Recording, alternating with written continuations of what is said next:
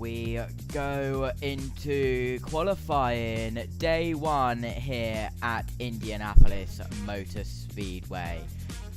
As well, we had practice earlier on, and now it's time for day one of qualifying. Let's join your commentary team for the first 15 minutes or so. It's Indy Radio. Let's join them now. On the IMS Radio Network.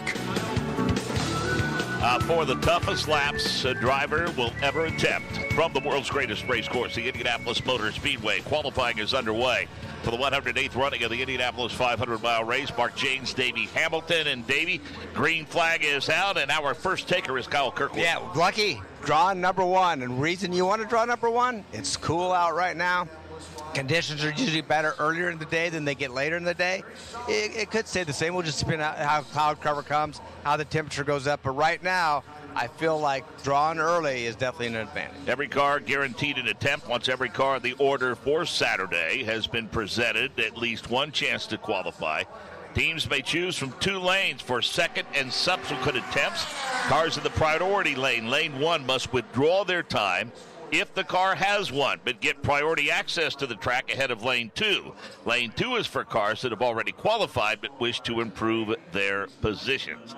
And we will essentially set the field in earnest tomorrow when the round of 12 will compete for the chance to be in the Firestone Fast Six, and we will also settle roll number 11 tomorrow. Yeah, which is going to be the pressure row. You know, the Fast 12, they're going to be in the race. They're solidly in. It's just, are they going to be on the pole or where are they going to start? But that one driver that's not going to make this race, it's going to be a lot of pressure, it's going to be high intensity when it comes down to those four drivers fight for three spots. Our first qualifying attempt is underway as Kyle Kirkwood flies underneath the green flag, Davey, already setting up for the south end. Looks good, didn't come out for a morning practice, so these are his first laps of the day. That Andretti group seems to have some speed in their cars this year.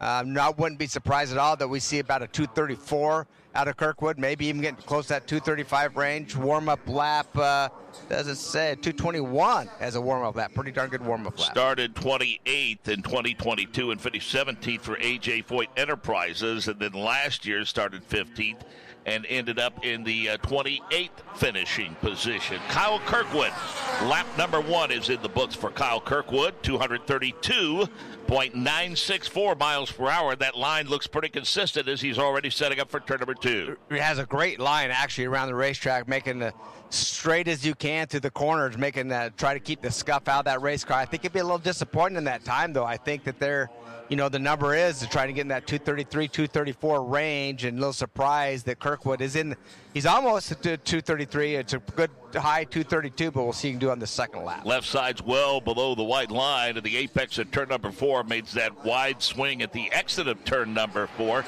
Lap number one was 232.964. Lap number two, 232.961. We'll keep an eye on lap number three after we check in with Alex Wolf downstairs on the specifics as far as conditions today. Alex? And Mark, 73-degree ambient temperature, 94 is the track temperature. Sunshine, blue skies, but also some clouds around. We're starting to get some cloud cover as Kyle Kirkwood is in the second half of this run. And again, lap number one, 232.964 miles per hour. Lap number two, a pretty consistent run off of 232.964. Lap number two is 232.961. Lap number three is in the books for Kyle Kirkwood, 232.605. The 30-lap average, 232.844. Absolutely, almost identical times. Pretty impressive right now. We've seen last year where we had a lot of fall off from first lap to the fourth lap, but right now with Kirkwood, almost three identical laps. And again, for these early qualifiers, Davey, I think they'll take a wait-and-see approach before they decide on another run. If they have an opportunity to do another run, but as long as you're in that top 12 or you got all out of that car you think you can, you might as well hold it. But we'll see what really consistent laps right here right now. Already exits turn number four off a 232.605 on lap number three. Lap number four is in the books for Kyle Kirkwood. Again, a very consistent run, all in the mid-232s, 232.524. So again, lap one, 232.964, then 232.961, 232.605, and 232.524. The four-lap average for our first qualifier, Kyle Kirkwood, 232.764. 202.4 miles per hour. Those to come include Scott McLaughlin, who will be next, Kiffin Simpson, Renus VeeKay, and Romain Grosjean. Yeah, I think right now with McLaughlin getting ready to go out, he's been a powerhouse too. The Penske cars, that Chevrolet power seems to be pretty impressive this year. And well, Chevrolet power, we'll watch them, but yesterday they were top the charts. Jake Query and I were talking yesterday about who you connect to instantaneously when you see that storied livery of that yellow submarine. And for Jake, he's a little bit younger than me. He said Rick Mears, but for me, it's JR. Oh, JR for sure for me. I mean, when that 1981 Chaparral came out with that the yellow submarine, as we called it, with this paint scheme, and what a dominant performance he had in those back in those days. So again, we're looking at Scott McLaughlin, and then Kiffin Simpson will qualify. Renus VeeKay, Grosjean, Larson, Canapino, Ilott, Will Power, Joseph Newgarden, and Marcus Armstrong. Anxious to see what those Ganassi cars are able to pull off today, Davey, because things have not gone well over the last 24 hours. Yeah, it really hasn't. They've struggled, and that and it's not just the Honda power that's down just a little bit. In qualifying sim, let's get that straight. When it comes to race sims or race setups, these engines seem to be pretty darn close, right on top of each other. But this extra horsepower, the extra boost they're giving these teams for qualifying, it seems that the Chevrolet is taking more advantage of it than Honda is. Scott McLaughlin would really like to get this place figured out, Davey. 3 previous finishes here, 20th, 29th, and 14th. And that is something, a race winner, that he's been fast here, he could be up front, but yes, he needs to get some results.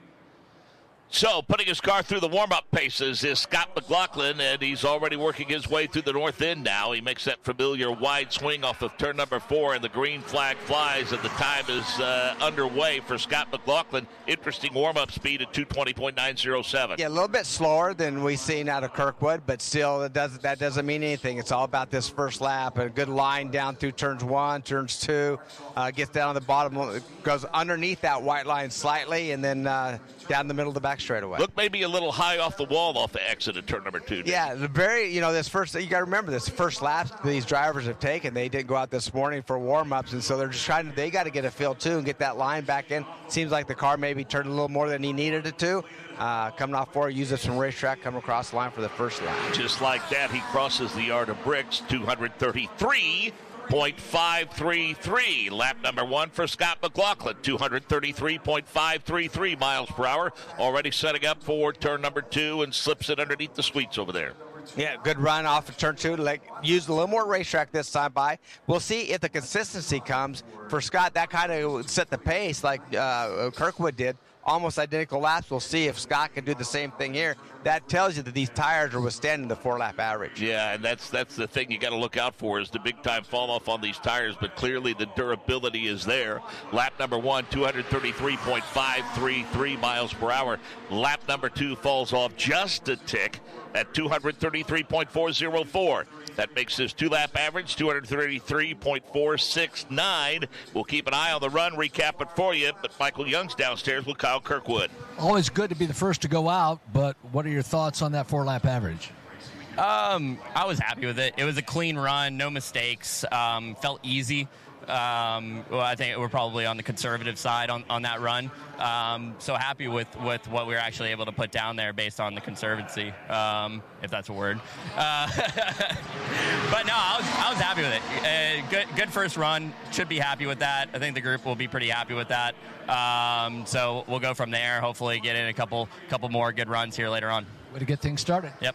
That's Kyle Kirkwood, 234.764. Again, 233.533. Lap number 1 for Scott McLaughlin. Lap number 2, 233.404. Lap number 3, 233.299. Davey, pretty smooth entrance into the north end. Yeah, back to the consistency of these laps. Not quite as consistent as Kirkwood. He's falling off about a 1/10 of a mile an hour each time by, but still a good line around here. We'll see what he does on this final lap. Off at 233.299, 233.094, the 4-lap average for Scott McLaughlin.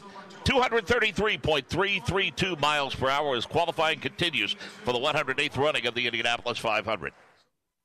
Qualifying for the Indianapolis 500 is brought to you by... So, as Indy Radio go for a break, which is really annoying.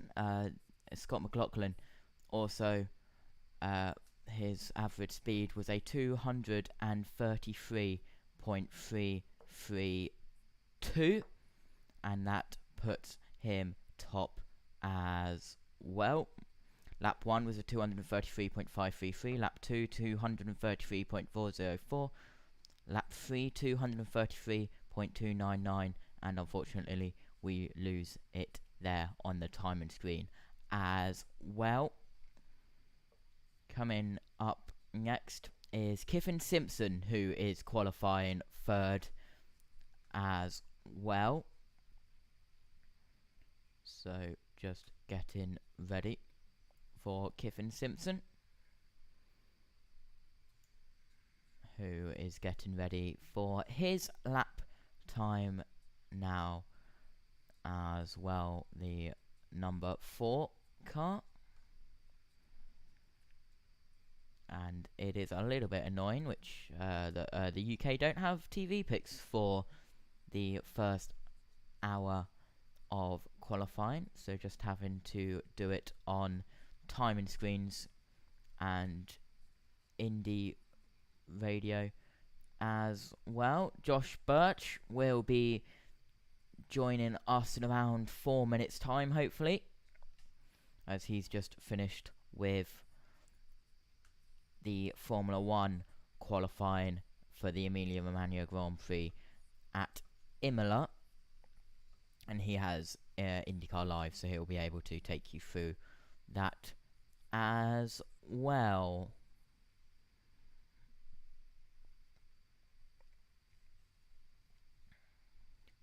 Kyffin Simpson just getting ready for his lap, and let's rejoin Indy Radio. 8-mile-an-hour warm-up lap. Usually you don't see that because they want to save their tires a little bit for the 4 laps. But right now, this rookie struggling on speed. No secret. He went out this morning trying to find some speed in the Ganassi car. We'll see if he can do this first time by. Lap number 1 of the books, 232.133 for Kyffin Simpson, already setting up for the south end. I think they'll be happy with that, to be honest with you, Mark. I mean, it's down on speed a little bit. He's third of the 3 out there, but I think anything over 232 out of that Ganassi camp, they're going to be pretty happy with. And by the way, Scott Dixon, you know, kind of the leader of that team, he found himself in the 231 range, so it seems like they've picked up a little bit. Simpson right now, pretty good run for him. Already in the north end. He's to the short chute in the north end. He gets the left sides below the wide line. Makes that familiar exit off of turn number 4. Well off the wall, not using much of the racetrack upon exit, but he glides it to the inside of the front stretch, off at 232.133. A bit of a fall off there, Davey. 231.895. The 2-lap average for Kyffin Simpson, 232.014. Yeah, still coming off the wall is a little bit too much. There's too much room between him and that outside wall. Maybe, you know, dragging the car down a little bit to try to, you know, get a little more speed, maybe freed up on entry and exit just so slightly.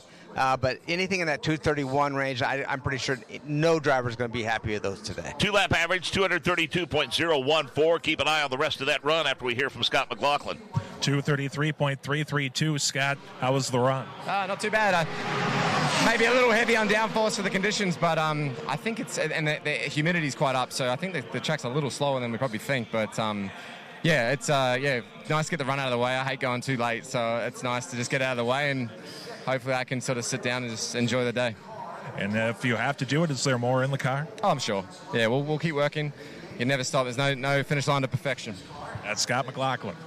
Yeah, good stuff from Scott McLaughlin. Lap number 3 in the books for Kyffin Simpson, 231.973. He picked it up a bit off that 231.895. The 2-lap average, 232 flat right now.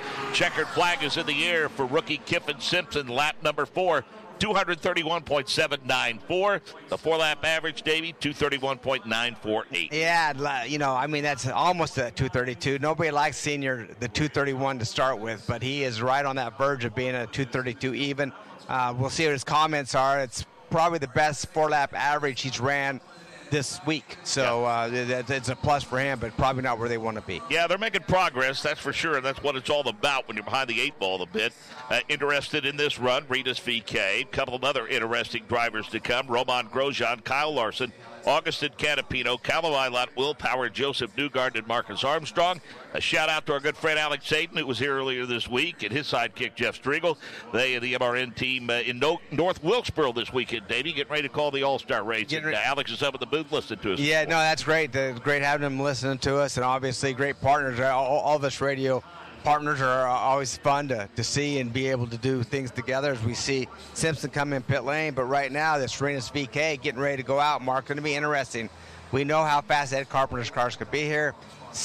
Haven't talked a lot about them, but Renus was the fastest car outside of Penske, McLaren, and Andretti yesterday, so we'll see if he can pull off a good number today. Now, a consistent front row starter started fourth his first year, and front row starts after that, but Davey, has been feast or famine finishes for Renus VeeKay. A 20th, an 8th, a 33rd, and a 10th. Yeah, all over the place right now, and obviously, he's won at this racetrack before, but not on the oval. It's been on the road course. He's been on the pole.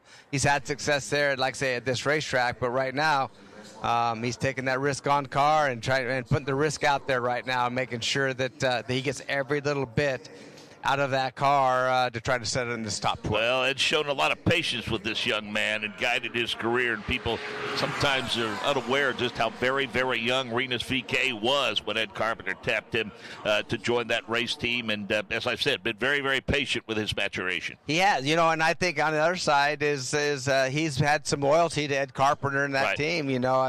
I think he's had some offers, but Ed gave him the opportunity. As you say, very young driver, seen the promise, seen the hope in him, and like I say, he's been able to win. And he spins out, turns that car around. The first unfortunate accident of the weekend, and that's from Renus VeeKay on his first fast lap. Heavy contact with the rear of the car, stepped out on him, Davey, and he just simply could not gather it back in. Could not, just that small little kick now. That's unfortunate because today is not the day that you would have an accident, because that puts you in tomorrow. You got to get locked in. And if you don't get locked in today, that means that you're battling for that final 4 spots tomorrow. Heavy damage to that race car. Caution on the course as qualifying continues for the 108th running of the Indianapolis 500. At Firestone. So, an unfortunate accident there for Renus VeeKay. So, that'll be a delay in action. So, VeeKay spins it out. And heavy damage to that car as well. Didn't get to even complete his lap. So, Renus VeeKay going to have to go through bump day, if I am not mistaken, as well. But a little pause in action while the AMR safety team clean up the mess from the 21 car accident as well. Josh Birch should be joining us momentarily. But Renus VeeKay crashing out on the Indianapolis Motor Speedway. Upright Fossil saying hello.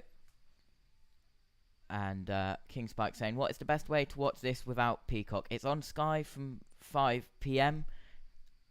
and going through TSN Plus, I believe, has it as well. But Renus VeeKay crashing on the broadcast. And we shall now hopefully join Josh Birch as well. So I'll hand you over to Josh Birch now.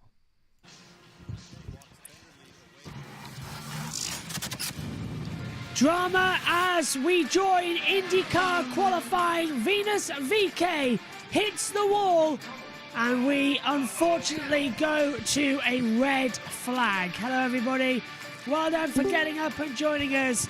Josh Birch here in the comms box waiting for this action today. And well, we just finished up on Formula One and now we have the accident here, a big one for Renus VeeKay. He will not qualify for today's 500. That means Jess Ball, alongside at the moment in the comms box, he's going to have to go to the last race shootout already. VeeKay stands a chance to not make this race. Hello. Yeah, and I believe he was your picker winner last time as well. So the curse of Venus VeeKay is continuing, and yeah, we could be in danger because obviously only 33 can make it to the 500, and there's 34 drivers. So yeah, that is a shame, of course. But we did see Scott McLaughlin set the fastest time of the day so far with a 2:33 average speed of a 2:33.332. Then it was Kyle Kirkwood with a 2:32.764. So let's go down and hear from Scott McLaughlin. He's down pit road. This afternoon, and this red doesn't hurt you guys, but how did you feel about your 4-lap run there? Firstly, I'm glad Renus got out of the car okay. That was a big hit, but yeah, the Pennzoil Chevy was pretty stuck then. Yeah, it's hard to tell you. I was like, oh, this would be awesome. I get an early draw, but you know, you just don't know what the rest of the field's got. We're pretty confident with our car. I think it was a nice run. It was probably my best run from an execution point of view. But we'll just see how it stands up. But I know that my wizard engineer, Benny Bressman, will tune it up if we need to be, and we'll go again. Well, you guys have been obviously really fast as a group with Team Penske the last couple of days. How aggressive are you willing to be to go for maybe a front row lockout, or just, you know, ultimately kind of, you know, put yourself in as best position possible for tomorrow? Every time we go out there, we try and do the best we can. Like execution-wise, I'm proud of everything that Team Penske, the cars have brought us. It's unreal. It's taken a lot of hard work, and I'm really proud of them all. But yeah, we'll just keep working. I mean, ultimately payday's tomorrow, so, and then Sunday in a week's time. So we'll just make sure we get ourselves in the top 12 if we can. But understanding this is IndyCar and wild things can happen, especially on this day. Thanks, Scott. Cheers. Kevin. Romain Grosjean will be up next when the track is green again, and right behind him, set to make his Indianapolis 500 qualifying debut, is Kyle Larson. When VeeKay crashed, all he said since then is, who was that? He was told.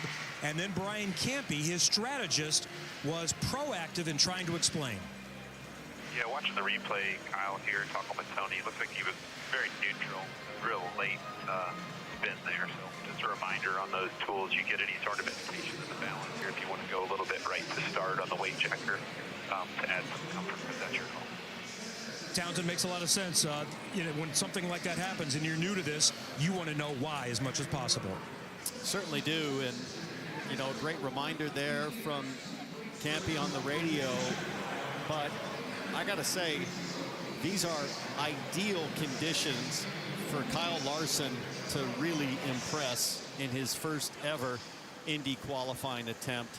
Wind, track temperature, and of course Tony Kanaan hovering in the background there, who's been coaching Kyle Larson every single moment of this month so far. Tony's having a good time. That's because he's not doing it anymore. That's because he's not sitting strapped into an IndyCar after somebody just had a 235-mile-an-hour wreck.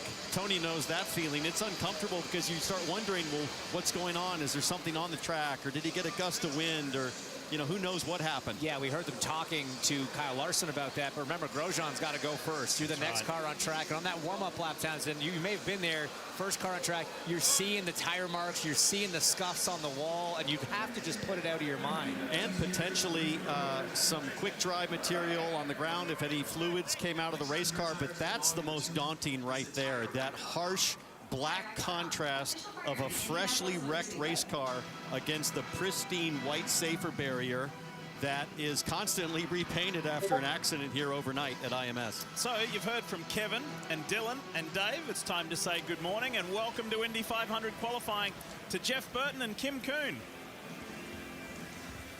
Yeah, we're happy to be here. We are taking in our first Indy 500 qualifying weekend. We've got a great seat. We're watching the car streak by the yard of bricks. That was not a car, that was a safety truck.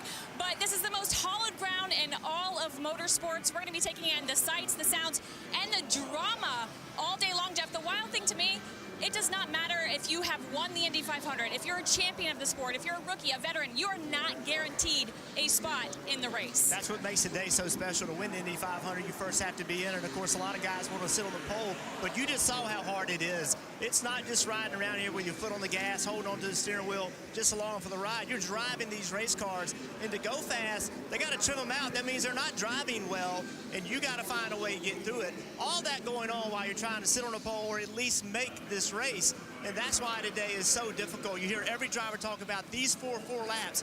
They're the hardest 4 laps in your life. and it's because it's very difficult to do and there's so much on the line. So much intensity. I watched some of the crew members as they made their way onto pit road. You saw them take an audible kind of gasp of breath before making their way out here because everything is on the line this weekend, getting into the greatest spectacle in motorsports.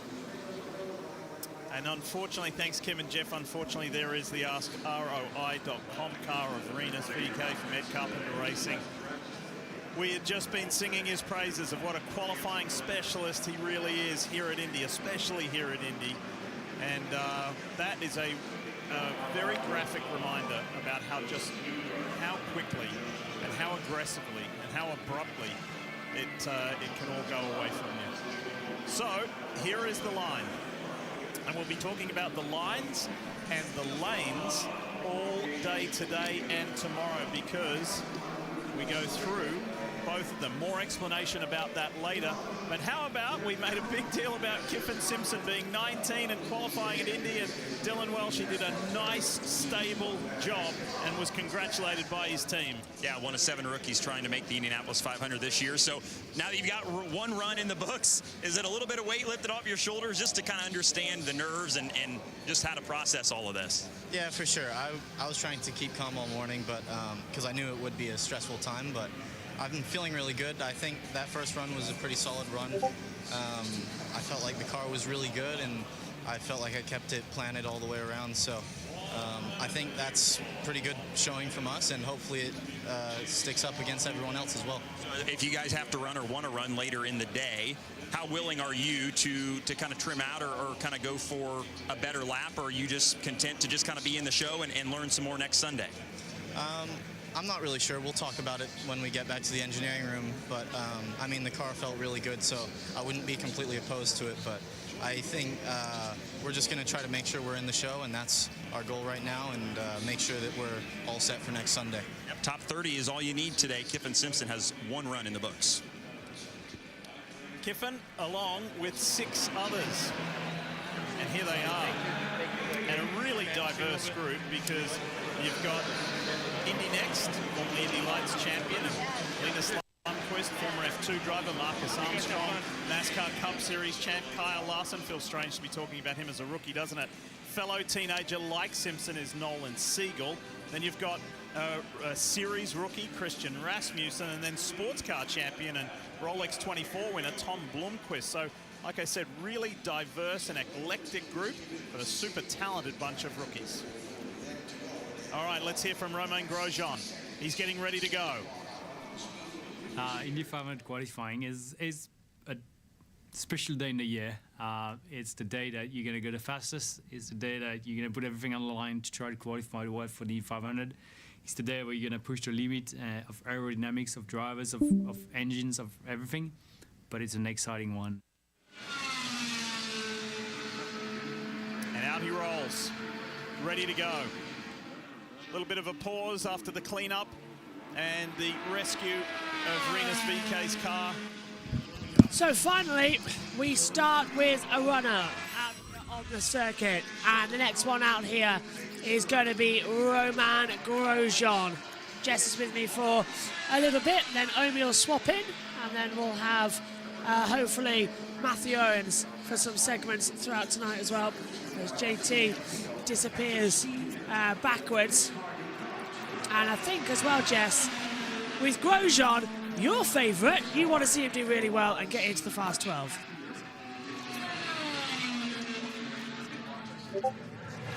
Can't hear.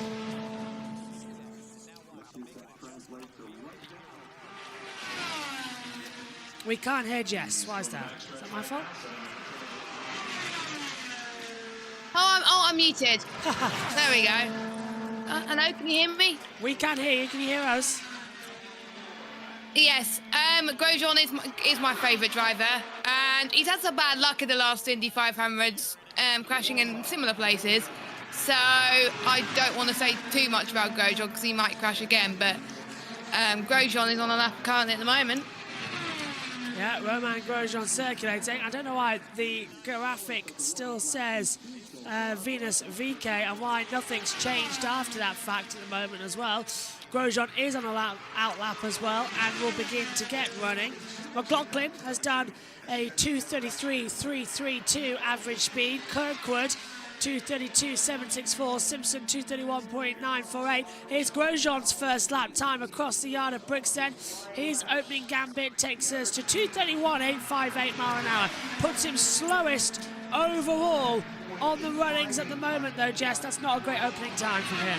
That definitely isn't, and the average has got to be a lot higher. Ideally in the 2:33s, it was Scott McLaughlin to get into the fast 12, and he's got to be careful that he's not bumped as he heads towards and finishes his second lap now. Sixth gear as he heads through the banking, heads into 2:32 on exit, heads towards the long straight coming up now for Romain Grosjean.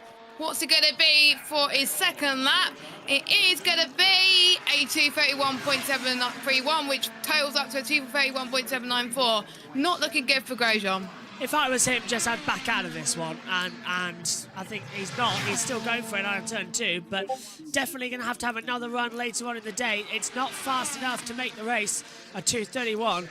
So today we lock in positions 13 down.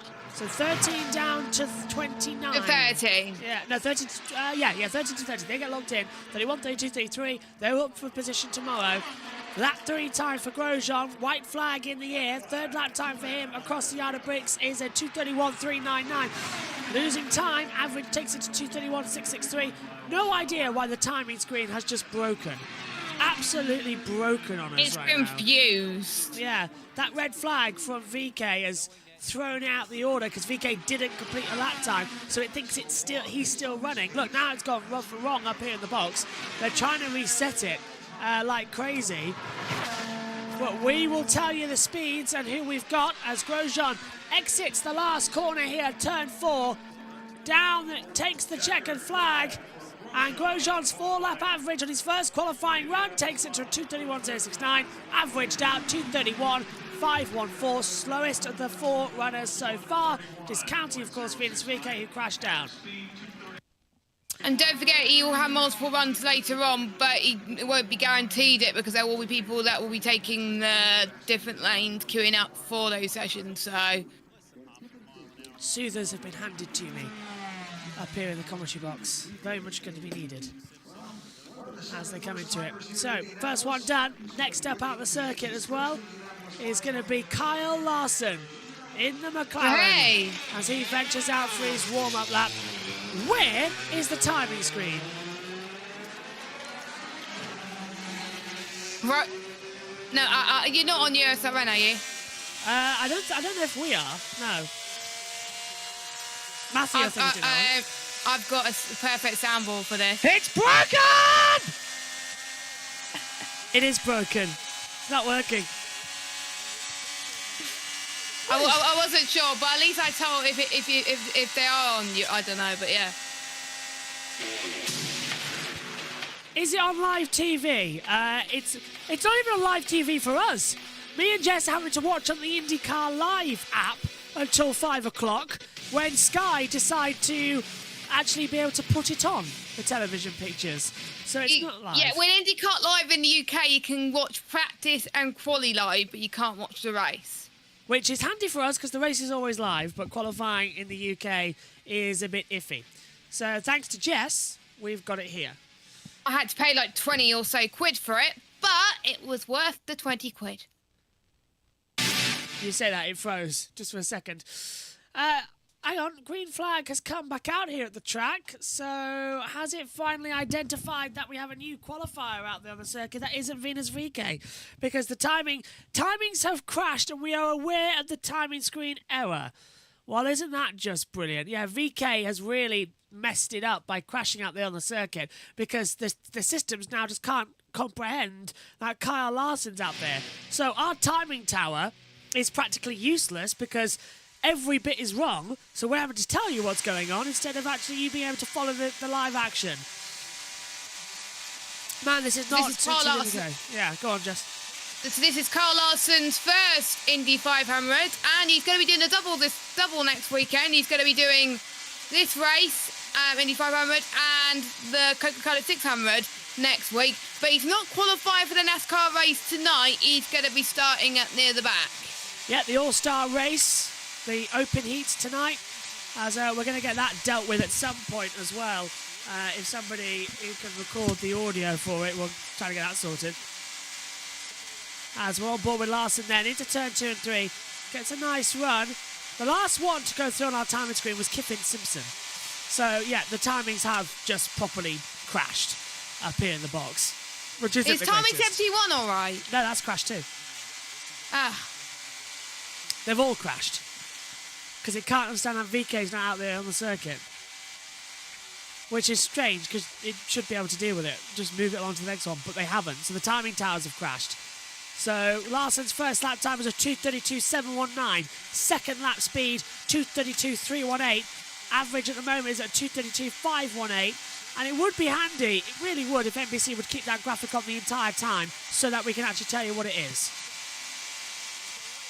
As we see Jeff Gordon, legend in the NASCAR community, watching his driver Kyle Larson at Hendrick Motorsport fight it through 3 into turn 4 here at the Brickyard. Down the backstretch. Third lap time across. And Larson does a 2:32.299. How are you seeing that quickly? Is it working? Yeah, I've got it on mine, and I pressed times 10 a few times. On what? On IndyCar Live. Oh, I see. Has Larson backed out? Larson's backed out. Look, yeah, he's backed off. Yeah, he's backed off. Why? There'll be no finishing this lap. Larson is boxed. He's currently not qualified. The car that they've had problems with throughout this speed week, he's now had a problem in an upshift coming through in this first heat. Just gets worse and worse. How to watch in USA? It's on IndyCar Live and it's on Peacock. NBC are picking it up in a couple of hours' time. Even Sky Sports F1 doesn't have it at the moment. We're really in trouble over here. Timing monitors are not working and are really annoying me because of it. And that is why you should listen to our commentary at JBMotorsports, because we have all the coverage. Yeah, we're on non-stop all day. Yeah, everything stopped, Jess, after VeeKay. Everything. So nothing's worked after that, which is... Does Indy know about it? I don't know. Surely they must do. That their I'm gonna go on X and see if they know about it. Are you on the camera, Jess, by the way, the Combox camera? Let's hear from VeeKay. Yeah. 238 telemetry, and then what happened? I mean, it felt all fine. We basically did turn 3 at speed once. But then, yeah, just I kind of had a bit of understeer, actually, the previous lap, and made a little adjustment because, you know, understeer is crap, you lose speed, and somehow I had a huge moment really late, and don't really understand how that happened. It seemed a bit unusual.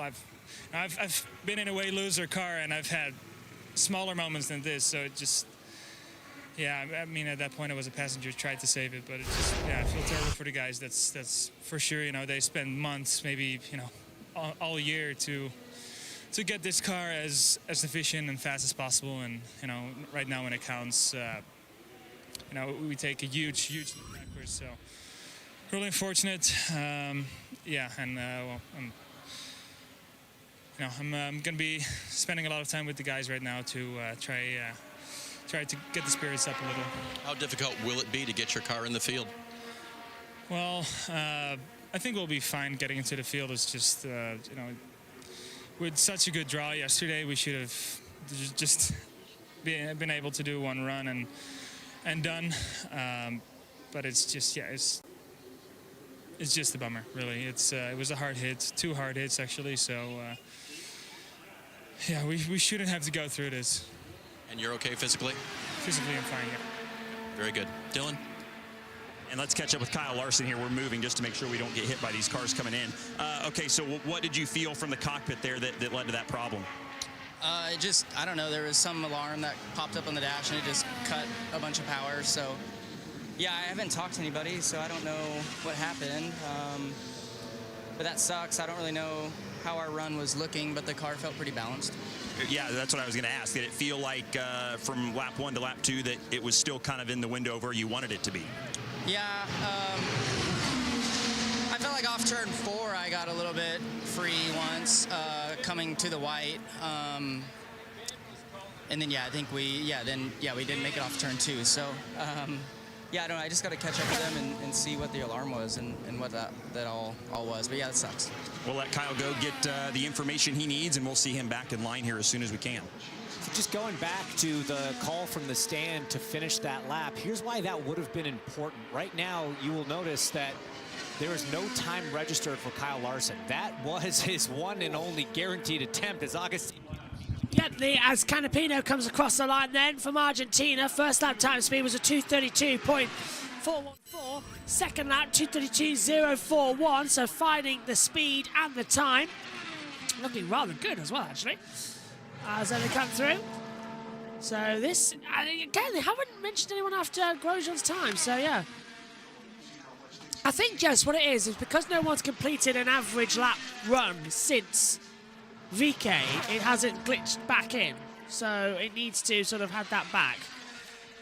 So I think once Canapino hopefully completes it, it should fix it again. Hopefully, yeah. White flag in the air for Canapino. Third lap speed is a 2:31.565. Brings the average down to 2:32.006. Anything from X and Twitter? No. I thought not. They never know. I would text Ryan Marine, but he's not there, so doesn't help, unfortunately. 8-3, Canapino goes down low, pushes up high into 4, swings in.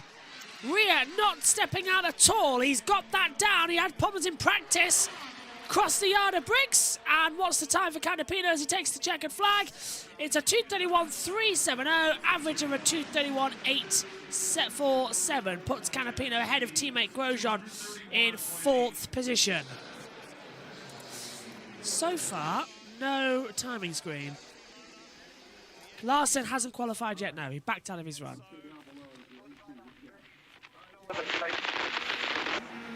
Yeah, you did a good job, buddy. We are P4 at the moment. I'm not sure yet. Well, guys, at this stage, at this very... Yeah, P4 at the moment. So next up is Callum Ilott in the McLaren to qualify. Then Power, Newgarden, Armstrong, Siegel, Ferrucci, Lundgaard, Ericsson, Lundqvist, Andretti, Carpenter, Legg, Daly, Fittipaldi, Blomqvist, and so on in the running order of the list. Timing screen has now fully crashed, so they are fixing it now. So when did you find that? On the IndyCar app, the timing screen's now gone blank, which means they're fixing it. Oh, right, okay. I've seen it a lot this week. Because the messages are still coming through saying that when the track goes green, they stopped at 13:38. And they still got the timing on, like how long is it to go, I think, as well. I've got a lapse. The actual time disappeared, so I've had to put that on as well. Oops, and now my internet's gone off the laptop and come back again, so sorry about that, everyone. Little glitch. Yeah, I'll turn my camera off on Ninja if you want. Probably be easier, won't it? No, Ninja's on my phone. It's fine. All right, okay. I'll probably have to turn it off at some point because it's 6 hours, so yeah. Ideally, I'd like to move it to the laptop and see if that would work. Your camera's not on, Ninja, anyway. It's only me. Oh, is it? Oh, right, let me reload. Ilott swings it through into 1 and 2, lifts it ever so slightly on his power. Driver's back, yes! We've got a man running around the track. So that's 1. Timing's coming back. Timing's back. Yes! Woohoo, let's go. Right, let's refresh all the... And there's... Hang on, that's Ilott. Yes! Yes, we have timings. It's worked. It's come back, everybody. But Fabulous. it's not showing Canapino's time. It's just changed now. They're dropping in now. They're adjusting now. Finally. 2:32.420 is first lap time for Callum Ilott. That is the fastest. If you can keep it there, Jess. Yeah, that'll be good. That'll be good for him at the moment. Actually, no. It's not the fastest because Scott McLaughlin did a 2:33.5 first lap. It's now saying Agustin Canapino on my lap traffic as well, so it's going absolutely nuts up here in the comments. It's going crazy at the moment, but that is why we'll keep you up to date with all the timings there, as Eilert sets his second lap time as he goes up to the line. Doesn't look as fast as his first run. It's a 2:31.954, his second lap time speed. So we've got our timing screens back. We've adjusted, we've put it on now, the battle screen, so that you can see it at home while the... Yeah, he's updated now with Canapino. Excellent. So we'll get back over there shortly. Callum Eilert's now competed. There we go. So our timing monitors are now back in position as we get a look of Eilert out of the last corner. I'll tell you what, Jess, this times two, we're nearly as live. It's just the same as the TV picture, so that's even better. Eilert coming up to the line. Ooh. Okay. 2:31.738. So he's got just a delta. This is okay, though. What's his average so far? 2:32.037. Yes. I don't know why I'm looking at that one. I've got it here. He'll get faster and faster. Hello, Little Owl. Hello, hello, Ethan. Hope they sort it out because he got decent. Made his debut earlier. Good on, Jack. Yeah, Jack did really well, actually. Can't wait to have him more in the box throughout the year. Checkers are out for Eilert. 2:31.870. Moves him up to third. Average of 2:31.995. Not bad for Eilert, but I know he can find some more time. Plus, he gets to go again later on, so... very respectable, just behind Kyle Kirkwood. Have we got an interview? Chip Ganassi. Honda in the garage with a motor change. What did engineers see, Mike, that brought this car back into the garage area? Well, what we see is that we've been with Honda for a long, long time, and they're a terrific partner. First of all, I'd say that. Rather than going into great detail there, just a precautionary measure at this point. It doesn't end our day, it starts our day. And that's what we're looking forward to. We're planning to qualify for the Indy 500. We're planning to qualify with Honda up toward the front or at the front with Honda, so that's what we're doing here. Mike, your guaranteed spot is gone, so what happens from here when the change is made? I don't know that it really matters with the present format, frankly, because you're going to see people take shots at the people at the front all day long, of which we're going to do. So we're excited to be here, and we're excited to see what happens next. They'll do it, Lee, but it just takes a little time. Oh, boy. How about that? Well, putting on a brave face there, but this is disastrous to start your qualifying day with a motor change. Scott Dixon did make a practice run this morning, and you have to wonder, James, is it preventative, or do they just want to throw everything they can at Dixon's race car while there's time potentially to see if it's just going to get a better engine if they throw another one in? No, I think it's got to be preventative. That's too big a risk to just try to go for more power. You do that first run and qualify. He's not going to have a chance to do a proper install. The team's not going to have a chance. The engine tech's not going to have a chance to really wind that thing up the way you traditionally would. So they're going to have to probably do multiple qualifying attempts. This is definitely putting the 9 car on the back foot. There's nobody better in qualifying in the history of this sport than this guy here, Will Power. Let's hear his thoughts on qualifying at Indy. That whole qualifying day can be a stressful day. You have one shot at getting it right. The thing in your mind is, I cannot make a mistake in this run. Maybe this will be the first year we have a shot at pole in a long time, but yeah, we'll see. That's the irony. He has more pole positions than anybody in the history of IndyCar, but he does not yet have a pole position at the Indianapolis Motor Speedway. No, he does not. They have tried several times before. Why has he gone back to VeeKay? Oh, for goodness sake. They had it. It was so close. First that time for Power across the line, 2:34.030. So we had it, and now it's stopped working again.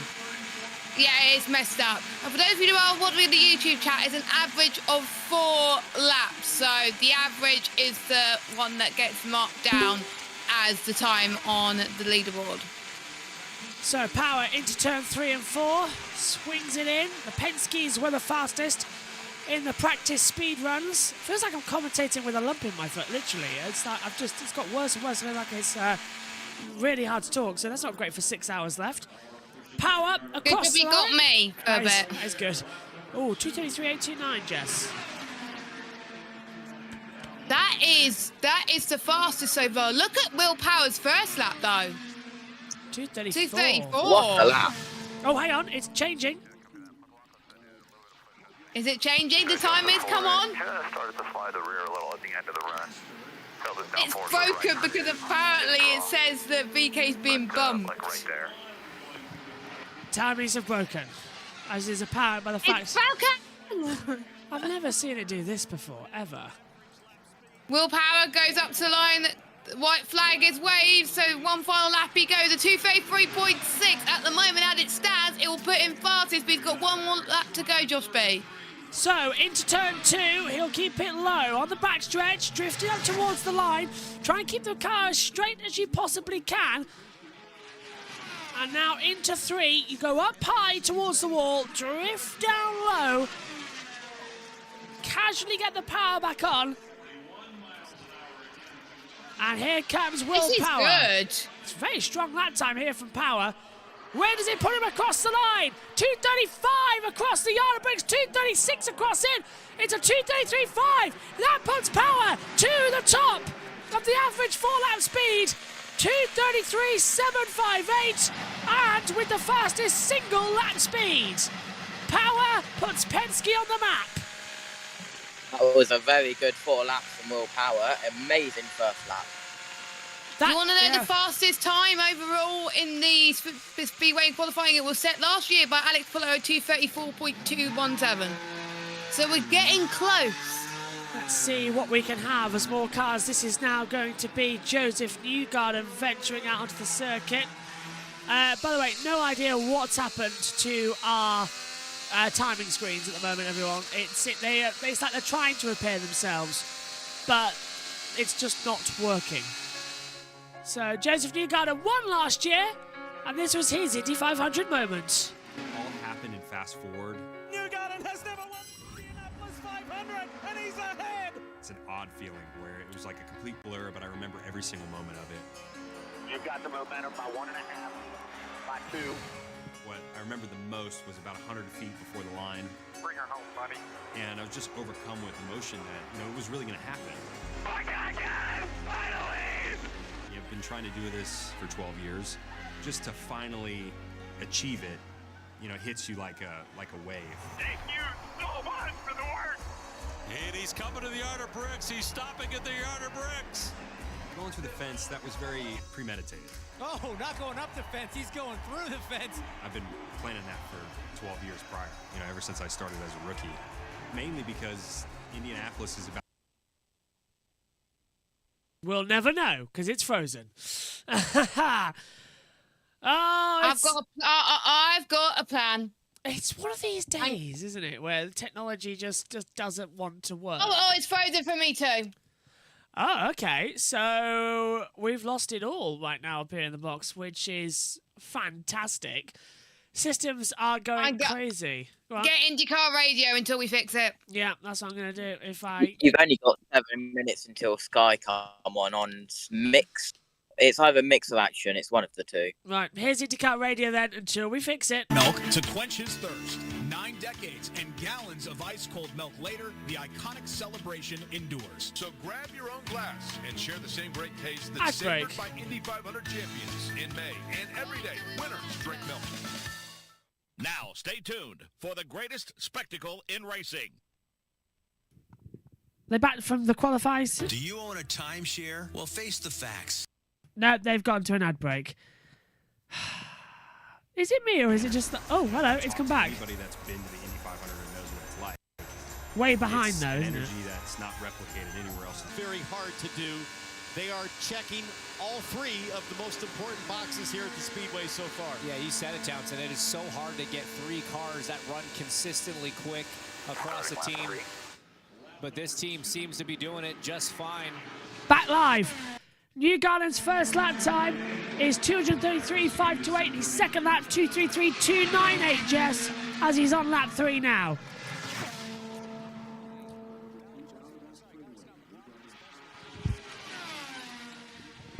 Mike,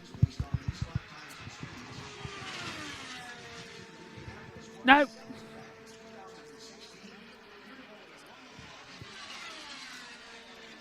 Why is it not work? Oh, there we go. Tech. That is weird. Tech loves us today, doesn't it? I was talking. I think I was talking in the back room and I forgot to unmute on Discord. Right. But yeah, Joseph Newgarden has got a lot to live up to because he is going to try and defend his crown. The first person that done that is Cashton Evans in 2001 and 2, and can Newgarden be the second driver to do so? He's 2:37 through the banking. He's going up towards the next part of the lap. It's looking good for Newgarden. Checkered flag will come out of the exit of turn 4 for Joseph Newgarden. What's he got to offer us then? In his first run, flags out, 233.293, goes third. It's a 1-2-3 for Team Penske at the moment in the average speed runs in the first part of qualifying for this year's 500. Are we surprised? No, not at all. Not at all. Have I got no voice? Yes. So, not seeing much to see if they know. Yeah, I think they should find out whether or not that they know that IndyCar timing is down. Will Power is coming back. I did say that, but they haven't responded to my tweet I did earlier. They've put Will Power back to the top. Marcus Armstrong, that's the next one. They've got it working. I said down pit road. Well, first of all, let me just say how amazing it is to be here in Indianapolis. What a special event this is, and to be partnering with Arrow McLaren and Hendrick Motorsports, have Hendrick cars on board. This is just like magical. But unfortunately, that qualifying run it was going really good, smooth. Car, was solid and consistent. And we just know there was some kind of an engine event, and all the sensors on this car pretty much just shut things down. So we believe that the engine is still okay, and they should be able to diagnose it and get back out later if we get that opportunity. So fingers crossed that we can catch a cloud maybe later this afternoon and all goes smooth. You have roots in Indianapolis. You moved to the area as a teen. You even had interest in running IndyCar before you got swept into the NASCAR scene. For you, how much do you get to play fan versus being the vice chairman of Hendrick Motorsports? I feel like Indianapolis is what made me a fan of motorsports. As a kid, even in California, between sprint car racing and the Indianapolis 500, that's what drew me in and made me, really want to be a race car driver. So, and I, as a kid, came here. So, I've been here before a long time ago. I was able to drive the pace car here a few years back. And it's just special. When you live here in Indiana, you race around Indiana, it becomes that much more hallowed ground. And so, yeah, that dream didn't come true in an IndyCar, but it came true in the Brickyard 400 in a stock car. And this is another dream come true, getting Rick Hendrick, Kyle Larson, and just all of Hendrick Motorsports involved in this amazing event. And we hope to get qualified in, and we get to go have a fun weekend next week. 5-time Brickyard 400 winner, by the way. Well, I was thinking when you said hoping for a cloud, you Right, so Marcus Armstrong out there on the circuit right now. First lap time, 232.4. Second lap is coming up now, Jess, as he heads towards the yard of bricks, and he's looking really strong again. Marcus Armstrong, of course, has not had experience in the Indy 500 before, and it's a 232.317, which averaged out to a 233.2.3, which will put him around about in between Kirkwood and Callum Ilott for fifth position right now, as he's in fifth gear into 236, 237 roughly on average through here, as the speed goes down just a tiny little bit as he passes the grandstand. He is looking very, very tidy on this lap as well. This is their first lap of the session. What's going to be the white flag is waved for their final lap. Lap 3 is going to be a 232.208. Finding the speed, Jess. This is what it's all about here in the Brickyard. Finding out exactly what you're going to have to play with come the 500. And this is a mega, mega lap indeed. Pushing as hard and as fast as they can. I generally think we could be seeing a very interestingly strong lap time in a few seconds' time. As we're just going to find on that, I've lost where that 500 graphic is now. Not as strong as Powers, but still quite strong. That's true too. Take a flag. What's the lap time? 2:31.8. So that puts him at 2:32.183. Puts him 5th fastest at the moment in the standings. Fair play. They're pushing hard, aren't they, for this year? They know what pace they've got. They know who they need to find. So we're just getting everything set up because we are almost at the position. So let's head down to the pit lane again. Kyle Larson, we heard Jeff Gordon talk about an engine event. Is that consistent with what you're finding, and what other details can you tell us, Brian? Yeah, yes, sir, engine event. We're still investigating. So was out there on track over a downshift or something, had an engine event. The guys in there are diagnosing it, but we should be back out once the line breaks and we go to the 2-line strategy and get out there and have some more fun. And then you're excited about that because who knows what the weather could be like later. Maybe you catch a cloud again. Yeah, exactly. So, we've got good speed in our McLaren IndyCar, and the Chevrolet is producing good power. Sometimes these things happen, and we'll do the best we can, get back out there around 2 and see what we can do. Ryan, thanks. Let's go to Dylan. Will Power is fastest right now, top of the board, 2:33.7 average. So track has gotten a lot warmer even since this morning. So what are the conditions like out there? You guys seem like you got it figured out. Yeah, I mean, I wouldn't have trimmed any more than that. Like, it was tough in 3 and 4, so I thought we were right. So I get spot on for that run. Car's fast. It's pretty comfortable, a little loose in 3, but yeah, it's about what we wanted to do, is get a time on the board where we don't have to run again. Looks like they should be able to do that. Will Power fast right now. There you go, all business on day 1 of qualifying. Coming to the green is the other teenager in the field. This is young Californian Nolan Siegel. He begins his first ever Indy 500 qualifying. Yeah, here comes Siegel then. Let's see what he's got then, Jess, to see if he's going to have a faster lap time.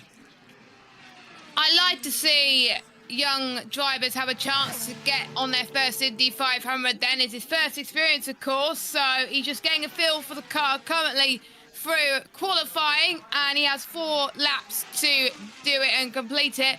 He's got time to get faster and faster as the session goes on. There's still time, so I think the first 4 laps will be just a bit of an experience for him, and I expect him to go faster later on, as it's not the fastest lap of the day so far, 2:26. So that was, I think he must have done an extra warm-up lap, Josh, because it didn't look fast at all. He's going to back out of this one. 2:24, that straight away. Yeah, that card looks like it hasn't been turned up with the boost, so he's going to back out of it, Jess, and go. They're going to back out and go again. Yeah, I think he's backed off. He's not. Oh, he might have. It's hard to. Yeah, he's backed off. Missed the commitment line though. So what's his second lap time speed going to be? That's the interesting factor. Probably around 2:26 again.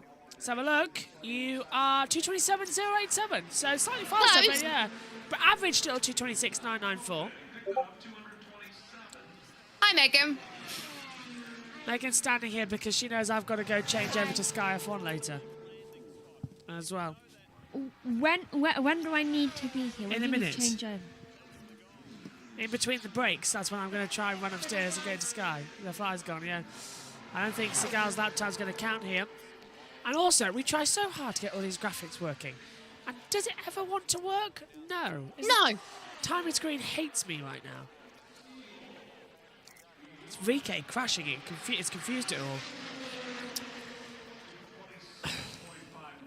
2:26.599 was the third lap time.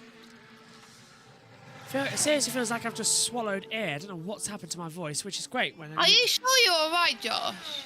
It's hurting to talk. Really is. Feels like I've been punched in my Adam's apple. As they come through on the back stretch, I can't hear you as it comes into it. I said, I don't remember doing that, so he must not have been punched. Here comes Seagal across the line, takes the checkered flag, and his 4-lap is a 2:25.902, 4-lap average of 2:26.621.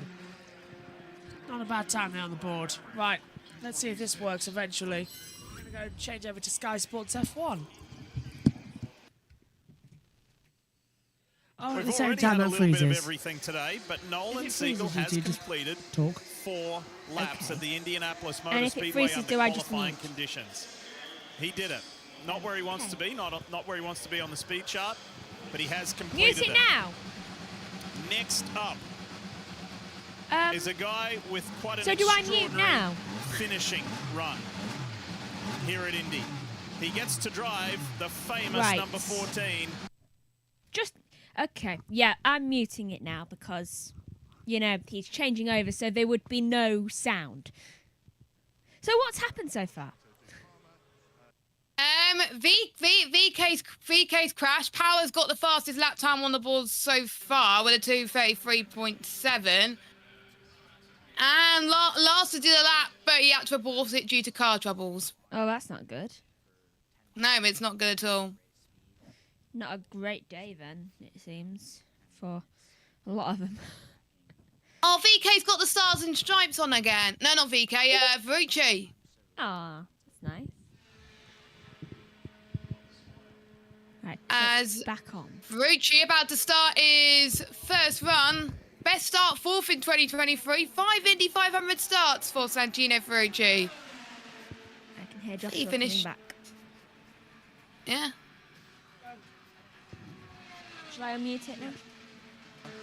Of IndyCar drivers who have done at least 5 races, this guy holds the best ever average finishing position.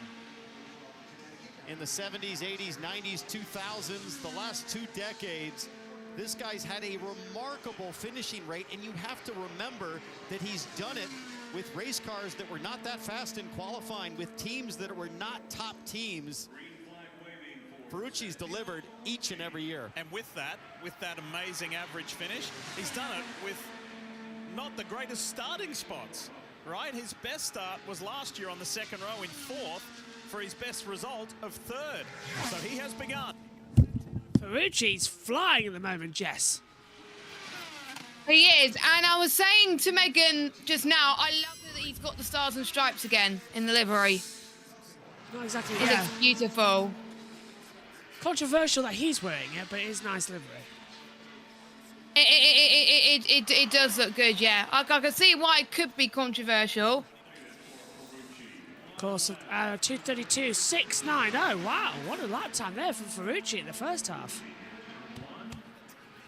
Yeah, and he could increase his average speed as the laps go on, of course, but if it stays like that, that would put him between Kirkwood and Armstrong in around 5th place so far. So he's got to up it if he wants to do that. Don't forget, the fastest 12 will go to the fast 12 tomorrow.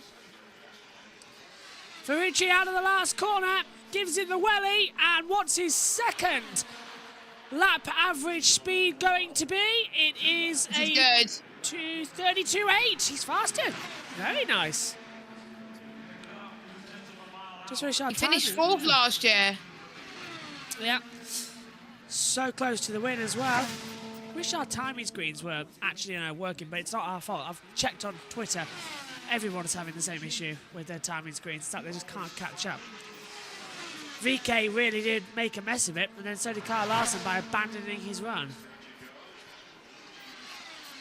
So, Ferrucci over the line. What's his white flag time? 2:32.4, Jess. He's remarkably average on this pace. This is looking very strong. It's going to put him, what, up into 5th position ahead of Armstrong. Yeah, it would be right now, as he's going to put the hammer down now. Very good in towards turn 3. Just keeps it steady. Doesn't want to lose out on anything as well as Ferrucci pulls up towards turn 4. Swings it in. Just touches the apron slightly. Brushes up nearly towards the wall. Checker flag is out. Aaron waves the flag, and it's a 232.054. Average time, 2:32.496. Puts Ferrucci up into 5th position. And AJ Foyt is very, very happy with that lap time there. The former Indy 500 winner at this place. I'm very impressed with Ferrucci's time. The times are quite tight between 4th and 6th right now, those 3 drivers there. But Next is Christian Lundgaard, who's going to set a lap. The number 45, 3 or 5. Where, is it 3 or 5? It's hard to tell. Lundgaard's out next. Yeah, I'm trying to look at the number. 45. Okay. British, if you're wondering. I saw on the YouTube chat there. British. As they come through. We're not Aussies. British. Blimey, if we were Aussies, we'd be lucky. Fortunately, we're British. Some days you just miss something for a reason you can't really understand. But how did you feel about your run there? Yeah, really good. I think we had a great first run. All three cars. I mean, you think you can see speed across Team Penske, which is really rewarding. I think pleasing for everybody here. It's been a lot of effort, all year round to try and make these cars fast. So I think this is a testament to the team and what they put in. Our run was good. It wasn't as good as yesterday, but sometimes there's no rhyme or reason for it. This place is tricky.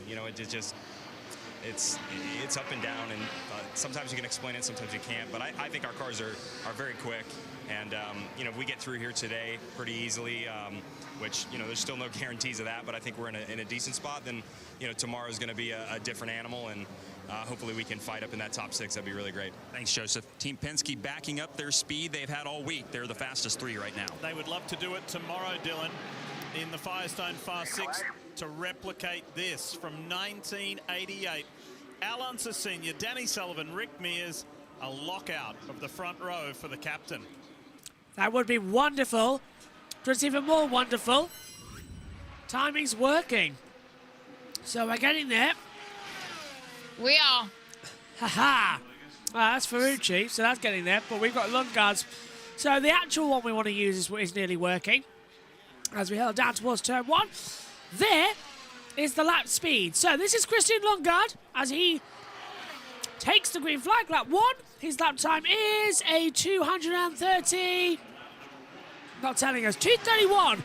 7.63 across the board. And finally, Jess, we've got our timings. Say again? How are you seeing that? Because it's not coming up on Sky. Timing 71's working now. Oh, right. So I've got it up on my screen here.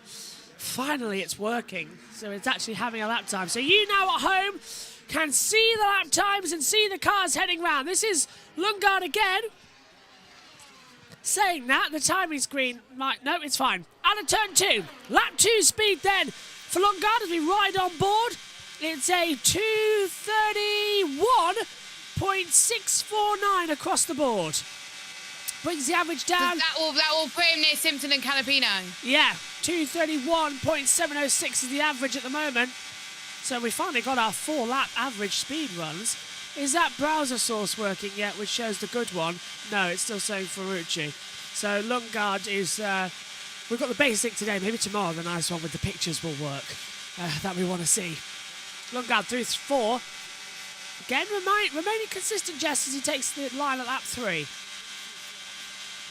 He does look consistent, and to be honest, consistency is key for all the Indy 500 drivers today, of course, as he finds the speed through the next lot of bankings, as he doesn't have that long to go until the end of his lap. Last lap time. Let's see what the delta's going to be as he swings out. Very tense here, isn't it, as he comes across the line. Is the delta good? He's not confident at all. 4 lap time.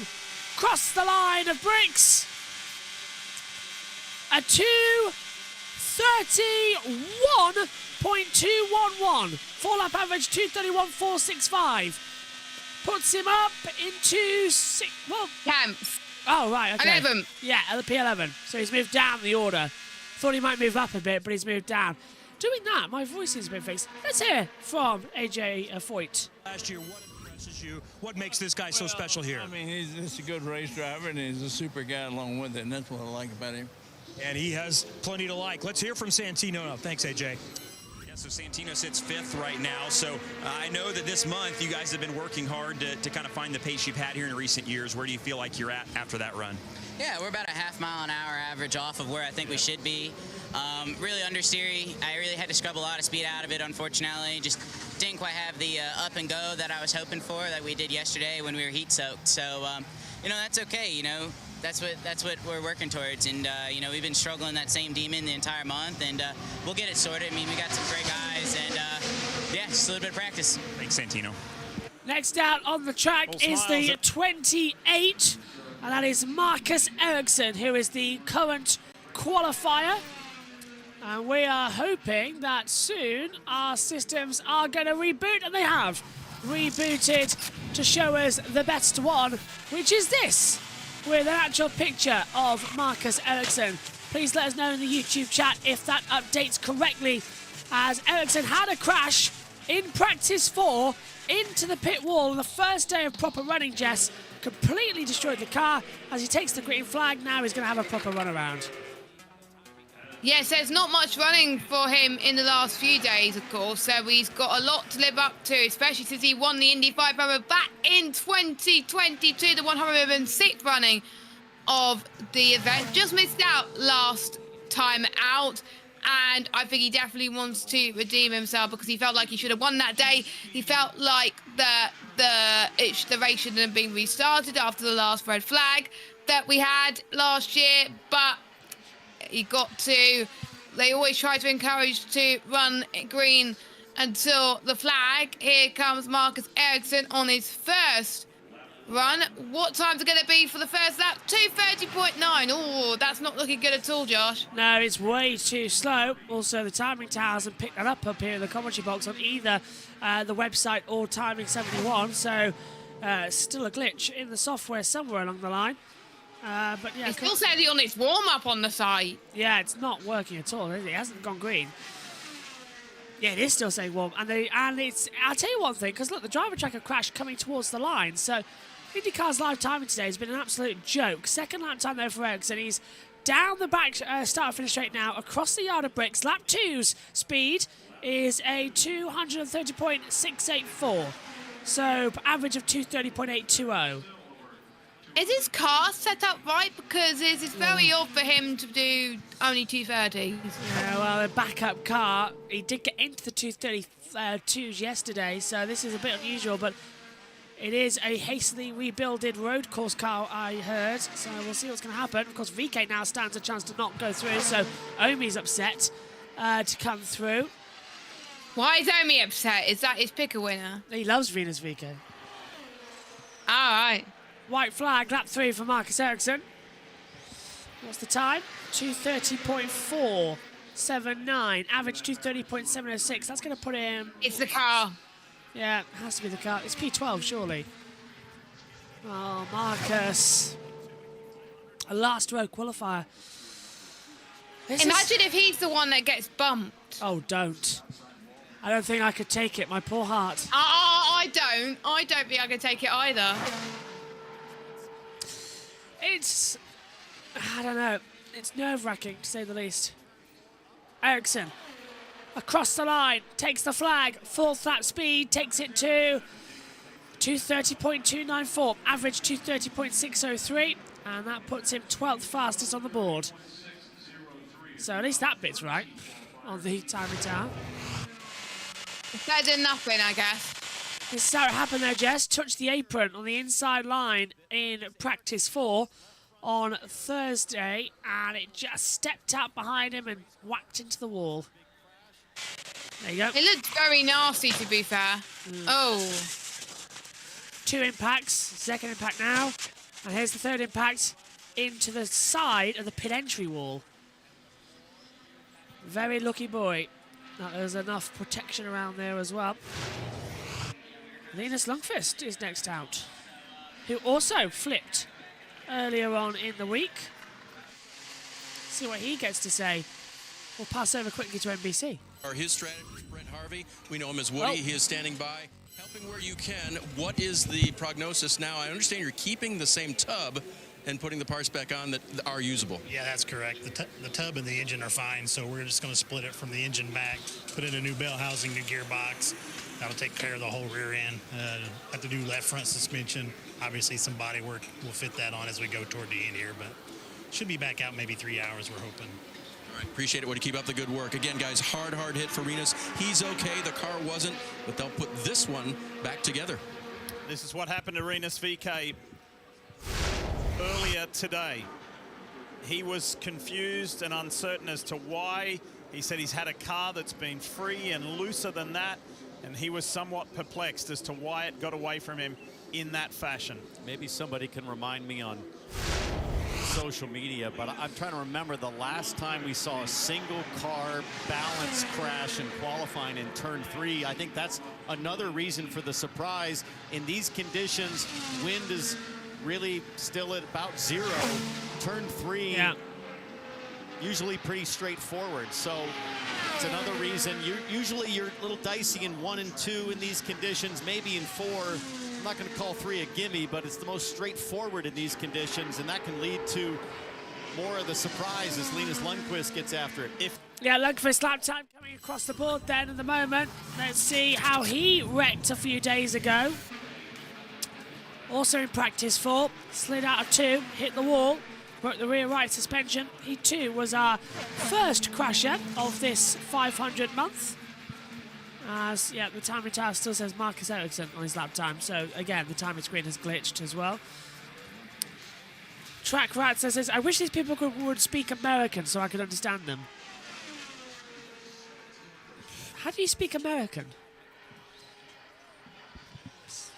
Well, we're not American, and we're British, so deal with it. Ours is the correct language. Define how to spell colour. Be a Yank. That's New York, isn't it? For some reason, I've got Gilmore Girls in my head as well. First lap time speed. Wish I could tell you. For Linus Lundqvist, it's broken.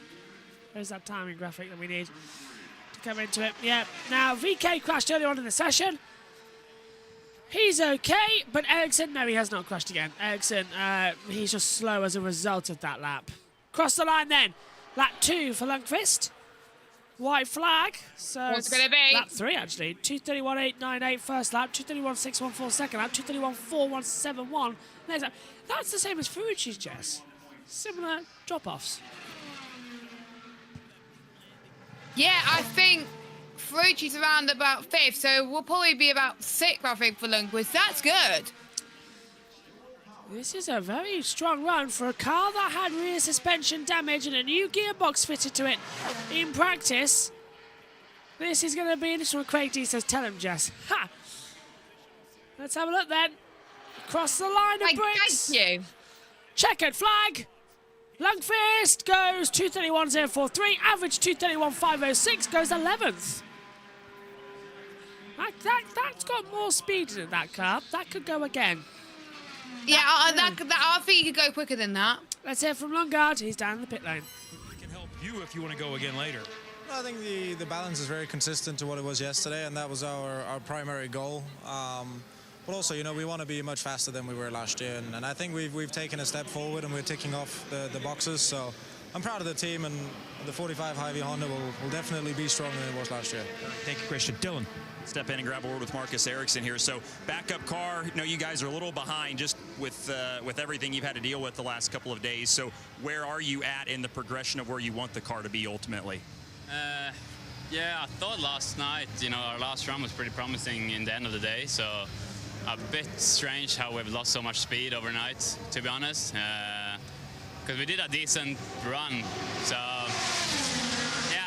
a bit disappointing, but you know, it's backup car. You know, we work on the speedway car for 6 to 12 months, and then you know you have to go to a backup car overnight. Of course, it's not going to be easy. So the team has done a tremendous job with it, but we need to tune a bit more on it so we can get back out again and then put on a better time. Is that something that was just a comfort, a feel in the car, or was that something different?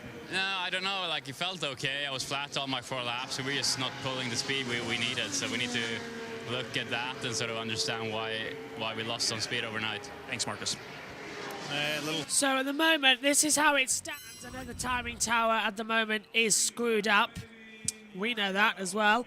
This is how it is. Power. Now Marco Andretti's gone on a lap time as well, so it doesn't work completely for us. So I can only read you out the top 10, I'm afraid. Power from McLaughlin, Newgarden 1, 2, 3, Kirkwood's 4th, Ferrucci 5th, Armstrong 6th, Ilott 7th, Simpson 8th, 9th for Canapino, Grosjean has 10th. The rest, unfortunately, are a mystery even to me because the timing towers are broken. So yeah, it's not great. There was actually the 104th Indy 500 pole day back in 2020 when Marco Andretti got pole position. And we actually had 3 Andrettis lead the field. Mario was in the 2-seater. Michael drove the pace car, and Marco had pole position. So all 3 Andrettis led the field at the 500 at the start of that 2020 August race. And speaking of Marco Andretti, 2:32.0 was his first lap time, so that is impressive. Brilliant opening lap time as he's into turn 4 once again. Swings it down low to try and has a go. Yeah, it's a Penske 1-2-3 at the moment. Hopefully this timing tower is going to start working soon. It really is annoying. But we've got 5.5 hours for it to get fixed with plenty of other qualifying runs. Everybody gets one official go. After that, the lines start coming up, and then we'll explain it to you as we go as to who gets what line. Second lap time for Andretti, though, we didn't get told. So, yeah, might have to hit it with a stick at this point. As Andretti. We've got Sky Sports action now, so we're back up with pictures. Only a 10-second delay, though, which I was really impressed about from IndyCar Live. Really strong result there. Here's Andretti at the last corner, then. Up towards the line. White flag, lap 1, 2:32.050, as you said, Jess. Lap 2, 2:31.917. He's matched it. Wow. Lap 3, 2:31.916. So his average time is a 2:31.9 right now. He is seems to back off a little bit on his final run, though. So I think 2:31 is what he can muster, is Marco Andretti. As Michael Andretti, I believe, is watching on. And Mario too. Both of them in the background there. Cross the line now for Marco to take the checkered flag. What's his delta? It's a 2:31.679. Average 2:31.890. Puts him P9. Gets him into the shootout. And that is crucial. For now. For now, yeah. Oh, throat hurts like crazy. I'm going to pop a soother, see if that works. On pit lane with Dylan Welch. Linus Lundqvist is 12th right now. First Indianapolis 500 qualifying attempt for him. So what'd you think of it, and what more maybe do you want from your car? I mean, this place is always special, and my first qualifying around this place, it's awesome to see so many people here today. Atmosphere is cool. The attempt itself, I mean, it wasn't perfect. Far from it. We just built a little bit too much understeering to the car, so I think we're going to go for another attempt and see what we can hear later this afternoon. Thanks, Linus. Dave. So, Dylan, just want to confirm what Hinch was talking about. I'm down here in the 7 garage area. This is Alexander Rossi's car. They drew 34th and last. And I just confirmed with Gavin Ward, senior member of the McLaren team. They are indeed down here to stay out of the sun. They gave up their guaranteed spot. They'll be able to go out later today and get in line. That's also the case for the 23. Hinch mentioned him as well, of Ryan Hunter-Ray. So, good strategy, I think, guys, because it is warm out there. I think it was 72 ambient when we started, and it feels a lot hotter than that now. 70 up 5 degrees, Dave. 3 degrees, okay. 77 at the moment now, as we see the GuyCare car, Chevrolet for Ed Carpenter Racing, on track for the owner-driver himself. Yes, this is Ed on track, where he too knows what it's like to win a pole position or two. What's he think about this? It's a very stressful 10 miles or 4 laps that's unique to Indianapolis. There's a million things that can go wrong, you know, without even crashing a car that could keep you off the pole, or, you know, at this point, keep you out of the Fast 12.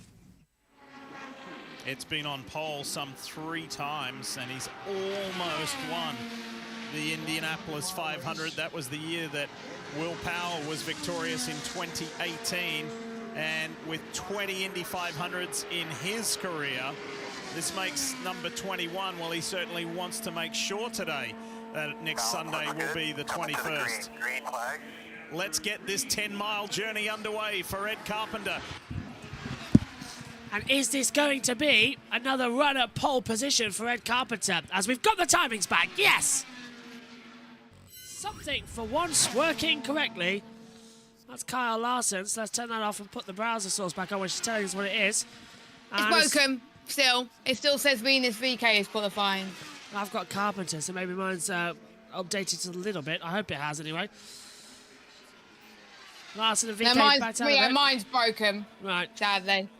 It's working. First lap time for Ed Carpenter as he crosses the line is a 2:32.988. Remarkable lap time. Still no driver tracker though. Yeah, the driver tracker says there's like no drivers on track right now. Yeah. All right, so that's going to take some time, but the timings are the most important. I've popped you a Sousa. Good average time here from Carpenter though.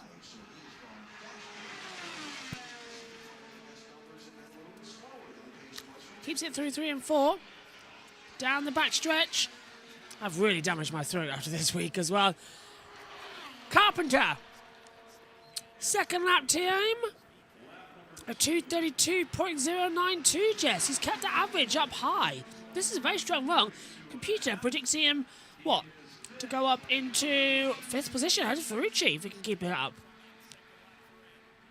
I think, did Ed Carpenter just miss out last time on the fast 12? Just a bit, yeah. Yeah, so I think this could be something that he's looking forward to make it into the fast 12 this time, does Ed Carpenter.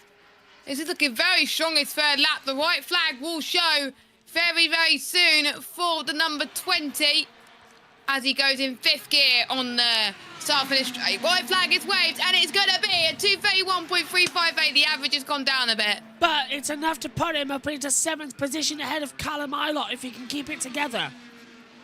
Very strong lap times. Down that back stretch. I wanted to go on board so we can have a listen. To the engine noises, because that's what we want to hear. He's out of 3.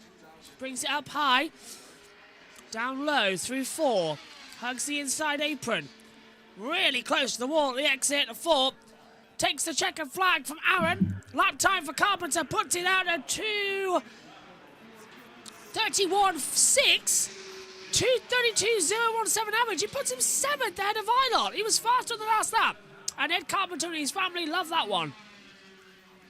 And we do love it here in the commentary box. Grosjean doesn't need to be as conservative as we were on balance, and grip level is fine with our downforce. I was about to speak, and then the team radio came up. But yeah, very, very strong. Souther's actually helping, so that's a good news to get into it. That is good. And here is Mario. Does his son Marco qualify for the 19th time for the Indianapolis 500? What are your emotions like these days? You don't get to drive, but you're still very much involved. Yes, I'm the proverbial nervous Nelly on the side. Yeah, I mean, you know, you obviously feel helpless, but you're never satisfied until one of our boys are up front. So it's been a fight so far. You know, we'll see that the race pace will be better, but for qualifying, it's not looking good. There's nobody better asked than people like you and AJ about the diversity of someone like Kyle Larson. What do you make of what he's doing? What can he do? How competitive can he be in year one? Well, so far he's shown that he's very comfortable, and that young man has the ability to really converge, and I think he'll be a factor for sure in the race. He's a racer. That's it. You know, he didn't come here just to drive. He came here to win, and he's going to put his best foot forward for sure. But so far, he seemed to be right in there. I mean, we've seen him practice right at the top. So, and he's with a good team as well. So that obviously that helps very much for confidence. Throwback to the era of guys like Mario Andretti, who won in everything they drove in. Dylan. Let's catch up with Marco. He's chatting with Robert Wickens here after his qualifying run. So I've heard you talk about some downforce and some things just in some of your other conversations. What did you feel like you were missing there? Well, we dialed out the engine power a lap early. I was hoping they knew something I didn't, because my cadence was spot on, and they told me to do it. I was like, oh man, but it was a lap early, so we gave up some speed there. But I'm more disappointed with how much sliding we were on lap 3 and 4. It's not like we can confidently trim, so the speed is underwhelming, you know, from what I thought we could do. So thanks, Marco. Let you go get your pictures taken. So Catherine Legg. Hey.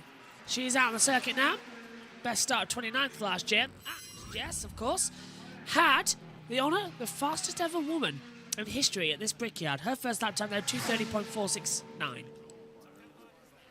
That's not a bad starter lap for her first qualification this year, of course. So it could be very promising. It was 2:31, so she's not that far off in beating her best time, but she's getting a feel for it right now. Yeah, this would be the first. They all get one official run. Then we get about 4 hours to do anything we like on the track to get more runs. So we've got time to get it sorted. Adam has pointed out that today is our good friend Kobe Lamberth's birthday. So happy 25th birthday to Kobe, my co-host on the Grid Tonight show. And of course he works with us in order to help us on the NASCAR side, make sure that we are saying the right things and getting all our data together. And he helped me with the NASCAR media side of it all. And of course, without Kobe, the Grid Tonight show would never run. So happy birthday, Kobe, if you're watching us here today. Happy birthday. Catherine Legg's second lap time, Jess, was a 2:30.355. These soothers are working a treat, so they are. I'm going to get my breath back. To be honest, I worked with Kobe for the first time when I was doing Grid After Dark about a month ago, and he's very, very knowledgeable. Third lap time for Catherine is a 2:30.421, so better lap time. Seriously, I need some of those lozenges that are completely numb the back of your throat, but soothe it. I need the freezer ones, but they've disappeared. And we're a couple of years old, so maybe these soothers are the better ones. Yeah. Herbal tea for me tonight, I think, Jess. I think you need any kind of type of tea. Oh, did I see leg graze the wall there? Yeah. Catherine grazed the wall coming out the last corner. Puts it at 2:29.732, average 2:32.44. But Catherine went wide at the exit of turn 4, nearly put it in the wall. So she lifts off. Definitely she'll do another run. Let's take a look at it, Jess. Yes, she will. Out of 4. She didn't lift. I think it... She did hit the was wall. right. She She hit the did wall. graze the wall. And it left a warp mark. She did not lift. Coming out of 4, she hits the wall. I hope the car's going to be okay. Yeah, I don't like there's any damage. Just a kiss. The lightest kiss. But Catherine did not lift, apparently, on the radio, she said. Catherine Legg, absolutely steel, and she's white. The markings off the tyres there. Who's joined? Matthew Owens. Hello, Matthew. I take it we're now also on USRN while you're giving out to go episodes. Hello, you alright? We will be on in just a moment. How is everyone here? This is... Oh my God. I know I just asked how everyone else is. I'm going to answer my own question. I am in such a good mood. I love this day so much. How long we got on US? I'm doing well. I've got a sore throat. Jess is fine. How long we got until you go back on USRN? Don't want to crash your intro. No, you are totally fine. We will actually head on right now. How about you bring us in? All right. Green flag is out for Connor Daly as he starts his scheduled run here. Our 18th runner out on the circuit. 20 have gone out. Larson pulled up. And VeeKay hit the wall. It's qualifying day for the Indianapolis 500. Number 1 here. Tomorrow we will decide the last row, who bumps out and who starts on pole position. Today, locking in the midfield. And we're going to see a bit more of an interesting run. Welcome to everyone listening in on USRN. Joining me in the commentary box is Matthew Owens and Jess Ball. Jess, before do you want to dip out for a little bit or stay in? What do you want to do? I'll stay in. Why not? I'm liking this. Excellent. How are you then, Jess, to all our listeners on USRN? Yeah, I'm doing good.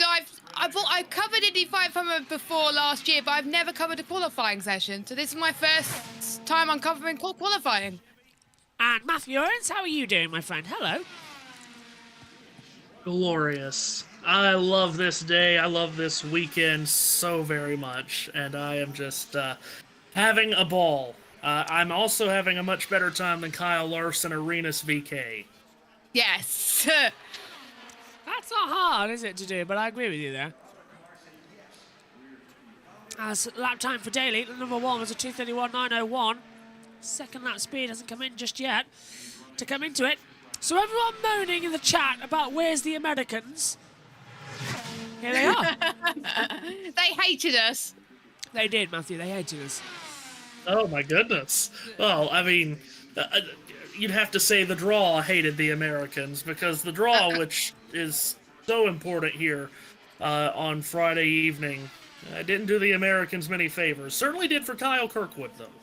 I believe, no, our timings are now actually back, as well as driver Hello. tracker.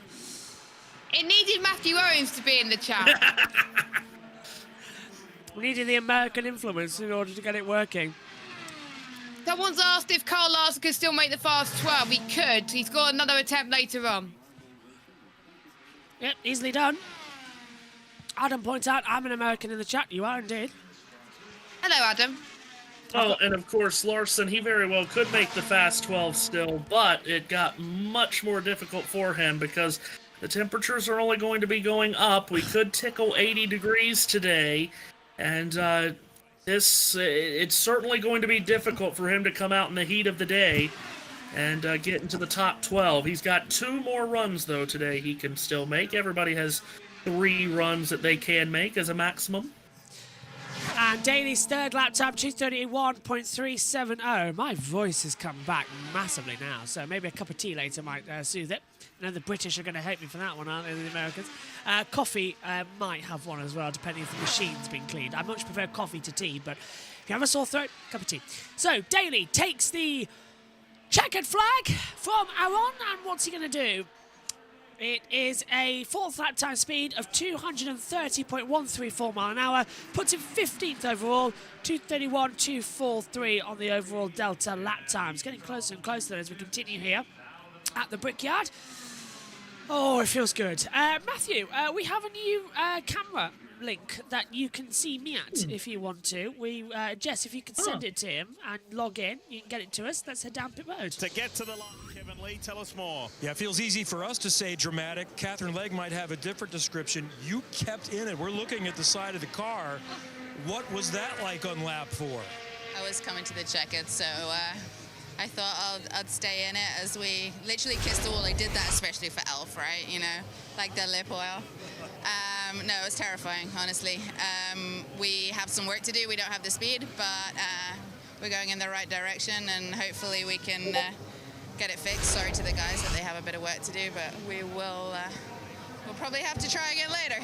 All right, thank you, Catherine. Dylan. So, Kevin, some good news and sort of some bad news on the 17 car of Kyle Larson. It's back in the garage. The team has combed through it.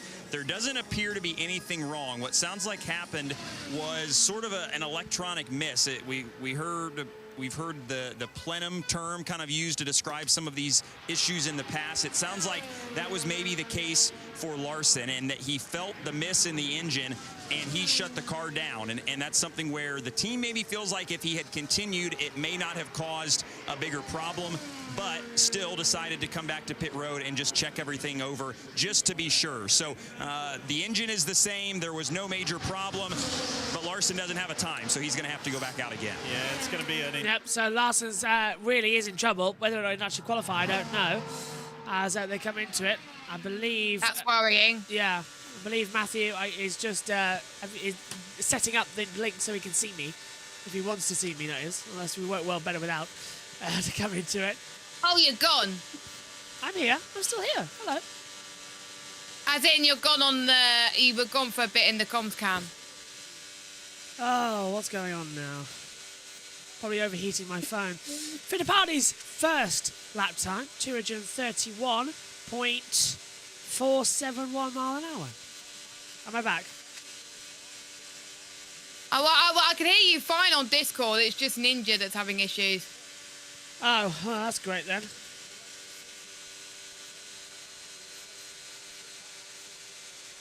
Let's have a listen then. So then, Matthew, how have you found qualifying so far? It's been entertaining and dramatic with the crashes, but it's as per usual, really, isn't it? Yeah, well, the early draws certainly helped. McLaughlin and Kirkwood.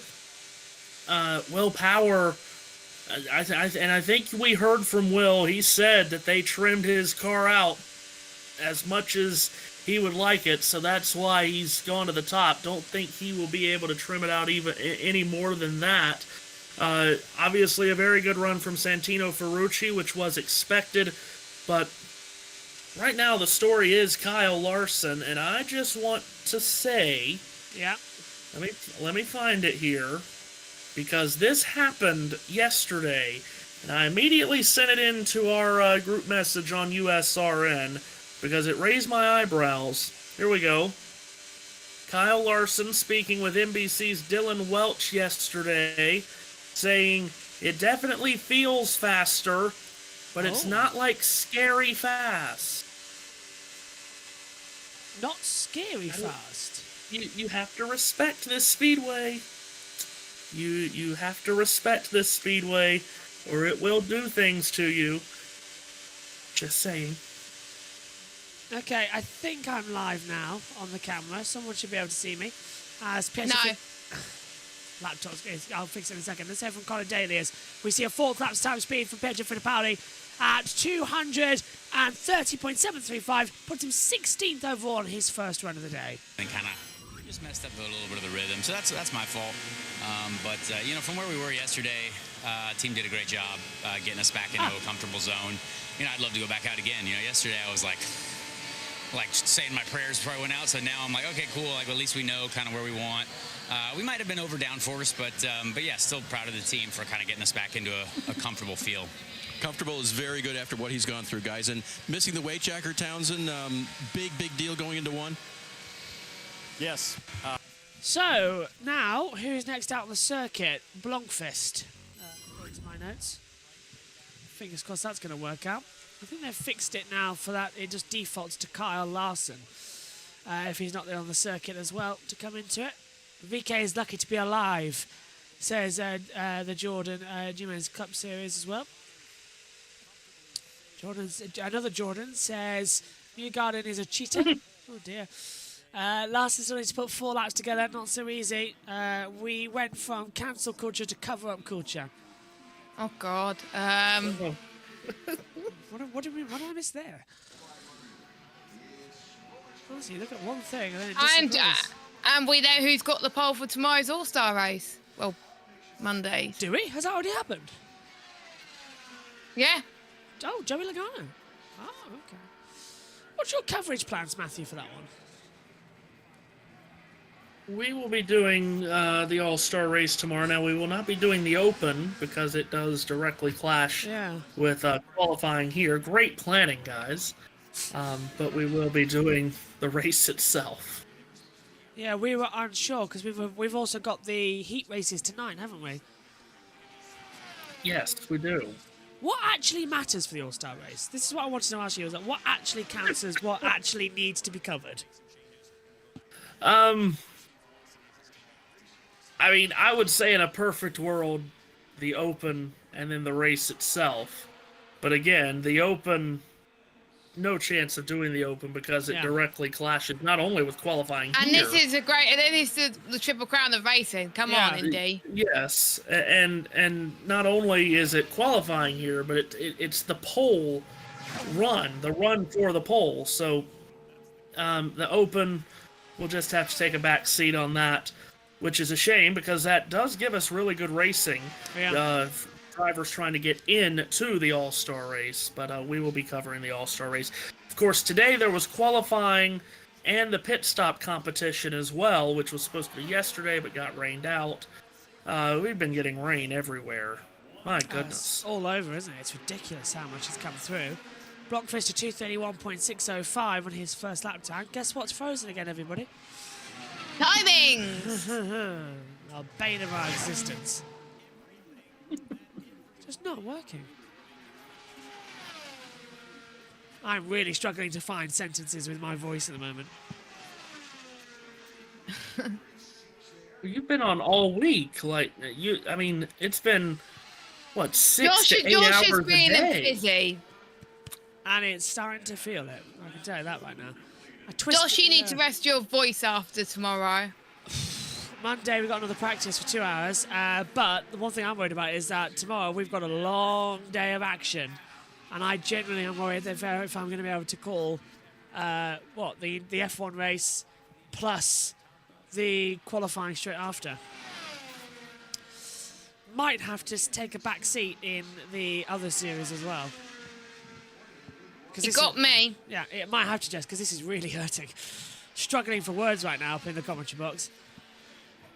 Or we can always get Omi. Yep. Oh, he's lagging. He's Mr. Lag City at the moment. Oh, yeah, that's a good point. Yeah, I'll have to get up early tomorrow then. 231.365 for Blomqvist. Average of a 231.463. Matthew? He was very close to the turn 4 wall coming to complete lap 3, Blomqvist was, so he is hanging on. Let's get some views then from the NBC people who don't know how to do the broadcast. Still do. Turn 3, corner entry speed 240 miles per hour. It is bone chattering down here, Jeff. Yeah, it is wild. You and I may have gone where we weren't supposed to go and got right against the fence, and it is amazing to see them fly by here. And even more amazing is the job the drivers are doing. Their own edge, they're trying to make it around here without crashing and make lap time. When you see how fast they're going and then put yourselves in that car, it's extraordinary what they're pulling off. Yeah, having to use the tools in the race car, the precision, the focus it takes to do 4 laps with consistency. Oh, by the way, if you are coming out to the Indy 500, there are stands about 20 feet from the racing surface, so fans get to watch 200 laps of the action down in the turn 3. I've wrecked multiple times right here for these fans, so yeah, this is a great place to be. Yeah, makes sense, doesn't it? Let's get the NASCAR crew out there to cover the Indy 500. I mean... Yeah, yes. Noted Indianapolis 500 qualifying expert Jeff Burton. I mean, God bless Jeff Burton. He did win the pole here for the Brickyard 400 in 2006. Yeah. I'm not sure how that qualifies him being on Indy 500 qualifying, but you know. Well, Jimmy Johnson's even going to be up in the commentary box as well. Famous for how good he was here at the Brickyard. Oh no, crashed out of every single race he did here in IndyCar. What's that? Let's hear from Fittipaldi now down there on the grid. What's you? I think we need to be a little faster, but we're working on it. We probably have to do a rerun later on today, but I'm super proud of the whole team. We've been working so hard, and just have 5-hour energy on board. It's just an amazing opportunity for me, and I'm excited to get the 500 going, but today is qualifying day, so we're working on getting even faster. I think that's the goal when we come out again later on. We always talk about how intense this is. How good is it just to get the one run done? It's very good. I mean, it's so intense. You know, as you can see, things can happen at a split seconds. You can lose the car. I mean, people see it as, you're just going flat out for 4 laps, but it's honest. It's like flat out, like telling your brain, just commit to throttle. I know some drivers put 2 feet on the throttle pedal to stay committed. It's like that, but that's what I love about oval racing. It's the adrenaline that comes with it, and yeah, I love it. Thanks, Pietro. Yeah, green flag, but no delta time. So, yeah, they've really mucked the timing screens up right now. It's hard to get across of anything. And also, same problems with the website. Everyone is saying about the IndyCar timing is not It's not working. just us. Yeah, everybody is messaging it as well. Also, everyone on the website as well. Here's Felix Rosenquist, though, in his run around. I wish it would start working, though. We need this. It's important to have it. Go on. We need it for next week. Yeah. God, imagine if it's not working. Now, Felix Rosenquist turned into a good qualifier here, and that's a sporty first lap, 232.878. Remember how fast he was here last year, qualified 3rd, and was in the running to win the race before that crash with him and Kyle Kirkwood late.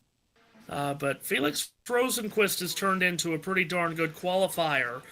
Pole sitter at Long Beach a few weeks back, so I expect a pretty good run here from this Meyer-Shank car. Second lap time across the yard of bricks. I have to tell you the time, unfortunately, because it's still stuck on Larson. 232.632. So averaging out 232.755 on that run around. So this is looking good. Come on, Felix. What have you got for us in this Meyer-Shank racing car? Have a better He was looking competitive until he had a crash with Carl Kirkwood on lap 184 last year. So it was a bit disappointing to see, but he's another driver who was looking quick, but we expect to redeem himself this year as the white flag is way. What is his third lap going to be? It's going to be a 2:32.500, which puts him to a 2:32.670 average, and he's on his final lap now, Josh. I'd like to correct the chat here, who says just a bunch of Brits talking about it. Matthew's not British. Why don't you like us, guys? I don't know why that matters, but... Come on, y'all. Exactly. I'll do an American accent if I have to. God, that came out weird. Hello. No, that's rubbish. That's rubbish. I do want to hear that at some point as Rosenquist completes his run. This is a very consistent run, and the 4-lap average is 2:32.547, which puts him 5th fastest. I thought we were going to get a good run from him, and that is a good run. In these conditions this time, that's a good run from Felix Rosenquist. So, it's Power, McLaughlin, Newgarden, Kirkwood, Rosenquist top 5, Ferrucci, Armstrong, Carpenter, Eilert, Simpson the top 10, Andretti, Canapino, Grosjean, Lundqvist, Lundgaard, Blomqvist, try saying that last sentence when you're drunk, Daly, Fittipaldi, Ericsson and Legg. Blimey, Grosjean, Lundqvist, I can't even do it now. Grosjean, Lundqvist, Lundgaard, Blomqvist. Yeah. The number 10 is out now. Hello. This should be a run that tracks the top 5 or 6 here below. At least that's the expectations here. Pole winner last year, 2nd fastest pole winning run in Indy 500 history last year for Palou. So this should be a run that tests the limits of where the track is right now. Took pole last week, of course, in the Grand Prix of Indianapolis. Took the victory as well in a fantastic battle in the last few stages as well. He kept that lead back. He wants 500 pole again. Had it last year. What can he do? An encore for Alex Palou as he comes in towards turn 1. Green flag. It will come out next time around, I believe. Another build and this is, he led the 2nd most laps in the 500 last year. He scored the most points of anyone from the 500 last year as well because he finished 4th. He got the pole, which gave him 9 extra points. So this was a part of that stretch drive that really won him the championship last year, was winning the pole here, finishing 4th in the race. Remember, he probably had the best car here last year. He got hit by VeeKay on pit road, which set him back, still rallied to finish 4th. This is one of the favorites, not only for the pole, but to win next week. Green flag, Alex Palou is on it.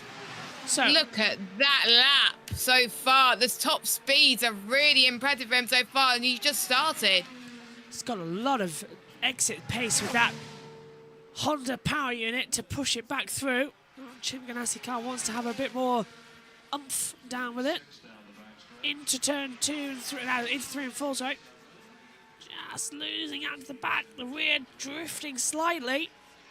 Got nailed down through 4. Oh, I thought he was going to put it in the wall. I thought he took too much to the entry curb and clipped it slightly. First lap time for Alex Palou is a 2:32.615. Not going to go anywhere near the 2:34s. No, I was expecting a little bit bigger, but if this can still be a consistent run, he could still challenge Rosenquist at 5th and Ferrucci at 6th if he can just stay consistent. Again, the conditions are about as bad as they're going to get of this session for the next hour or 2. This is a tough time to go out for Alex. But again, if he can just stay consistent, it'll be a solid run. All he needs to do here today is get in the top 12. Interesting as well to notice, some people asking, as we see, second lap time for speed is 2:32.281 for Palou, average of a 2:32.448. People asking, where's Larson? Larson did go out at his scheduled time, backed up after lap 3 after looking really strong, and is yet to go out because he has an issue.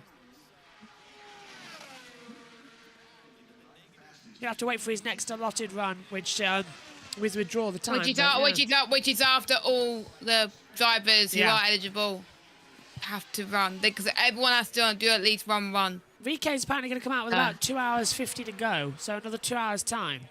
What's Palou's 3rd lap time? 232. Oh, okay. Consistent. 232. 228. Yeah, this is pretty consistent. Let's see, where's he tracking now? He's averaging, it would be about 7th if he stays on this average. This is a pretty consistent run. Into turn 3 and 4. Lifts up to come down through 3 after the backstretch. Whizzes past our camera. Nice through 4. It's always hard to tell what the car's doing mid-corner because the camera's following it with you, so it's hard to spot if there's twitches. Checkers are out. Palou does 232.1. 7th fastest time for Alex Palou there. No one's touching those Penskes. No, I don't think anyone will today either. I think those top 3 will stay right where they are for today. Callum Ilot's qualifying time is being disallowed due to a post-qualifying technical infringement dealing with offset of the left rear wheel, as we hear from Blomqvist. Non-compliant left rear wheel offset. Wow. What? So it's gone. Ilot's time's gone from 8th. We're missing a little bit of speed in our car. Dad's 10th. My teammate's car's a bit of a rocket ship, so we need to see if we can tune it up a little bit. I would like to give it another crack, but we'll see. But yeah, just honestly thankful for the team to give me this opportunity. I mean, to take this race off is something else. Tom Blomqvist has pretty good cushion right now. Looking forward to his first 500, Dave. Kevin, his teammate Felix Rosenqvist was working on his race car after lap 1. Was that the difference between what you had and maybe a little bit more? I think honestly we kind of landed where we wanted to. With the draw we had, we were like, if we can slot in somewhere where Kirkwood is, I think we're pretty happy. Yeah, we're kind of in that no man's land between the Penskes and the rest. So let's see how much it stands up. But yeah, I think My Shank Racing has done a really good job overnight with the car set up. We really nailed the balance. I think the car felt free, but not like slow free. It was kind of right that balance that you want. So I'm sure we can squeeze out maybe a little bit more out of it, but we have to go back to garage and see what we can do. But yeah, pretty solid run actually. Sato next up, and the timing screens are working. Timing and scoring. So they work for a couple, break, work for a couple. Break, and it keeps going. By the way, I did just see a comment in the YouTube chat about where is Pato. I just want have you guys touched what they did with O'Ward? No, we came on a bit late after F1, so if you know something, go for it. So Pato, he was supposed to be out already by now. In fact, about 3 or 4 cars ago or so, but they forfeited their guaranteed first run to take the car back into the garage. Now, what was told was that there's no real issue. They just wanted to keep the car out of the heat, and they didn't see a reason to go in their scheduled time because the temperature was going to be up anyway, no matter when they went. So they just wanted to keep the car out of the heat. That's what was told. Again, is there a little white lie in there? We don't know, but that's why Pato has not gone out yet. Right, I'm going to leave it with you two because we've lost TV pictures up here in the booth. So Matthew has TV pictures and Jess can get them logging in. So Matthew, I'll hand it over to you. Yeah, so that's the story with Pato O'Ward, which is a very important story because all of a sudden this is going all wrong for McLaren with what happened to with Larson, and now what we've just found out with Callum Ilott. Takuma Sato has just completed his first lap, and a really good one, north of 232 miles an hour. So the two-time Indianapolis 500 champion is on the move here on his first run. This is a one-off effort, of course, for Takuma Sato. And this is a guy that always runs so very well on ovals and here at Indianapolis, now 47 years old, if you can believe it. So very nearly won the race in 2013. Beg your pardon, make that 2012 in that battle with Dario Franchitti and Scott Dixon in the final laps. But Sato is on it here for what should be a pretty solid run after what we just seen on that first lap. Qualified 8th and finished 7th in the race last year, did Sato. And once we get his first couple of lap speeds in, we will give them to you. as here he comes down the main straightaway, and the white flag is out. Lap 1, 2:32.3. Lap 2 was a 2:32.3. Lap 3 is 2:31.9. So Sato has started his final lap, and this is a very good run. This could very well put him in the top 6 or 7. And that is really probably what we're going to see the best be done the rest of the day, would be someone getting in top 6 or 7 territory. I don't think anyone's going to touch the 233s this deep into the day, and the temperatures where they are. Checkered flag comes out here for Takuma Sato.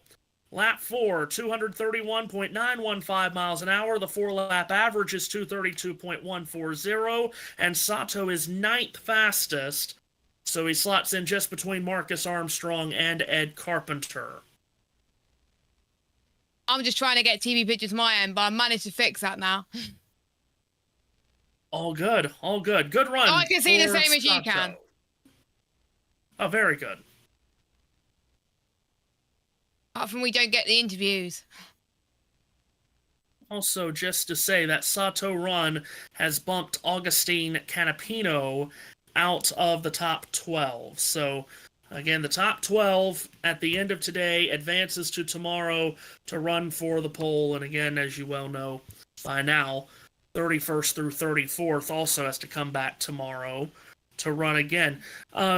I want to just say this, Jess, and you guys may have touched on it when he ran. I am very concerned for Marcus Ericsson. It's been a terrible week for him, and that run was just not good for Marcus. Where is he now? He's down in 19th. So 20th. I'm very concerned for Marcus. Oh yeah, 19th 19th with 20th because our lot's been pushed down already. So. Yeah, I think Ericsson was the biggest shock for me because he won in 2022, he came second in 2023, and I just don't think he has the card to potentially do well in this Indy 500. He was struggling. Obviously, he had that crash in practice 4, I believe, as well. But here's the driver that was the first retirement in the 2023 version of the Indy 500, Stingray Robb, as he's going to be qualifying. He almost got knocked out and got bumped, but he got so lucky and managed to scrape through.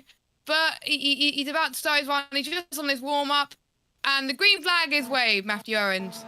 So Stingray Robb from Idaho on his first run, and one would expect, or at least the anticipation has been, now this is an AJ Foyt car, and his teammate Ferrucci is up in 6th, but this has been a driver that a lot of people have looked at that might have to go through the last row shootout. So with 2 drivers not having completed their run, and then some slower runs than expected from guys like Daly, Ericsson, and Blomqvist, this is a chance for Robb to, if he can put in a consistent run, maybe give himself some cushion and stay out of that last row shootout.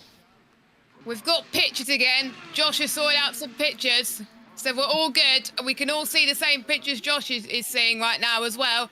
This is not looking as fast as what we've seen most other drivers near the top, but it's still okay for the 41 of Stingray Robb as he's about to finish his first run. Average of 4 laps will set the timing for the average speed. And a 2:32.0 is his first lap, 2:31.114 with his second lap.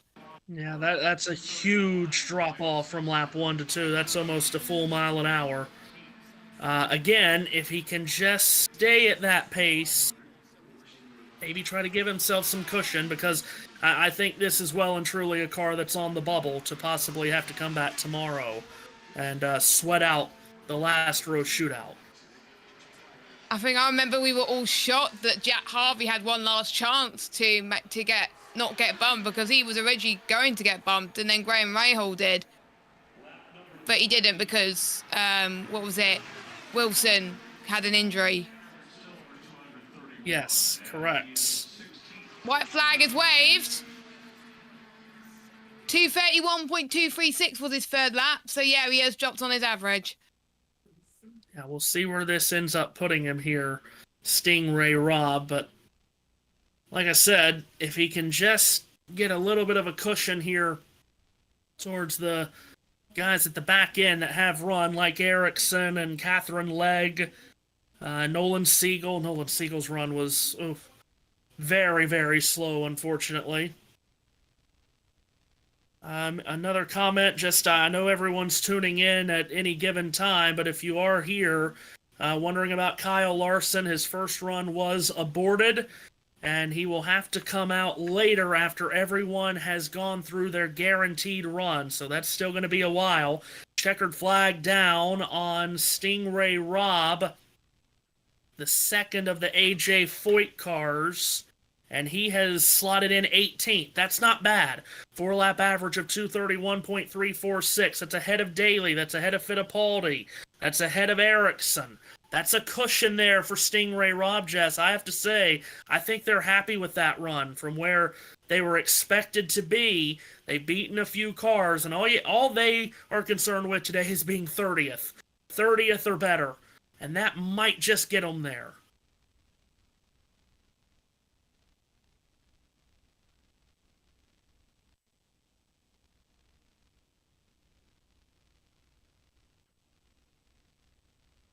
And again, just for those just joining, Callum Ilott, his time has been disallowed. It would help if I wasn't muted. I'm sorry, guys. No, you're fine. No, I looked down. I was like, did I do something there? No, you're totally fine. Carry on. Carry on with what beautiful words you were saying. I forgot what I was going to say now, so carry on with what you were saying. Oh, boy. So, yes, Callum Ilott's time has been disallowed. Which is a real shame. It's turning into a nightmare day for McLaren. So again, for those of you listening on USRN, as well. Yes. Again, Pato has not yet run, and they're saying there was no real issue with the car just wanting to stay out of the heat. But again, that could be just something they're saying to keep everyone from panicking. We don't know, of course. But just for those listening on USRN, Will Power, Scott McLaughlin, Joseph Newgarden still first, second, and third. Kyle Kirkwood is fourth. Felix Rosenquist is fifth. Santino Ferrucci sixth. Alex Palou seventh. Marcus Armstrong eighth. Ninth is now Takuma Sato. 10th is Ed Carpenter. 11th is Kiffin Simpson, the 19-year-old rookie from Barbados. And 12th is Marco Andretti. Now, Jess, we see a car on the track here that is likely, at least you would expect, to be in the top 12. Colton Herta has taken the green flag. Yeah, Colton Herta, he could have won last time out as well. And he's been very, very consistent in many races last season and a bit this season as well. 232.368 was his first lap time. So that would put him around about between Palou and Armstrong and Sato range. So I would expect him to be up near Newgarden and McLaughlin, but he's just finding his feet at the moment. His Colton Herta to the 26th, because he did challenge for pole last season, so I was expecting him to be higher. But again, this is the first day of running, so he will put the hammer down tomorrow, I think, if he gets into the Fast 12. He was in the center of the front row here in 2021. Hasn't had the best of luck on race day here at Indy. A best finish of 8th in 2020. And my pictures just froze him. Oh, no. 30th or worse twice at the 500 here for Herta, and he's been outside the top 20 in qualifying each of the last 2 years, so Colton really needs a good run here, get him to tomorrow, and at least guarantee a spot in those first 4 rows. Lap 1, as mentioned, was 232.3. Lap 2 is faster, actually, at 232.4. So Colton Herta faster on the second lap than he was on the first, which is certainly at this time of the day very surprising. Gainbridge Honda heads down towards turn 3, hurdles in at 238 miles an hour. At the end of the straightaway, and now heads to turn 4. Colton Herta, who was the championship leader heading into the Grand Prix last week, lost that championship lead, however, completes lap 3 and accepts the white flag. Lap 3, 232.319 miles an hour. This is an extremely consistent run for Colton Herta. He exits turn 2. White, black, and gold livery on this Gainbridge Honda for Andretti Global. As he stacks it into turn number 3, and just one more corner left to run now for Colton Herta. Still so very young, 24 years of age from California. Sweeps up out of turn 4, checkered flag in the air. And Colton Herta has qualified for the 108th Indianapolis 500, lap 4, 231.848, 4-lap average of 232.236 miles an hour. Herta is 8th fastest. Get him into the top 12. Hopefully he will be able to stay in the top dozen and get to tomorrow's run for the pole. Hardy lap from Colton Herta right now. As on timing 71, it still says Eilort's done a lap, but no, his time was disallowed, which is weird. Yes, that time has been disallowed. And again, did we say something with the left rear? Yeah, well, yeah, you did. You did. I hope I'm not making that up. No, you're not making that up, no. Okay, very good. So you'll get to go again.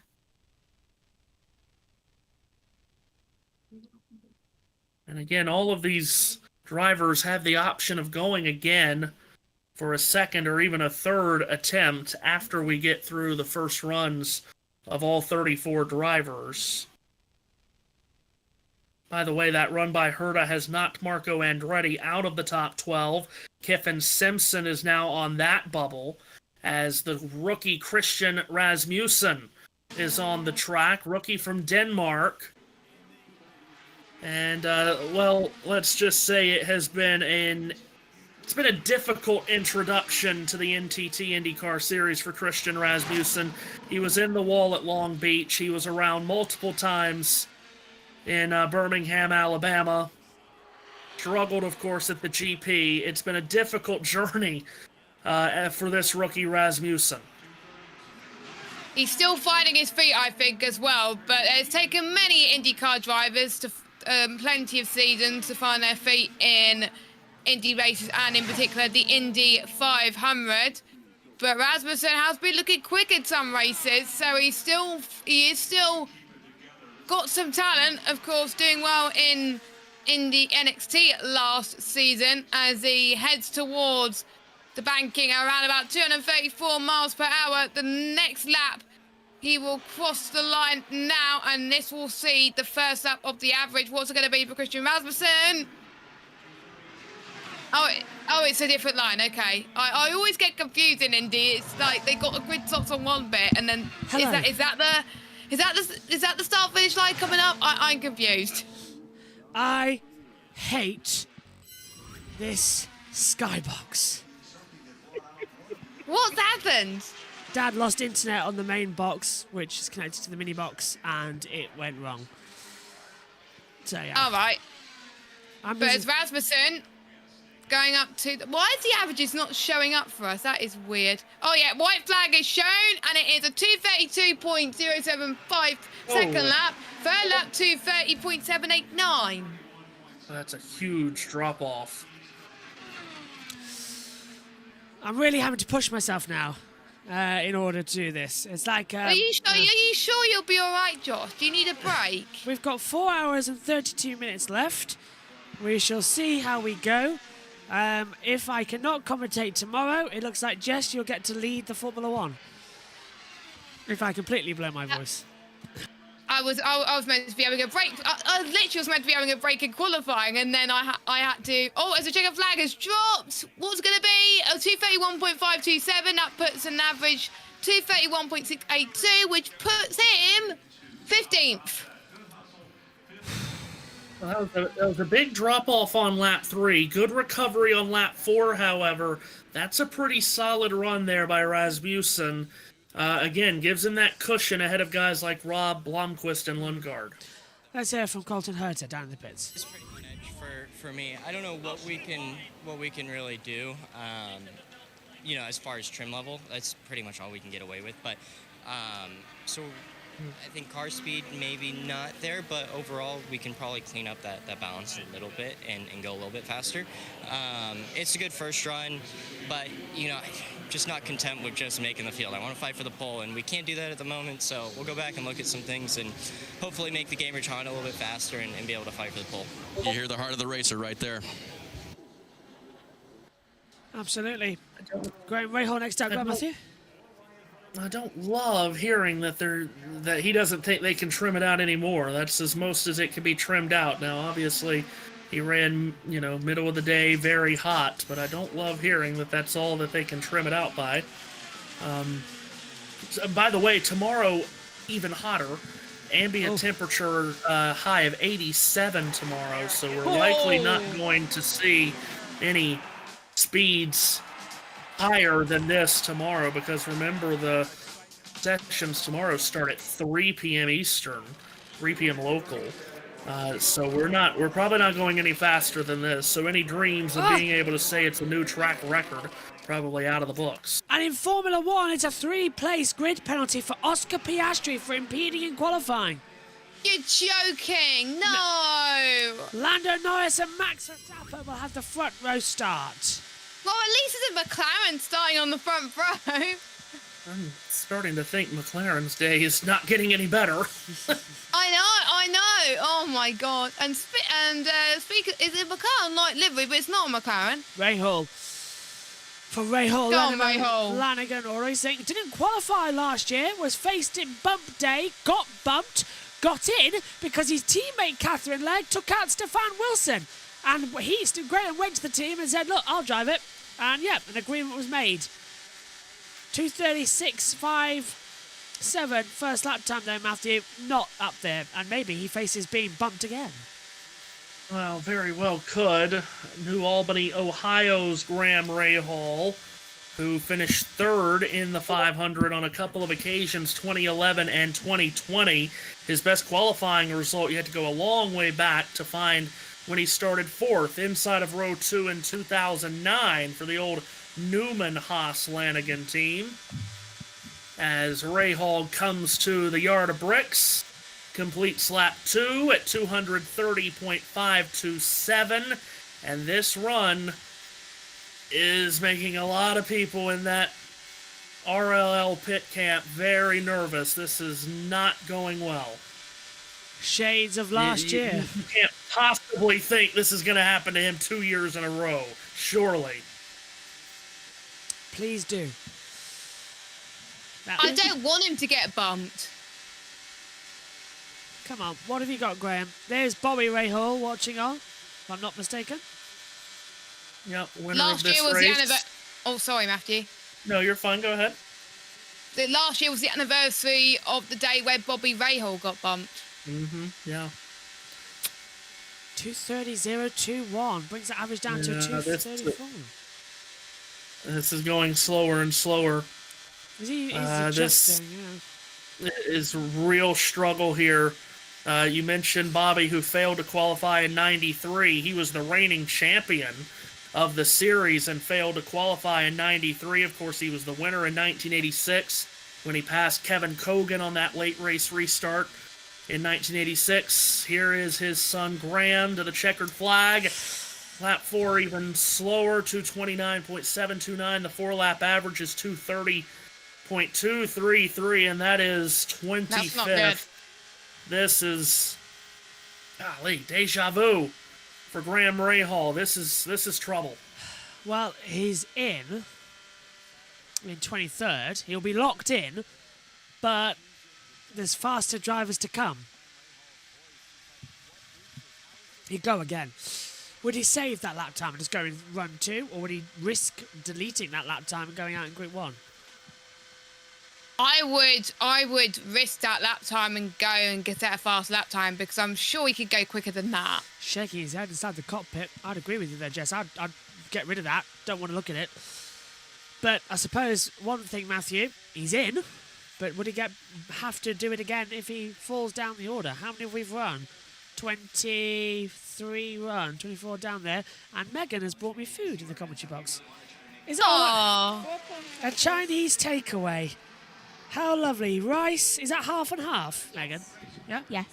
Oh, thank you. Oh, I want to take away, How many but I prawn can't crackers? afford it. 4 prawn crackers. You've only given me 4 because you've got the entire bag. Do you want any more? I can get you more. Be fine for now. Thank you. And here is the most successful driver in the Indy 500, Helio Castroneves. Oh boy. Where's the fork? Yeah. This is going to be an interesting run. Of course, he drew 33rd yesterday, Elio. And this is a driver, one of only 6 drivers to have ever won the pole for the Indianapolis 500 4 times. He, AJ Foyt, and Rex Mays have won the 500 pole 4 times each. Scott Dixon 5 times. Rick Mears 6 times.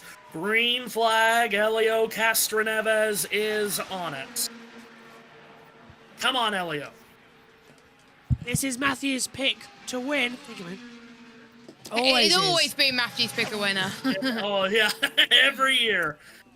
Just the greatest moment ever when he won that 4th 500 in 2021. And the only way it can ever be bettered is if he somehow won a 5th, which of course has never been done. Fight for 5. And let's see.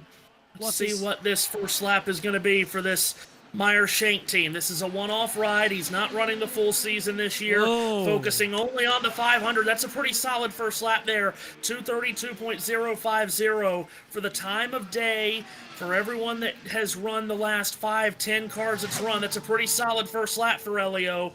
If he can just keep going, this is a terrible time to run, but that's a pretty sporty first lap for this time of day. We've seen them getting faster and faster as well in their quality simulation runs yesterday. Castroneves just got quicker and quicker and quicker. Let's see what he can do now coming out of the last corner. Second lap time run across the yard of bricks. Everyone's watching this lap time. What is it? 2:31.8, so not too bad a lap time there, Jess. Looks very tidy from Castroneves right now, but I think it's always the case for some drivers. It always drops off after the second lap, but they seem to recover after that. So I think that's what we're going to see from him as he's increasing the speed just a little bit. So I think this could look good for Castroneves. Surely he'll go into 6th gear soon, though, as he gets on the power.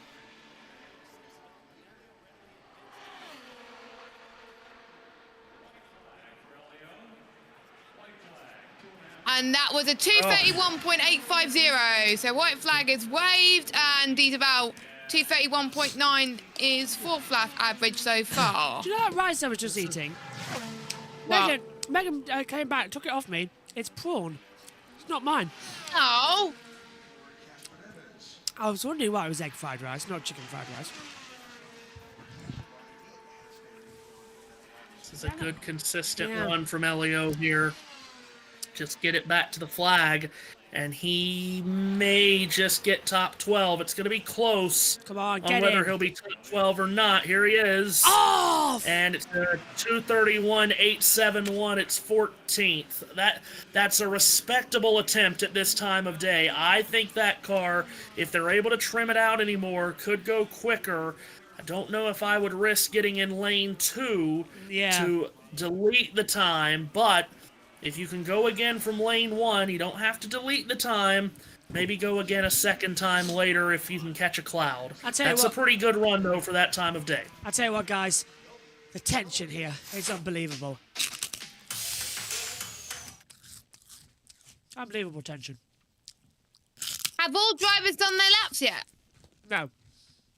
Not there yet. Still need Pato, Larson and VeeKay. I like how none of you laughed about that when I said the tension was unbelievable. Then ate a prawn cracker. Yeah, I was like, perfect. I did wonder if that's what you were going for.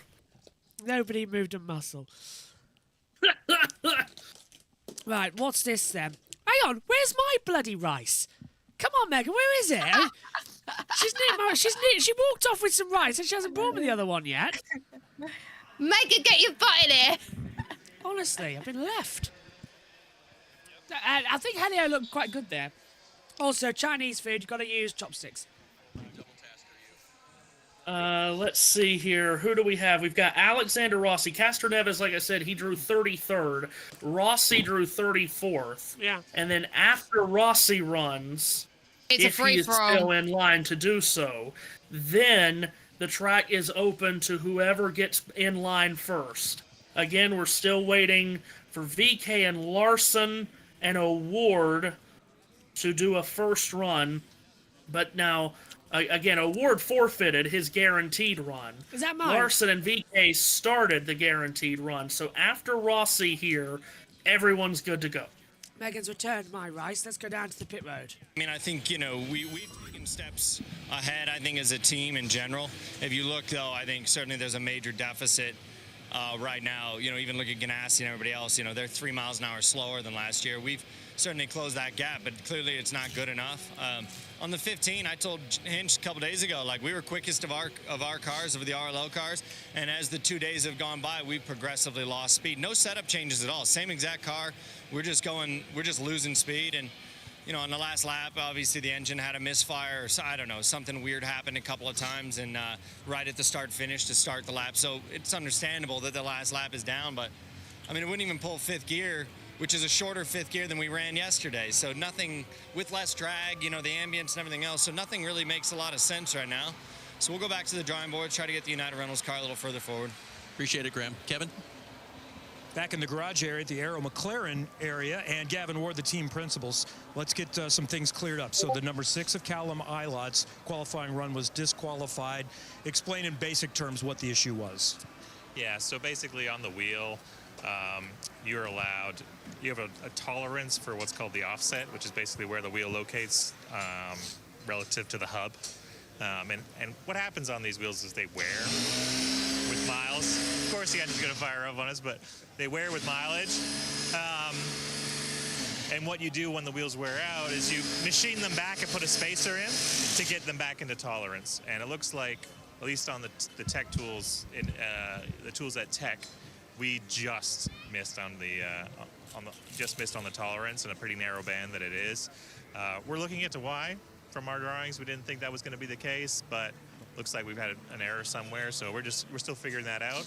But ultimately, you've got to pass Tech on the tools of Tech. One thing we didn't realize as a team that we could have actually run those wheels through Tech before, because you don't always check that sort of stuff. So that's a learning experience for us, a tough one. But at the same time, that car's got lots of speed. I'm not too worried. We'll go back out there, put another run in.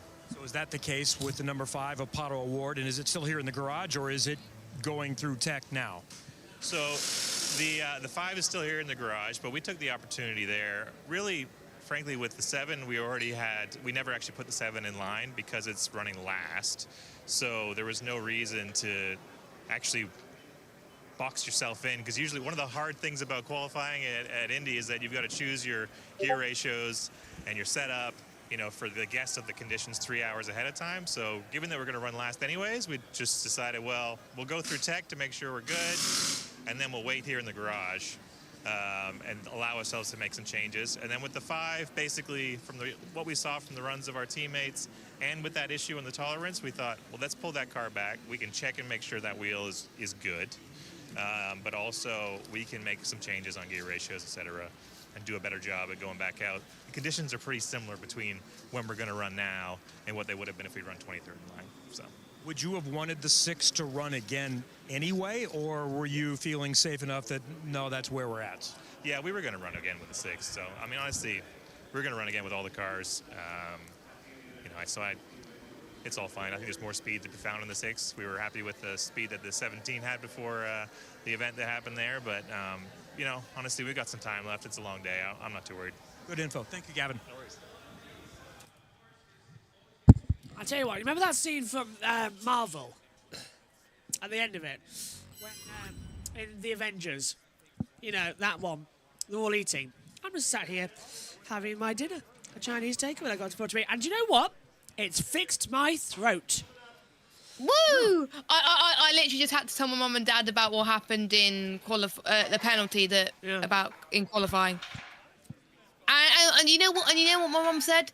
It is a little bit ironic after what happened with Magnussen last week. It is ironic, I must admit, that he gets a penalty for blocking Magnussen. You can eat rice with chopsticks. You just got to put them in chopsticks in sort of like a fork position, and then hoover it up, and then you can eat rice. Eating with JB during an IndyCar break. That's what I'm gonna do later on. I'm literally getting food sorted now, actually. But yeah. Well, this is fun. So I thought, viewing. I did think that was an insightful interview down there at the McLaren garage. So just to piggyback off of what I just said, they have also pulled Rossi's car back, just as they did with O'Ward, because he was the last to go anyway, which makes perfect sense. It does, yeah. So we don't have Rossi on the track. We have no one on the track right now, so they're doing a track inspection. Interesting. So I think that was smart from McLaren on the O'Ward and Rossi cars. I did leave out this guy that's on our screen now as we look at it. Scott Dixon has not made a run. I did forget to mention him. They changed an engine in that 9 car, so they forfeited their guaranteed run too.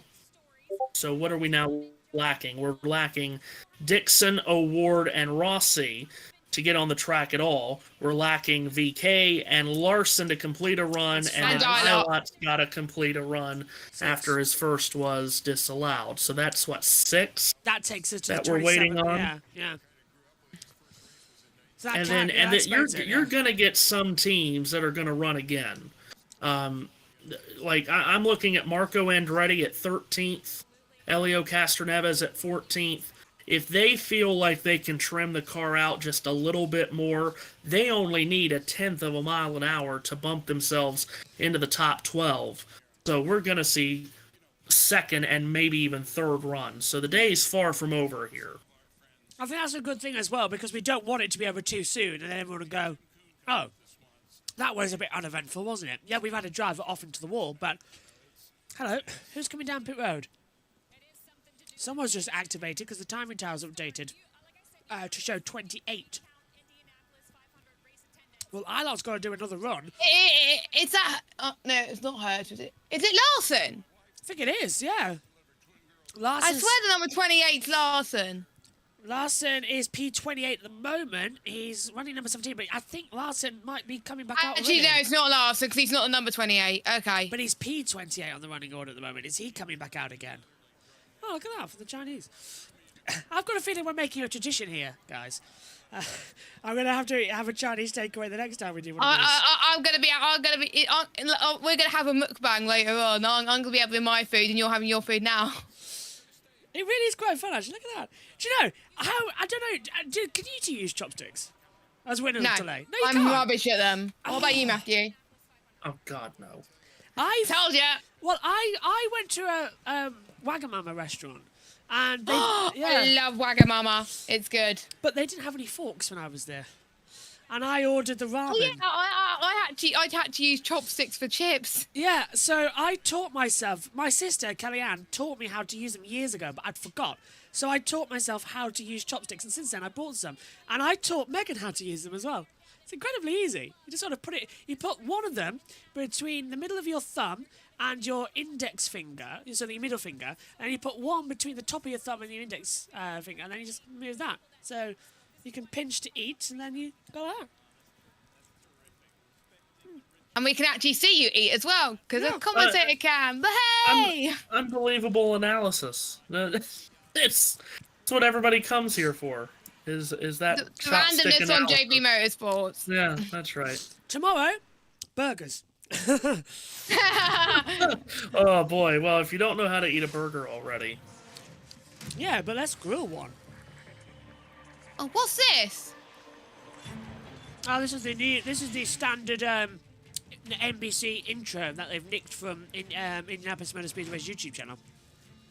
That they claim is their own, but we've seen it about 1 billion times over Speed Week. I like the one with Newgarden there. Oh, right, well, that was a monster crash a couple of years ago. Do you remember, Matthew, that one during qualifying? Oh, no. Well, Sebastian Bourdais up there. And Connor Daly 2010 as well. And then Tony Kanaan. Oh, my Lord. Tony Kanaan, bump day for him. And what was it? 2010 was just an absolute nightmare. Oh, my Lord. You guys are pretty adorable. I'm not any of your mothers, Jeff says. Hello. Oh, hi. Well, we're in a delay, and I had a bad voice before this, but I knew if I had I knew the drink wasn't covering it, the syrup wasn't, but if you have a sore throat, food sorts it because it shoves stuff down your voice. It does. Yeah. I can back that up. It's what, like when I, you know, a couple of weeks ago when I was ill and couldn't commentate. Yeah. Well, for you, literally when I put food in my mouth, it's made it a bit better. Yeah. So I don't know what it does. Whether or not it's because God, here's science for you. Oh God! I'm going to turn my mic a bit. If you have a sore throat and you're eating, your mouth automatically produces more saliva, which is amylase, so it can digest the food. Good for you. Yeah, and it lubricates the whole mouth, as we're now going to hear from somebody. We got an interview. Yeah, who lubricates as well. To drinking milk. God, Josh. Hello, Casnevers. First of all, I love qualifying. You know, that anxiety, and doesn't matter how many years you'll be here, or when you're gonna go out for you first or last. It always gets you in your veins, you know. And it's the most thrilling thing. I don't think people can understand, but it's only happened here in Indianapolis. So it's always cool to be here for that. Of course, being the last guy, there were several issues with the weather. You see everybody's in front of you going, and you're like, what the heck are we going to do? Get a lot of misinformation, because sometimes no information is better. However, the car was incredible. It was super consistent. We just need another mile an hour or half a mile an hour to be in the top 12, obviously, and then we can try something else. However, the good news is, being the last guy, whatever we're going to go out, the temperature does increase. You know, it increased, but it's not as big. So our delta will be closer to what we run. So that means we can actually push and see if we can improve a little bit in our lap time. So what does that do for you then as a driver if the delta's not as huge? And your line is so different than many around here. I mean, does it give you a wider berth to run your line? I don't know. Honestly, I watch sometimes, and yes, I try to do the different lines, but that's what the car gives me. In the end of the day, you can do whatever you want, but this thermometer here, right my back, you know, the Tushy is the one that tells me what I need to go, or what I need to do, and what the car is doing. And yeah, I know it's different. I think it's a little bit about Rick Mears' old styles, and it's been working. So let's continue like that, and hopefully for the race will be also pretty good too. So. Kevin, in case you're wondering, the Tushy is connected to the brain, which is connected to the foot, and that equals speed. Yeah, Discord is having a hissy fit at the moment, isn't it, So we'll hand over to NBC while we, A, have some lunch, and B, wait for cars to head back out to Pit Road. It was the 23 Dryan Reinbold Cusick Motorsports Chevrolet, and they were 30th in line. So there was really, just similar to what Gavin Ward told us about the 7 of Alexander Rossi, there's really no urgency to do that. So now you can get the car sorted the way you want. Plus, they learned some things from Connor Daly, and there actually was something that needed to change that they found with the teammate car. So they're back here, they've done that, they've just rolled off tech, and next they will head out to the line, and Hunter Ray will try to qualify for the 500 this year. Dylan. Kevin, we are at the front of the grid, the end of pit road towards turn number 1, and this is kind of where all the magic is going to happen here over the next couple of hours. I'm in this middle lane, and to my left, to camera right, is lane 1. Lane 2 is over here against the outside wall. Lane 1 is the priority lane, so all of these cars, these 7 cars that do not have a time, do not have an attempt made, they will come to this lane, and they will get first crack at laying down a 4-lap qualifying average. Everybody else, if they want to come out here without withdrawing their time that currently exists, will go to this far lane over here, which is lane number 2. Again, they have to heed way to the cars that are in lane 1. If you want to go out again, you can come to lane 2, but you may just have to sit for a while, which will be the case, obviously, with 7 cars that don't have an attempt right now. If you're in the field right now with the time and you want to risk it and go out again and make sure you go out again, you're welcome to come into lane 1. But once you get into this lane, you withdraw your time. So you better make sure you've got the right changes made, or you could be in trouble. By the way, a new addition to the visual aspects down here is behind this camera. There are 2 shot clocks with 60 seconds on those clocks, and that's the time that the cars have once race director Kyle Novak gives them the signal, okay, you're on the clock. You've got 60 seconds to pull out of this pit stall, off a pit lane, and onto the racetrack, or you lose your time. time, you've got to turn back around, get out of line, whatever lane you're in, get out of line, go all the way back to get fuel, because that's a failed attempt technically. You've got to refuel, put 3 gallons of fuel back in the car, and then come all the way back and get back in the lane of your choosing. So once you get to the front of the grid, you don't want to have any problems, because there's no guarantee after that you're going to be able to get another attempt. Dylan, good stuff. If we just go back to where Dylan is, Hinch, have a look at how vacant it is in lanes 1 and 2 here, and even further back down towards Gasoline Alley, back down Pit Road. It's vacant, it's empty right now. But there's going to be a time and point this afternoon where this place looks like a jammed freeway. When people are choosing, they're either decisive or indecisive. We're going to go again. We're pulling our time. We know we need to go. And there literally has been traffic jams at that T-junction there before. I was just going to say, it's going to look like Carb Day, everybody pulling out of the Gin Blossoms concert, you know, trying to get back onto 465. And it's going to be not just full of people, it's going to be full of emotions, full of anxiety, full of stress. There are going to be a lot of teams and drivers not happy sitting in lane 1, trying to get their way into the field today. But the first one I think we're going to see make a run is going to be Alex Rossi. You see him suiting up there as we see the fans out in full effect. Qualifying weekend brings out the fans, and that's a dedicated outfit right there. That's impressive. Yes, indeed. And this is a dedicated crew right here, getting ready to send Alexander Rossi. Here's Dave Burns with more. Well, just checked in down there, and of course he is suited up and getting in the race car, ready to go. I guess my question back to the booth would be about the timing of this, right? It's the heat of the day, but they don't have a run in. So I would imagine this is just to make sure they've got one, and they will deal with it. They have to have more later today. Would you agree? Yeah, I think that's pretty spot on, Dave. I mean, this was one of the quickest cars yesterday. So even though he's battling track temps and air temps a little bit hotter than what the Penske's had, having all 3 drawn numbers in the top 10, Rossi, the closest competitor yesterday, drew absolutely dead last. So worst case scenario there for Alex, best case scenario for the Penske's. But that car was so quick, he could potentially very comfortably get himself into the top 12, polish this thing and put it away. The only other option he could have maybe done was just waited till later in the day, gone to lane 1 at 5 o'clock, hoped that the track could cool down a little bit if it was really important to this group to be the fastest cars at the end of the day. Look at that in the background there in the Andretti shirt. There's Jeremy Millis, who was Alexander Rossi's engineer and strategist for a long time at Andretti, watching on, looking on as to what the 7 has got and how the 7 will do.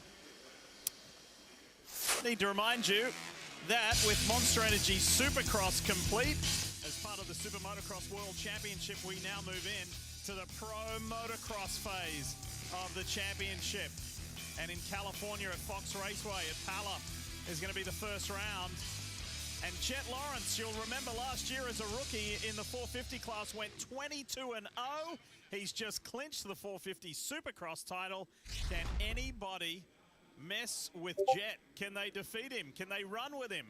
It's going to be compelling outdoor season, and it all gets going next weekend, May 25, from Fox Raceway in Pala, California. Streaming live on Peacock the entire SMX World Championship season. You'll see everything that moves on Peacock.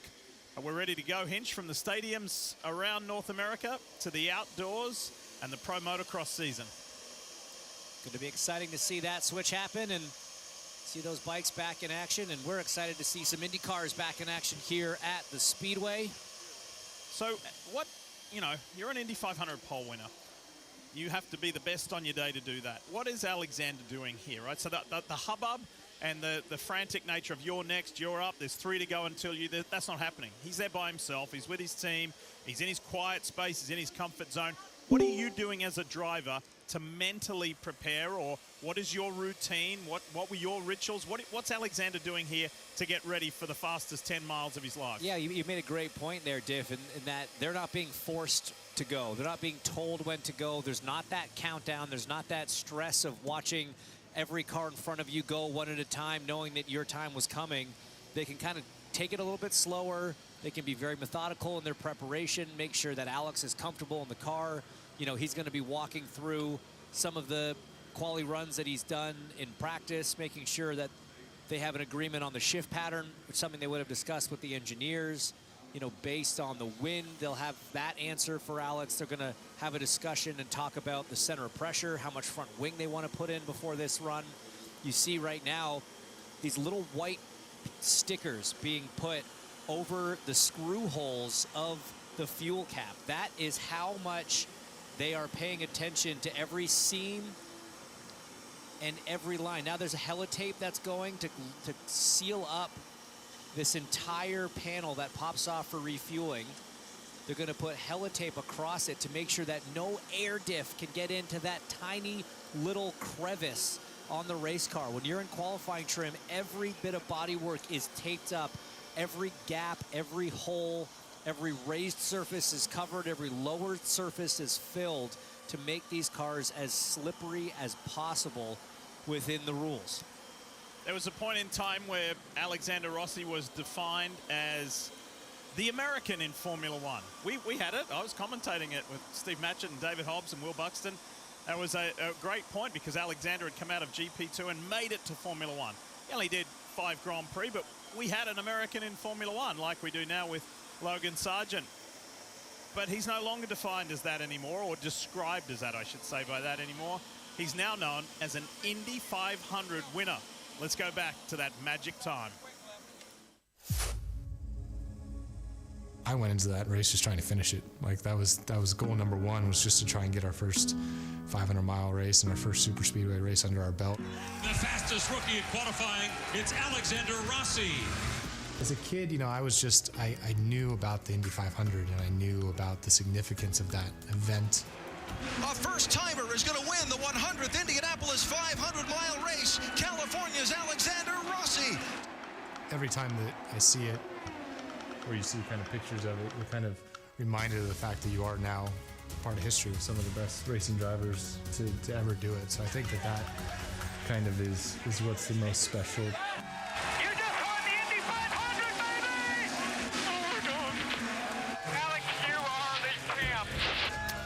To win the Indy 500 in your first time is unexpected for everyone.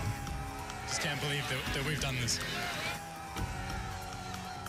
Every year that you're not able to win and kind of return back to that spot, your desire and your appreciation for winning that race kind of just exponentially grows. And so now I'm 7 years removed from that day and hopefully can get another one this year. Hinch, you're one of his best mates. You guys spend a lot of time together. Does he talk about it often? It's not that he brings it up in conversation regularly, but when the topic comes up, you can really see it. You can hear it in his voice. You can feel it, the energy in the room. He won it as a rookie, but I would argue that his 3 best drives here didn't result in the win.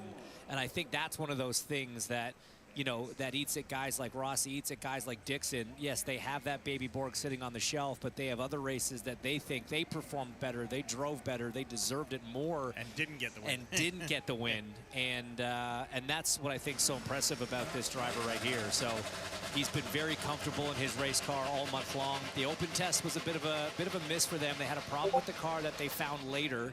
Came back here for opening running, immediately felt better, felt the pace had improved, and now the driver that won this race in his first attempt drew the last pill in qualifying. Not what they wanted, but they know they've got a rocket ship underneath them, and he's going to go out here and try to firmly place this car in the top 12. So out we go.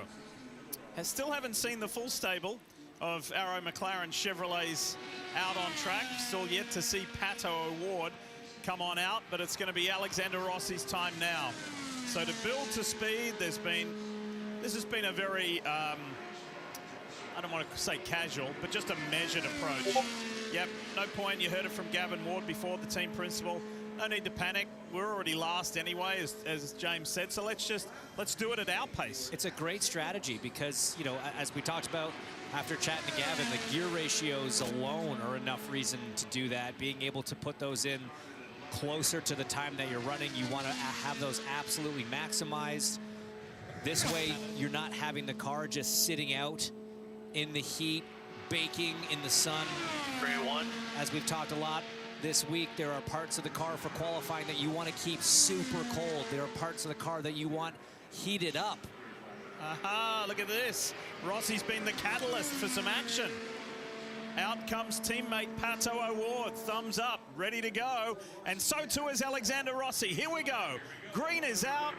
First lap begins. It's a pretty slow warm-up lap compared to some of the other ones we've seen from the front runners, a 2:16 flat. Penske drivers were kind of regularly in the 2:20 flats. Alex has been fast this week. He has been threatening the Team Penskes. 237, 238, 239 flashes there. Almost got to 240 on his opening lap, down into turn 3. Given the temperatures he's dealing with compared to some of the others, Diff, that's not a bad top speed at all, but what is it doing in the corners? How does it accelerate off the corners? Let's see what this first lap is. If it's in the 233s, it's going to be good. 233.4. Great start, Alexander Rossi. That's in the conversation for sure. Rossi going to be thinking already, one corner, two corners, a whole lap ahead for the balance. What is he going to have to do on the tools? You've got to almost predict what the car's going to do for an effective qualifying run here at the Speedway. Down into turn 3, just kissing 239 miles an hour once again. Wife Kelly Rossi down there watching on anxiously. The best non-Penske is Kyle Kirkwood of Andretti Global. He had a 4-lap average of 232.7. Halfway for Rossi, 232.8. So a bit of a drop-off there for Alex. Pretty significant, over a half-mile-an-hour drop-off, laps 1 to 2. Again, that's more prevalent as the track temp comes up. The hope is just going to be, can he stabilize it from here? Adjustments on the wheel to the engine maps. The average is looking pretty sweet. There are only 3 cars. Alexander Rossi then coming out onto the circuit. He's having his little run out now finally. First lap time 2:33.493. Second lap 2:32.854. Third lap time across the yellow bricks 2:32.884. Jess, good lap time there. It looks very tidy from Alexander Rossi there. Cross it then as we come back in. I did not know that we had Rossi out on the circuit, I must admit. Don't worry. You step out of the commentary box for 30 seconds to take your Chinese takeaway And then pots suddenly away. someone goes out, and I'm suddenly echoing. Rossi comes down the track into 3 and 4. It looks a bit overcast in this camera angle, but I can assure you the temperature's through the roof. There's the checkers. That cloud has affected things massively here. This is a great run for Rossi. 4th! What a great run! Wow! Mute Ninja Josh. Done there it. you go. 4th for Alexander Rossi. Fantastic lap time, and I've got my voice back. Woohoo! Well, I mean, I know I've kept saying it, that we're not done yet. The action and the drama is not done for today, and this just proves it. We still have fast drivers, fast cars that's yet to run, and there's still room to trim out some of these cars. We are far from done with the drama today. And how huge it is to get in the top 12 and then get out of the bottom 4. You know these guys are going to run, and there are going to be drivers that go faster, without a doubt. And that just proves that the track has something in it with Rossi. Sun and cloud, that's what we get. Who's next up out of the surface? It's Ryan Hunter-Reay for another run out there on the circuit. Timing has now finally started working again for the first time today, which is a great thing. Let's just try and adjust that. There we go. Let's get to the full runners later. I've got some bad news about F3, by the way. Oh, go on. Taylor Barnard has... F2, sorry. Taylor Barnard has been disqualified. Oh, why? What did he do? Breathe? Oh, me? Are you here? Can you tell us? He's not in the PLC. In fact, I can't see him on the pit lane call. Yes, he is. Well, go on then. Go on, Amy, tell us. I can't remember. All I remember is you saying that Taylor Barnard was disqualified. But anyway, Ryan Hunter-Reay, I believe 3 Indy 500 starts. from pole position. And of course, the big thing for Hunter Ray here, as they call him Captain America, he wants to go out on a high here, doesn't he, Matthew? He doesn't know. This was going to be his last Indy 500, wasn't it, last year? And now he's coming back. Again, yeah. Keeps doing it, doesn't he? Well, and of course, he won the thrilling duel against Helio Castroneves in 2014. He's been on the front row here a couple of times. He knows how to get things done. He's a solid hand. I was going to say not going to do anything flashy, but then again, his move past Castroneves on the back straightaway in 2014, nearly clipping the grass, going to turn 3. I think you'd call that pretty flashy or ballsy. So here is RHR. First. And what can he do here? Does the track have a bit of speed in it with that cloud? I'd say it does. That first lap, 232.313. They've caught a bit of a cloud here, and the speeds are picking up just a little bit for both Rossi and Hunter Ray. This is what we're going to have. The cloud cover, again, defining it. It did so last year as well, as Hunter Ray comes into turn 3, doesn't clip it. There's the cloud cover at 4, which gives you such a great run down the start straight towards the yard of bricks. It's got perfect momentum to gain traction across the line. What's the time for lap 2? Is it an improvement? It's a 2:31.796. Still a very good average time. Could put him safely through, but he won't get him into that 12 faster shootout. And of course, this is a one-off entry as well. So top 12 would be great, but the main goal with this entry, just get in the top 30 today, get in the field. Don't have to come back tomorrow and sweat bullets. That's what Larson wants to do as well. He said he'd love to be in the fast 12, but if he's P13 onwards as well, if he's in the race, he can go home tonight, sleep in his own bed, and race tomorrow in the All-Star for NASCAR that we are covering both on USN and JBMotorsports as we see. Lap 3, 2:31.399, and Captain America is on a mission. Yeah, this is a solid run. This is going to get him comfortably. If he can just make these last 2 corners, he'll be comfortably in the field. But I think we have proven that the track still has something in it. And again, there's going to be a point about 5 o'clock where it'll start cooling down again, and that's when the track's going to get busy as Hunter Ray completes his run. Josh, tell us the numbers. 2:31.275, 4th lap, average now 2:31.695, puts him 17th in the rankings, and that now puts him in the race 100%. Good run. Very Good run good. there from RHR. 17th of 29. More than comfortable. Let's head down to pits with Alexander Rossi. You saw it again. How pleased were you with a run like that to start your afternoon? I mean, we hoped that we were going to be able to close the gap a little bit to those 3 cars. But I think, Aaron McLaren's done an amazing job this month. The car's been perfect pretty much from the start. Team Chevy, what they've done is pretty unimaginable. The developments and the upgrades they've brought in the offseason. So that's making our lives pretty nice right now. But certainly I think we need to figure out a little bit of pace. I think some of it's ambient, but not all of it. So we'll just get back to work. I think we'll go back out again to try and learn, because we're going to have to find a chunk for tomorrow. I can't imagine it's trim. How trimmy or sketchy was that run for you? Oh, you can always trim. All right, I love it. You can always trim. He's on it, Matthew. That's a good line. I love that. And that's a guy that's never afraid to go all out. I was surprised to hear him say that they'll run again. And again, you don't have to withdraw your time to run again. You only withdraw your time to get into lane 2 or the priority lane, if you want to call it that. That's when you withdraw your time. But if you go again from lane 1, you don't have to withdraw the time. So I would think that's what they're going to do. They're certainly not going to withdraw the 4th fastest time. But go again. See if you can go faster. As it looks like they are wheeling Pato O'Ward's car towards lane 1. And Kyle Larson, I did see Kyle Larson on screen not too long ago getting ready, so we'll see him on the track here soon.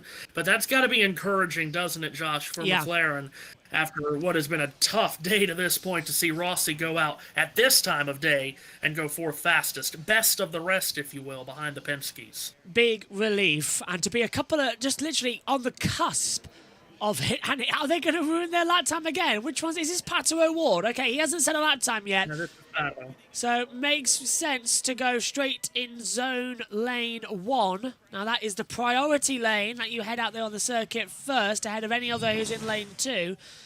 And this is a flashback to last year's 100. Oh, that was when he hit the wall and caught out another. Hard hit.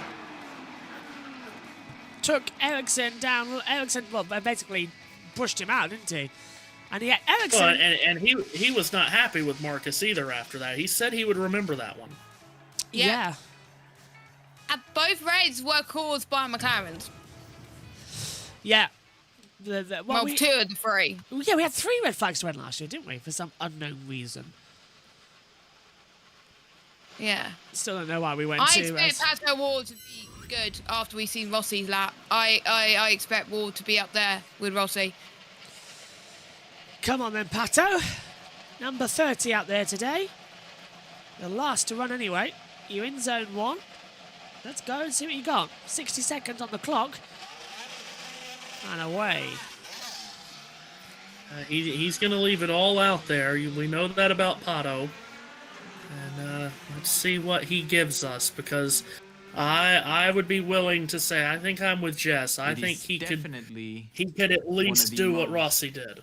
Hair-raising and just exhilarating moments of the month, just because of how freaking fast you're going and because of how quick things can get out of hand. I didn't turn him on. Did you not? Nope. That came on the back channel of the audio. So the NBC have got a wrong fader there. I looked down and said, did I press a button? No, I did not. Delatalao points out, I don't know if you said it, Jess, but it was a technical delegates report that car 25, Taylor Barnard, did not engage the startup procedure as required.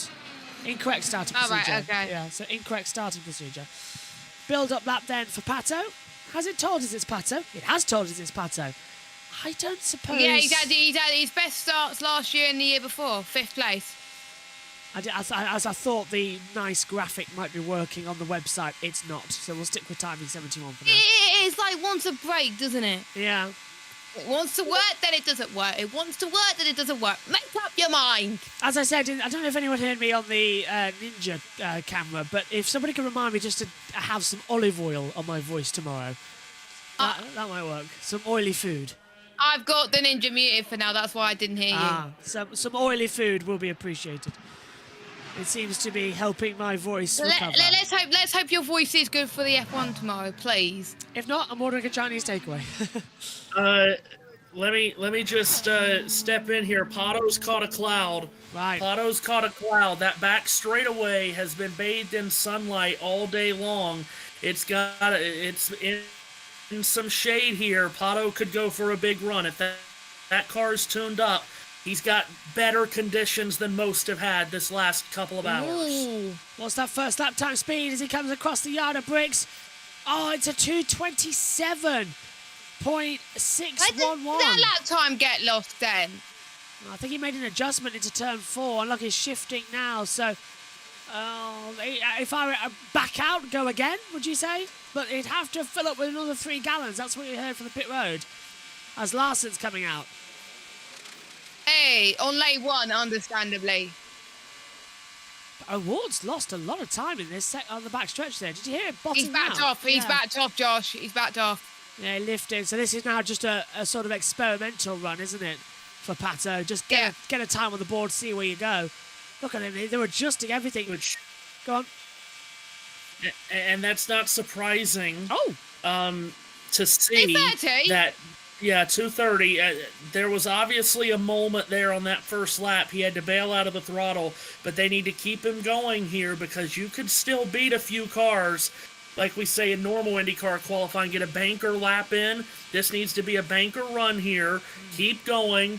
get into whatever it'll turn out to be, 21st, 22nd, whatever, and at least be out of the bottom 4.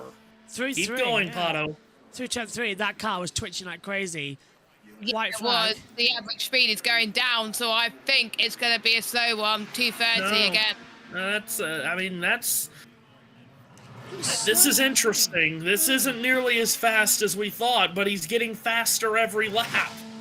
Again, we never see this happening. Usually we set a fast lap and then they get slower. Now it's the opposite this year. They start slow, they get fast. That doesn't happen.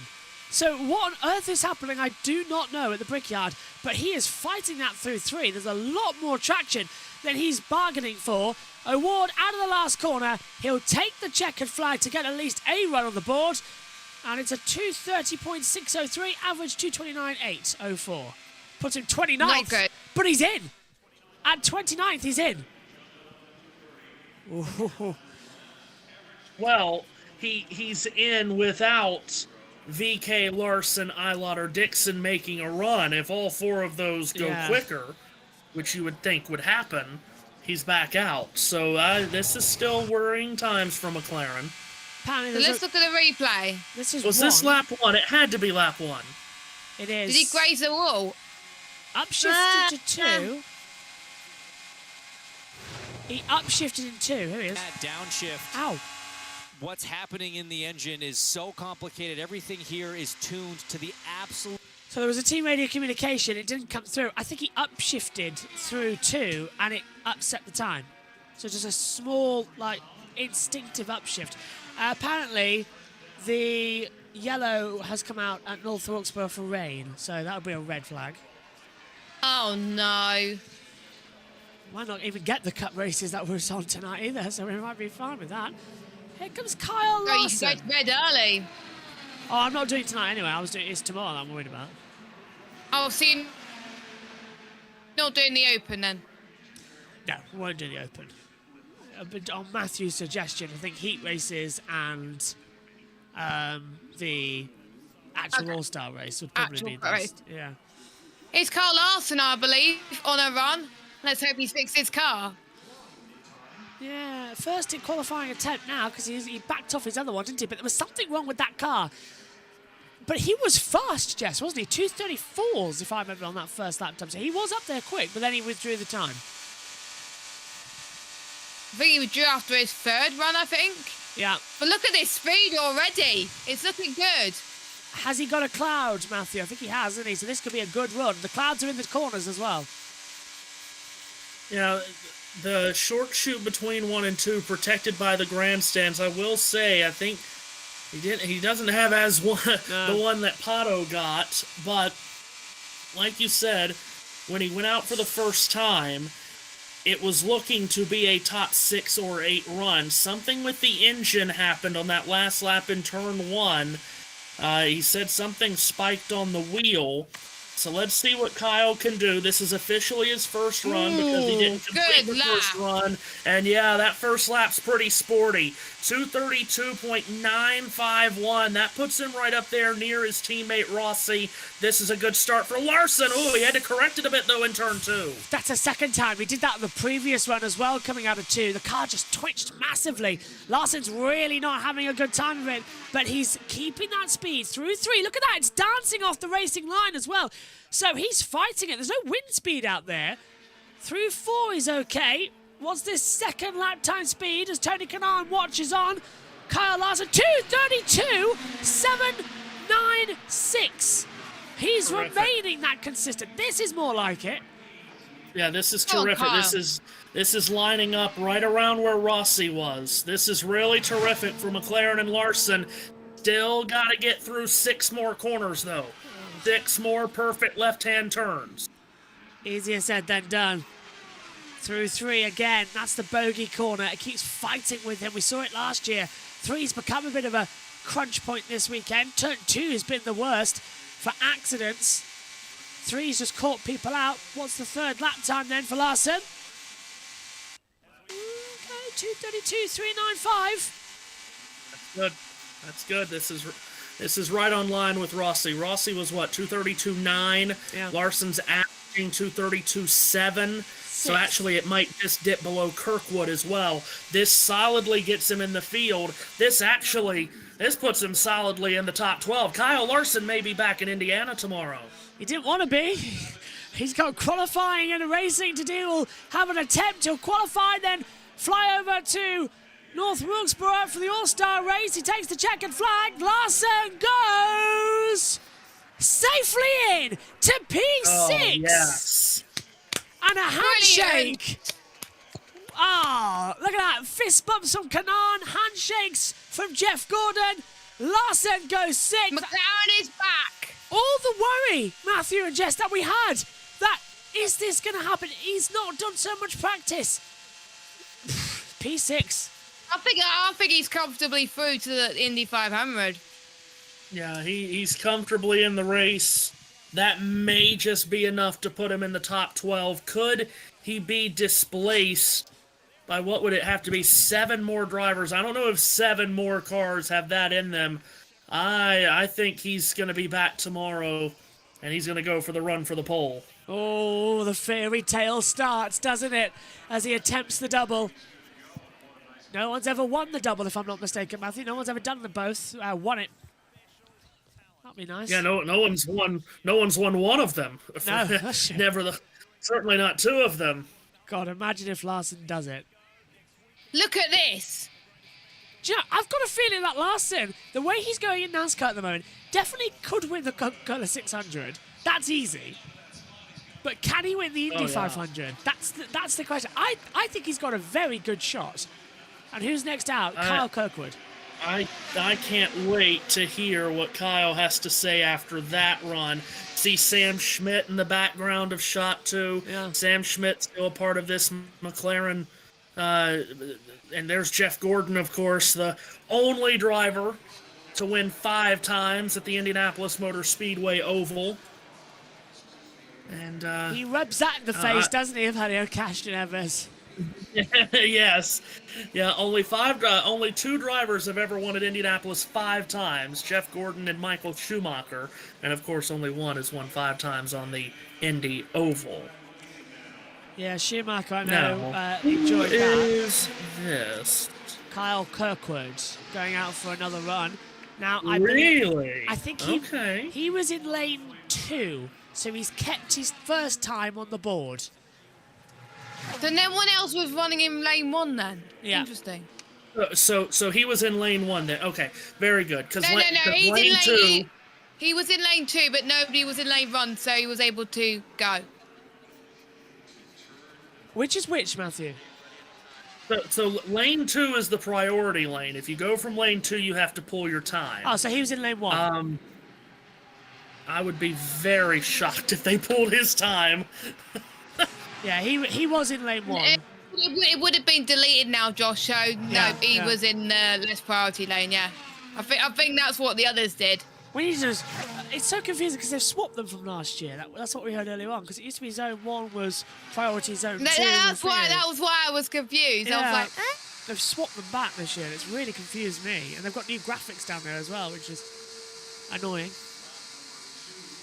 So here's the question. So we just saw Larson go 2:32.5. Why does it say 31st?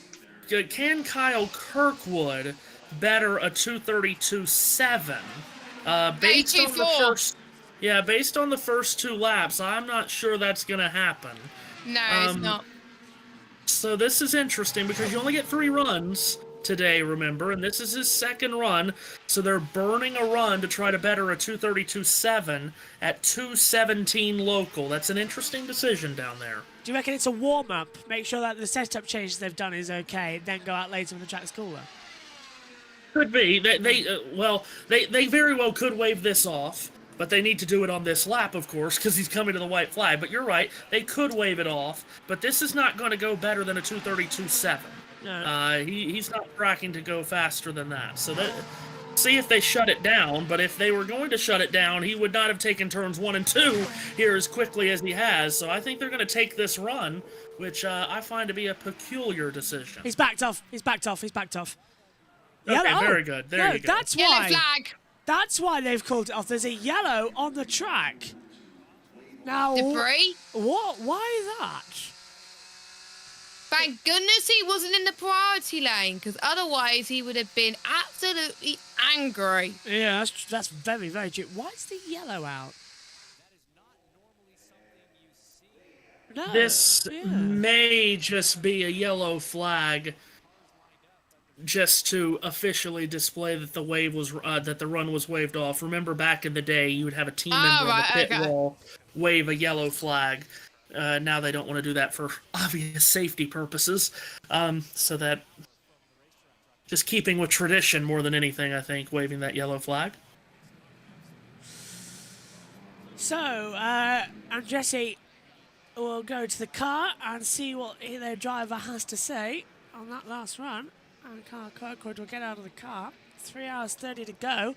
Siegel, VeeKay, Eilert, Dixon still yet to set a lap time in this run. If Siegel, now that Siegel's lap wasn't very good. He needs to step it up big time if he wants to. Yeah, so I guess they've already deleted his time then, because he has run. It was a terrible run. Oh, so he's going again. Yeah, so I guess he's gone into the priority lane, is what I'm assuming on that. Yeah, I assume so too. Roman Grosjean's out on the track right now. Oh, so it'll be Grosjean then Siegel. Yeah, because Grosjean is 20th and they haven't deleted his time. That's it. There's an interview with Kyle Larson. 0.563. Is that a nice sounding number for you after the day you've been through? Yeah, I'll definitely take that. So hopefully it's enough to make the Fast 12 for tomorrow. That'd be really cool. But yeah, happy with the balancer of the car, and you're proud of the team. You're for not all of us not freaking out after you're not getting to run that or complete that first run. So just great to be in the show, and a huge thank you to Aaron McLaren, everybody at Hendrick Motorsports, especially Rick Hendrick. I know he's watching probably back at home, and just an awesome opportunity and having a blast so far too. So staying in tune with things that are going on North Wilkesboro as well. So it's been fun watching from a distance, but yeah, happy to get a good run in there. You didn't freak out. How did you walk yourself through, okay, learned something, now I got to get out and do it again, do it the right way? Yeah, honestly, I feel like the nerves were a lot less, going the second time. Even with not completing that first run, I just felt like less nervous. It's just good to get a run in. I don't ever get to qualify like that, where you get multiple shots at it. So, at least where like that one lap matters. This, you can forfeit a run. So, yeah, getting that run in earlier, even not completing it, was fine, and felt much more comfortable there that last time. Fastest he's ever gone in a race car. Nice day so far for Kevin. Fun watching a couple of legends. Watch Kyle Larson, Tony Kanaan, Indy 500 winner, 5-time Brickyard winner Jeff Gordon. TK, how you doing as a coach? What was this like for you? He doesn't need a coach. I just don't have the heart. I was telling Jeff, he's been doing this a little longer than I am, and I want to come back tomorrow. I was so nervous, but I mean, call me a coach is an understatement. Kyle is making me look really good. I can't thank Jeff, Mr. Hendricks, and the whole team for having the opportunity. I learned a lot with him today, how calm this kid was, and in 21 years, I was never like that, so pretty cool. How'd you feel? You kind of living through Kyle, getting a chance to run in Indianapolis, Jeff? Oh, 100%. I mean, what kid as a race car driver doesn't want to race at Indianapolis? And living here in Indiana is definitely, high on my bucket list. And so I'm definitely living vicariously through him, although we're not intentionally trying to create the drama. So I'm with TK on the heart rate. We can finally breathe, but now it'll ramp up again tomorrow. Just so proud of everybody at Arrow McLaren and everybody that's been a part of this, including TK. It's been a total team effort to get the car here to rebound like they just did under extreme pressure to make this race and now be in the top 12, at least currently. We'll see how it ends up. And it's exciting. It's amazing to be here. The atmosphere is incredible. It's not even race day yet. Yeah, we're just getting started. TK, do you think from the team aspect that they would want him to qualify again? How important is it to stay in the top 12 if that's in jeopardy? Or is it just, now get him safely in, let's think about racing?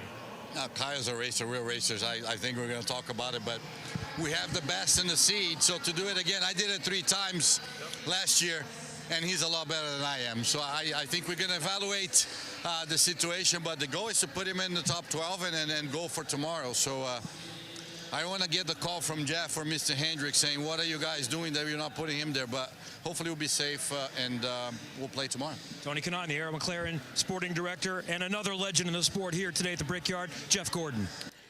So remember, Grosjean did 3 laps there, Matthew, and backed out of it, straight back to the pits. He keeps his original time, though, so we're just sort of waiting around, aren't we, to see who's going to go out next. Well, and again, this is not a good time to go out, not a great time to go out. And again, you only get 3 runs, so if you take the white flag and you're not going to better your time, wave it off. Yeah. Don't waste a run. There's no point in it. This has to just be so surreal for Kyle Larson. At least that's what we're all thinking on the surface, but when you look at him, you watch him, and you listen to him, he is acting like this is his normal job, which I guess on some level it is. He runs in NASCAR so often and then goes off and races at a dirt track somewhere. So I guess for him this is more normal than it is for someone else doing the double, like it was for a John Andretti, a Tony Stewart, a Robbie Gordon, Kurt Busch.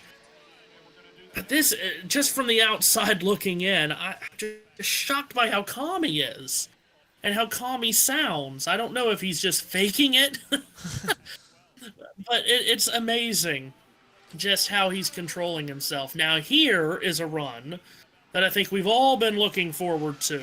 Yes. Scott Dixon is on the track, and this is a guy that, of course, has won the pole for this race 5 times, second only to Rick Mears in most 500 poles. He accepts the green flag. Finally. Scott Dixon is on it. Yes, finally, Scott Dixon is on it. What does he have in it right here? This is a very telling run, I think. Fighting the car through 1 and 2, wasn't he, as well? Now he's changed the brake bias and the flow of the car, adjusting the magic paddle. He is not happy at all, is he? Through 3. He's okay through 3. Keeps the steering pretty stable. 4. Yeah, not too good. William says, let's go, Scott Dixon, my man. Get pole. Hashtag 6 and win. Hashtag 2. And hello, everyone. This is Richard from South Carolina. Hello. Oh, from South Carolina, my goodness. We're, let's see, I'm just a state north of you there. Welcome aboard. 232.347 for Dixon on that opening lap. So, not a bad run there. He's going to keep pushing. Just keep it on and get in the race. P9 estimated at the moment he's gone as his wife watches on in the pit lane. Yeah, Emma, of course, have a couple of children together. Emma's been there by his side for so many years. Driver that, I mean, there has become a Dixon curse. Remember, he won this race from the pole in 2008, but he's been agonizingly close to a second win so many times. These are 2 pretty good laps. 232.3, 232.2. Will he hold it together? That's the question. Now, that currently puts him 9th behind Ferrucci, just ahead of Palou on his averages time. Beautiful thing at the moment on my timing screen is that it's adjusting for me where they all need to be. I think it's doing it on yours as well, back home on the watch-along, so that is a massive help. Cross the line then for another run for Dixon for lap 3. Takes the white flag. No. It's a 2:31.690. There's a rain caution in the truck series. Oh. They're going to be That's fighting what I that. said oh no for. Yeah, they're going to be They're here. going to be fighting that for a while. It's been raining in North Carolina all week long. All right, Scott, is this going to be top 12 material? This is where you expect Scott Dixon to be. You expect him to be in the Fast 12 in Indy. You expect him to be in the run for the pole. Still a lot of time left today, Josh, but if he doesn't get in here, he'll have to come out again. I think he'll have to come out again anyway. Let's see where he is. Ooh. Oh, boy. 17th. 2:31.091. Last lap. He'll go again. He'll go again. You have to.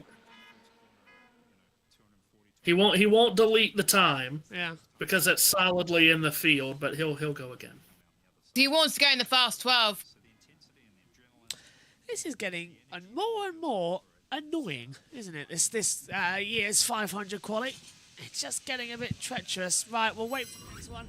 Oh, hello. We've got who's that going out the circuit? Car 6. That's a Honda engine, so I wonder if it's... It says no, ILOT. it's not Polo, It's is ILOT. it? Yeah. That's Oh, there's Grosjean Much better interviewing. than that. Roman, what was your experience on track during that run? Yeah, balance is pretty good. I think the car is as balanced as it's going to get, but we just don't have the speed. So was the case yesterday a little bit. Sadly, it's the case today. I mean, we're 21st right now. I think all matters for us is to be the top 30 tonight. We're not going to make this fast 12. So top 30, make the show. I work on a race car. Thanks, Roman. And race car is important for Romain Grosjean. It's been 2 crashes in 2 races at Indianapolis. Finishes of 31st and 30th, lap 149, lap 105. So he still has to make it to the final quarter of this race for the first time in his career. So I think it's a good thing to take what you have here qualifying-wise and really hone in on getting the balance right for race day. Let's just read the wording of the official decision from race control about Callum Ilott and why the qualifying time for the number 6 NTT data Arrow McLaren Chevy was disallowed. Yeah, it why? had a non-compliant left rear wheel offset. That was found in post-qualifying tech. So that's basically what's happened and why it's changed around. So marvelous lap times coming in. Now, if I have this right, and I could be stood to be corrected on this, but that is a disqualified time. So that should count as his run. First run, yeah. So Ilott needs a clean run here because this will count as his second run, and thus after this, he'll only have 1 run left for today. At least that's how I took it. And that's not the best first lap either, 2:31.984. He just needs to keep this clean here.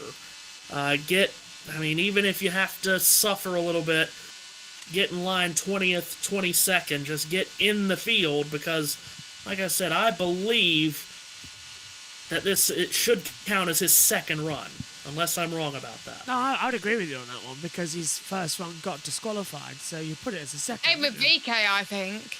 Yeah. This is a better run for Ilott. He's average, 2:31.822. Oh, he must have lost it somewhere in the middle then. Puts him 19th overall at the moment, so remaining calm. I wonder if he's going to have this delta. Into 4. 3 and 4 now. To this inside line. Oh, it's just... That's where he loses it. That's where he loses it. Lifts and the car jumps at 3, doesn't it? So, not a great time. Lap 3, white flag. 2:30. I think it's 2:31, yeah. Yeah, 5 and 5. Okay, so this is a good run. Keeps him 19th. It gets him in the show. And I think right now that's all he cares about. Then he'll time that last run later on in the day. Yeah. Don't forget... Sorry, Matt. No, you're fine. I was just going to say that all that they care about right now is just being higher than 28th, 29th, 30th right here. This is not supposed to be a top 12 run. Oof. Don't forget, he started lower down last year and he managed to finish 12th, so it's still possible. Yeah, he just avoided the last row shootout last year. And like you said, he was constantly climbing up all day long to finish 12th as his lap ends at 2:31.728. 19th is more than fine for that run. Who's next out? No one at the moment. So I was surprised by that. I'm waiting for my food. I was hoping Omi was going to swap with me, but he's not here. Let's head down to Dixon then and leave it with NBC till we get our next car. It wasn't great. It's definitely not ideal to do it on a day like this. I think it's we kind of made a decision that we were going to do it last night and we never did. And after this morning, it just, car just wouldn't pull, so we're just looking for any kind of obvious thing, and changed, kind of the whole rear end of the car. It seemed to light up a little bit better, just even for its first go. The engine's not tuned or anything like that, so hopefully we can regroup and have a bit of a crack later. So they'll have some tuning that they can do on it, but was everything on that run smooth, I'm hoping? It was okay. Balance wasn't great, kind of was a little neutral to start, maybe on the start of the second lap, and then built some pretty big understeer, turn 4, as we can see from a lot of other cars have been struggling with that a bit, but it's always stressful here, no matter what position you're racing for. Obviously, a vast difference from what we were doing last couple of years. But the team's been working hard, and we definitely won't. We won't give up until we've given it everything we have. Thanks, Scott. I'm sure we'll see him a little later, Kevin. Back in the garage area with Graham Rahal. All right, outside of the top 30, but when we see you again, you are going to have a fresh Honda. We heard about the misfire. Does this make you feel better that maybe there's a little more juice in the next one? Yeah, for sure, and thank you to HRC and to Wayne and everybody for making a quick call. They see something. Unfortunately, the motor wasn't at full power for the entire run. It started early on, and then it began to misfire badly, but it had already pulled a lot of timing and stuff because it saw something internal, and it saved itself, frankly. But they boroscoped it, they see something wrong, and so we're going to be replacing it. And it kind of makes sense, I think with the speed that we had yesterday, the ability to pull certain gears, and then today we can't. So it's good to at least know that we're going to be able to change something, and then we'll see where it puts us this afternoon. Timeline, they're about 15 minutes in, so we're maybe an hour and a half, hour and 45 minutes away from being potentially ready? Yeah, I think so. I mean, we've got obviously a lot of United Rentals guys in here, but there's some 5-hour guys, some Hy-Vee guys. Everybody's jumped in, all hands on deck to get it fixed up. So everybody's doing a great job working as a team. We've had a little practice with this month, so we'll be able to get it done. I think we can just go run based on what Wayno is saying at HRC, that we can just get right in line and go. And obviously we don't, not that our time's in it anyway, but we don't necessarily have to pull our time to go do it, because I think it'll be all right. But track's going to get hotter here anyway. The winds are pretty calm all day, but it's going to get slippery as we go on here. Thanks, Graham.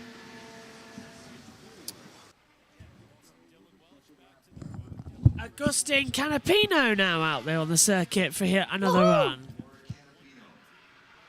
Now, what's he got? What's he got in the tank? I think they've deleted. He ran earlier, but he's now dropped to 33rd. His time when he got his lap time deleted, he was in a priority zone. Oh, that's a big risk, Matthew. It's a risk. Where was he at? Oh boy, and that second lap just dropped off half a mile an hour. That's a big risk. I don't think he should have. Yeah, that. I'm trying to remember where he was. Yeah, the original. Computer's put him 18th at the moment, so I don't know where he was beforehand. Someone rewind the tape and see where he was on the timing screen. He's a big twitch, isn't he? Out of 4. Big fan for Agustin Canapino, I know, here on the YouTube chat. Third lap time, 2:31.343. Still puts him 18th, so he gets ahead of Ilott and still in the show.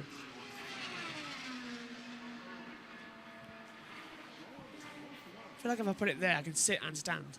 So now Jess can see on the camera, Matthew. They backed out.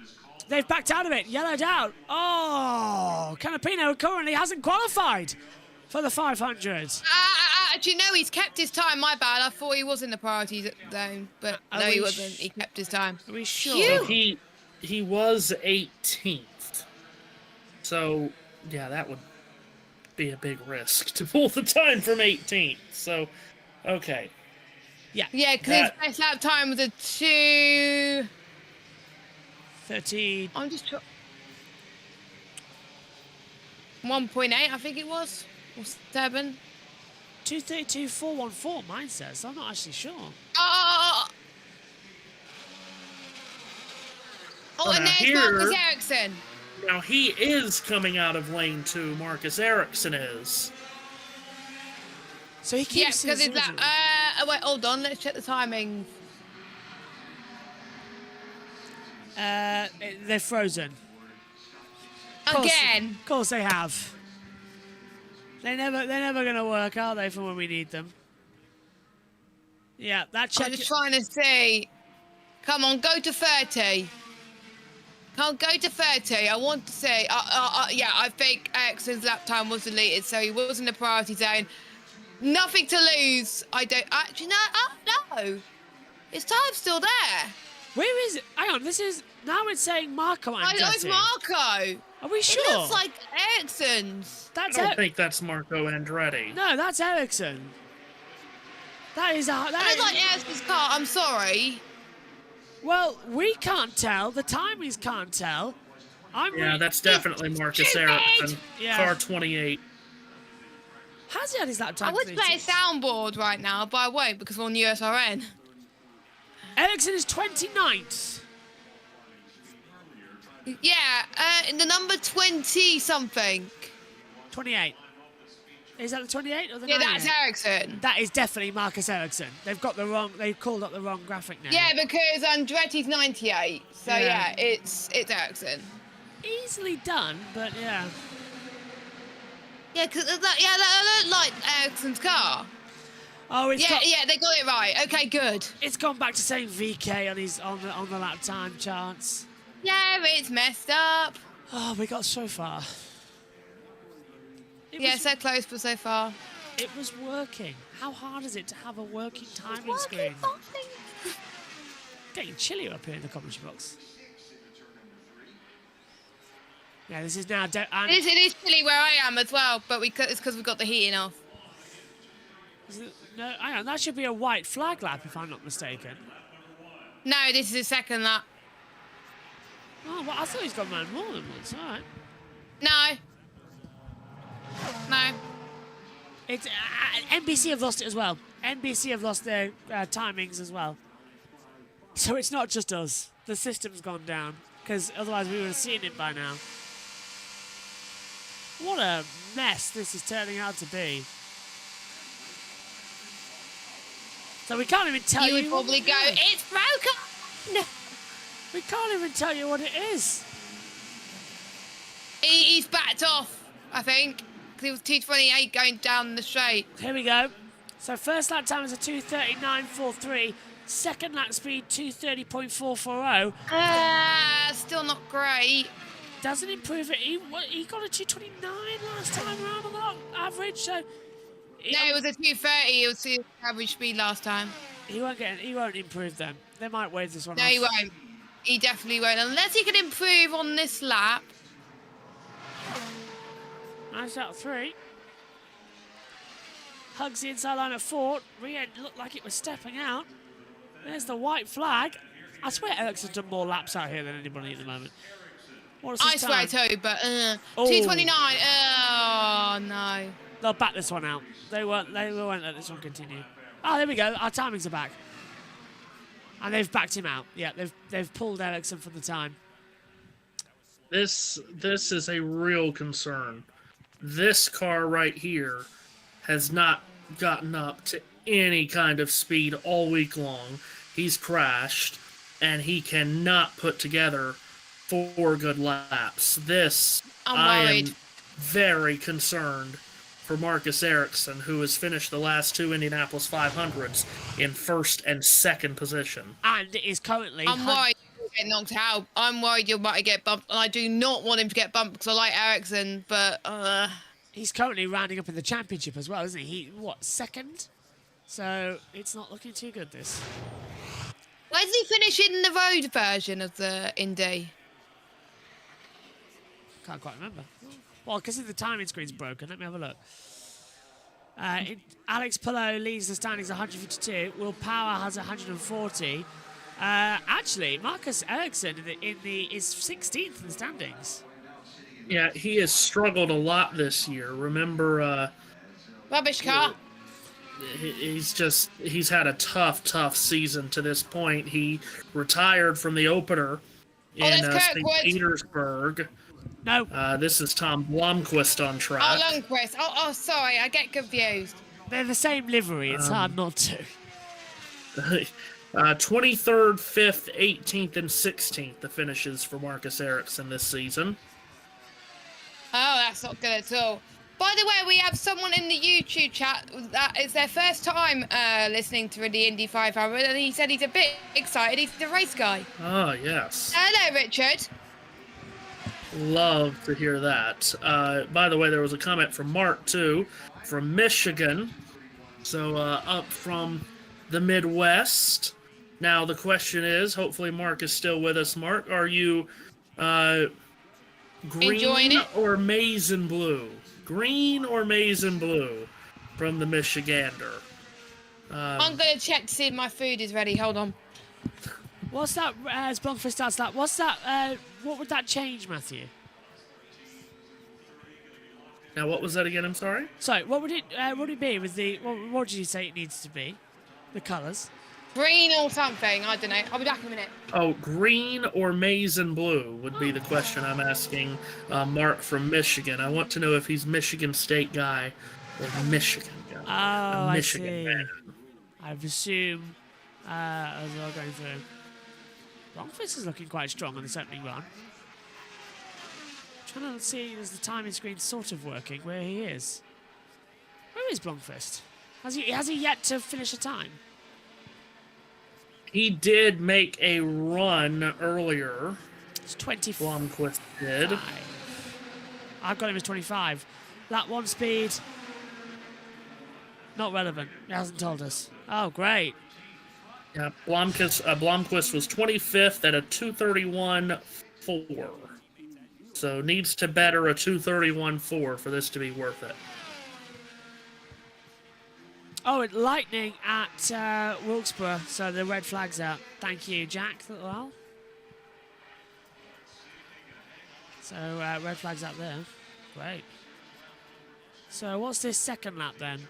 Timing's not working at the moment for us from Tom Blomqvist. Here we go. 2:32.021 first lap. 2:31.755. That's a strong lap time here from Tom Blomqvist.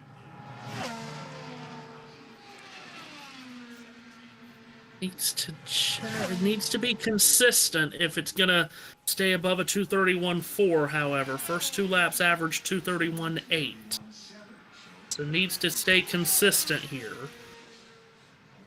Hugs that inside line nicely. Oh, boy. Don't mind. Twitched massively towards that wall. He used all of it off of turn 3. There's that white flag. What's the third lap then? What did that lose him? Not that much. 2:31.460.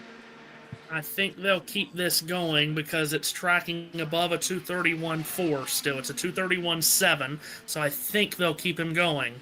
Just to make sure he's safely more in. I would.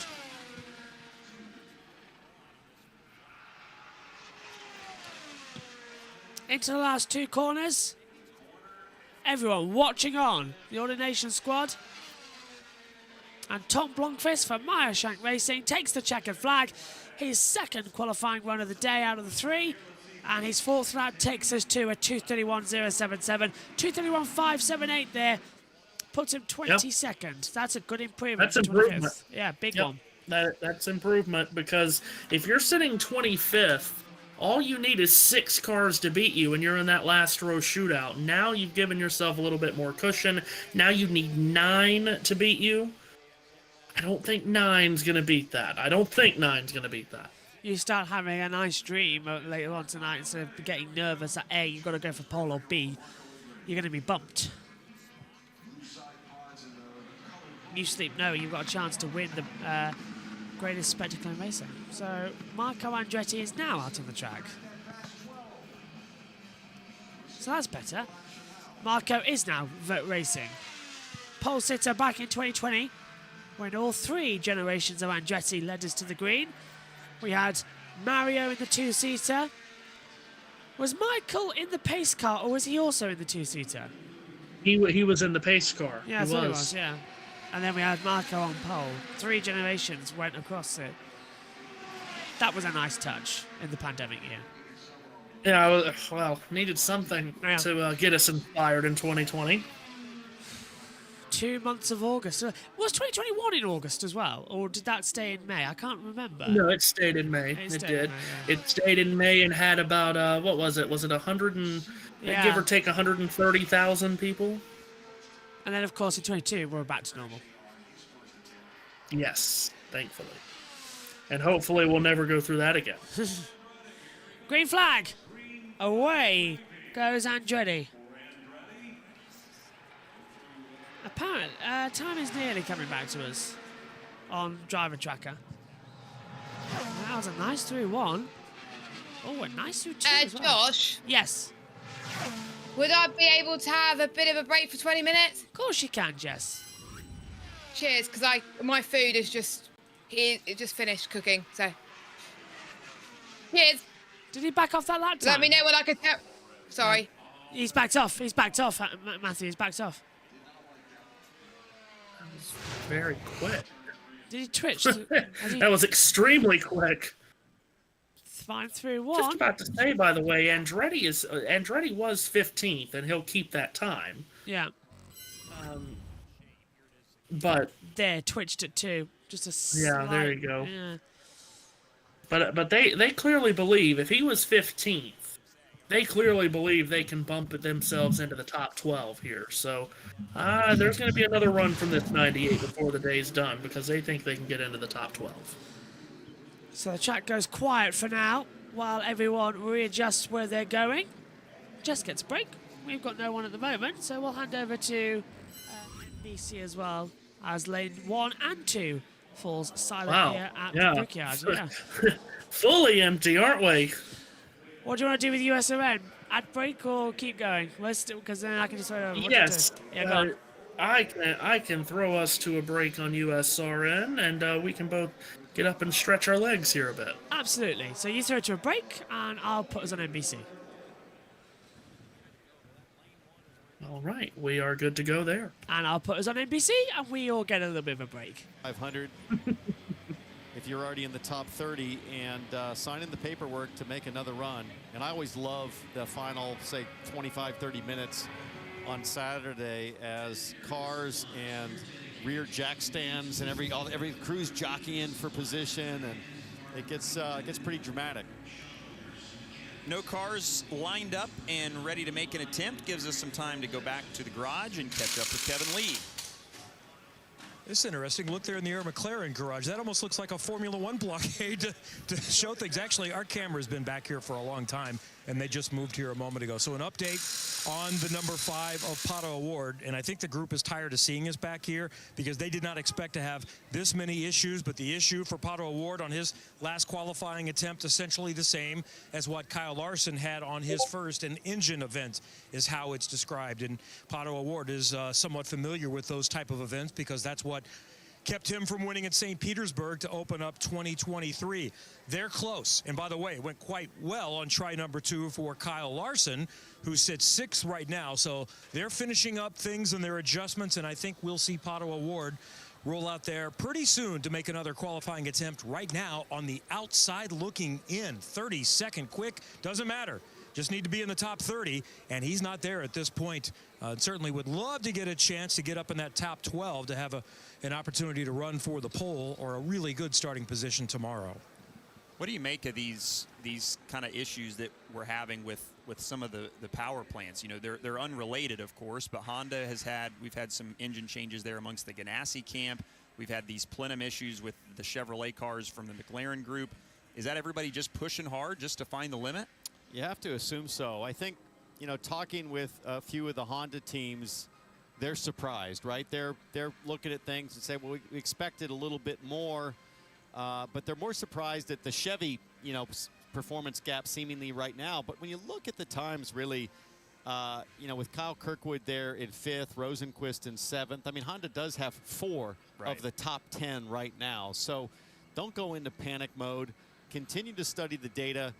Make some tweaks. If you want to rerun, great, but a lot of those Hondas are probably going to be set for transferring to the top 12 tomorrow, and a lot can change overnight in terms of fine-tuning the details. But I will say that you got Pato Award and VeeKay, 2 certain favorites to make the top 12 right now that are in Gasoline Alley and have yet to put up a time that would put him in the top 30. I think Pato O'Ward's going to be okay. I don't think they should panic yet. Rinus VeeKay, they've got to get that car back together. Nolan Siegel, it's been problematic, and Graham Rahal with the engine change takes about 2 hours. If I'm Graham Rahal, I'm actually relieved, because if Honda had scoped the motor, if HRC had gone in and said, listen, everything's fine, it's something else, then you get in this finger-pointing game, right? Where the engine manufacturer's like, look, everything we see says it's not us, it's you guys. Yeah. And then the team's saying, well, everything we're seeing is it's you guys, not us. That's where things get, frankly, deflating as a driver, because you're like, well, how's this going to work out? But at least Graham Rahal knows, yeah, legitimately, we found an issue. We're putting a new engine in. And Scott Dixon just did that, and things were better. So if I'm Graham Rahal right now, I'm relieved and I'm optimistic. We've seen that, too, even amongst some of the Chip Ganassi cars that we talked about earlier. Heard from Chip this morning, just said we just don't have the pace. And they've made some changes. Alex Palou made an engine change yesterday and found speed at the end of the day. So hopefully that'll be the case for Rahal as well.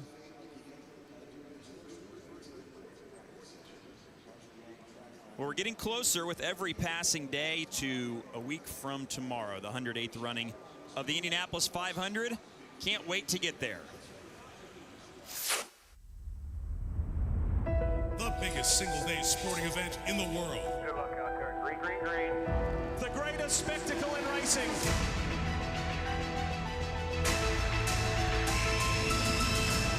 The drought is over for Joseph Newgarden. I started out as a fan in the crowd, and this place is amazing. Welcome to the four-time club. One of the most talented drivers in any type of car we have seen.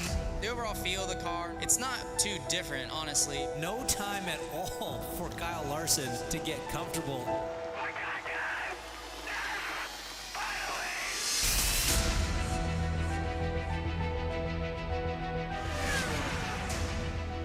Qualifying day at Indianapolis, and tomorrow is the run for the pole. Go to 5:50 p.m. tonight. Set the field of 30 before Fast 12 cars get an extra practice tomorrow. It starts at noon with last chance cars, final 4 cars going for the final 3 spots. A practice for them at 1 p.m. and then 3 o'clock on NBC. The run for the final starting position and pole day qualifying until 6 p.m. It is the most intense weekend of the entire year, and that 3 to 6 window, it ramps up somehow even further, and is so being able to be down on pit road the last couple of years. It's hard to put into words the feeling and the intensity that surrounds all of those cars down there, both running for the pole and the cars that are just trying to make their way into the race. This is encouraging to see an engine cover going back on the Ask ROI Chevy of Rinus VeeKay after a big hit early on for Rinus VeeKay over in turn 3, which is an unusual spot for a wreck like that. Haven't seen that for many years. Big twitch in the middle, and then it gets away from him. And I'm impressed that the Ed Carpenter Racing team, after 2 hits to the wall, that secondary hit was nothing to sneeze at, and a driver that had to limp away from his race car. And Kevin, there's Rinus VeeKay, focused, probably sore and still in a little bit of pain, but he looks like he's getting ready to make a run.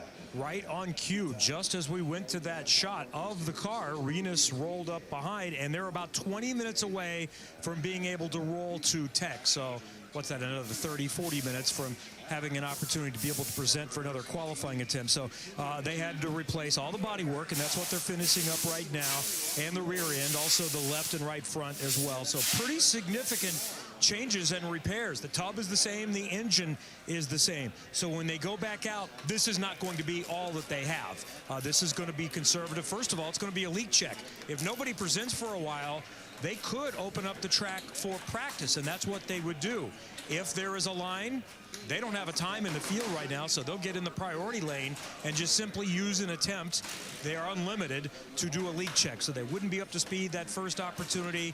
And then even after that, since there's still time in the day, then I would expect the first run to be fairly conservative and just kind of work through it. So it's essentially test qualifying sessions in real qualifying sessions.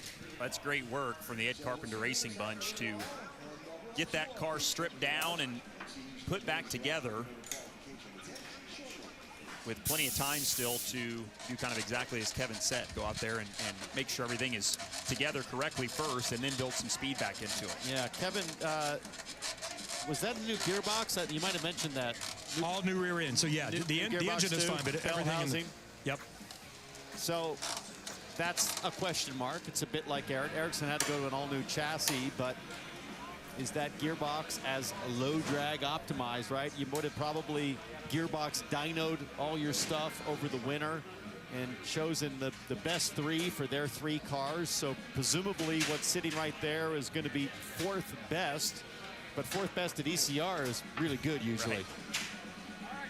Marinas talked to him before that crash, and he said, I don't feel like we've shown all we've got. Felt like we had some things, felt like they had some things that could kind of help them hang with the Penske cars. So extra disappointing to have that crash and to now have to kind of dip into the spare parts. Trying to keep up with that average, started no worse than 4th in his 4 starts here and been on the front row the last 3 years. So obviously won't know that for sure tomorrow, but we know until tomorrow, but we know the Ed Carpenter cars are fast. There's Dale Coyne and Jack Harvey. And it looks like Nolan Siegel's car is who they're waiting for. Jack Harvey, I'm sure, has been very helpful for Nolan Siegel and Catherine Legg, the 2 drivers at Indy, and Jack Harvey will be back in a car for Dale Coyne for the rest of the season after Indy. And Nolan does have a time. He is last of the cars that have qualified or have put an attempt in at 2:26.6. But remember, this is the backup car. Kevin. And it's essentially a brand new car. This is a road course car. So I just checked in with the team and talked with Charlie Kimball, who is also working along with Jack Harvey, and Dale Coyne, who, remember, has driven these race cars as well before. It's always been a fantastic mentor for young drivers. He's had a lot of success with young drivers, and they don't get much younger than a 19-year-old. So the plan here is, again, I think this is kind of open track, no risk. It's a test session. Right now, the plan is we need to get Nolan comfortable again. We also need to keep tuning in this car. So don't expect this to be a big one here. This is not the last attempt of the day. They're going to try to chip away at it. So I'd be surprised if they flirt with 230 in this one, and I don't think they expect to. So that's no big cause for alarm if they're not up to speed on this next run. Well, for Nolan Siegel, he's got to get flat, right? I mean, that was the challenge in the run earlier. Obviously recovering from the big crash. And if you miss this one, have another look.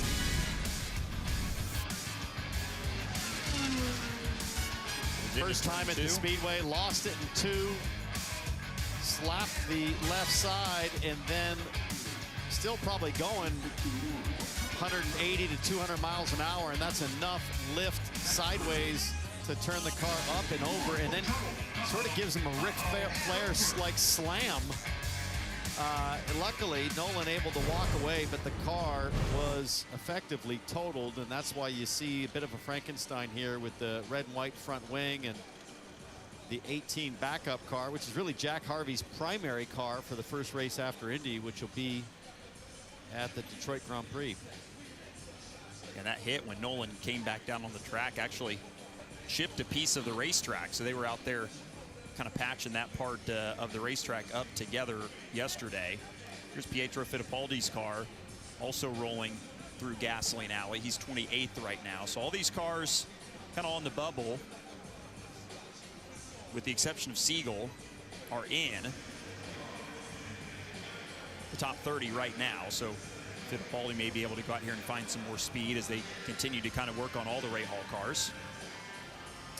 wonder if Dale Coyne's asking race director Kyle Novak, hey, if nobody else is in line, can you just let us finish 4 laps, even if they're not great? Because my rookie needs to find the confidence again as Dale keeps a watchful eye down pit lane. You know, one of the cool things that I think for any Indy 500 driver, but especially the rookies, is the photo that they take right there after you make a qualifying attempt on the start-finish line.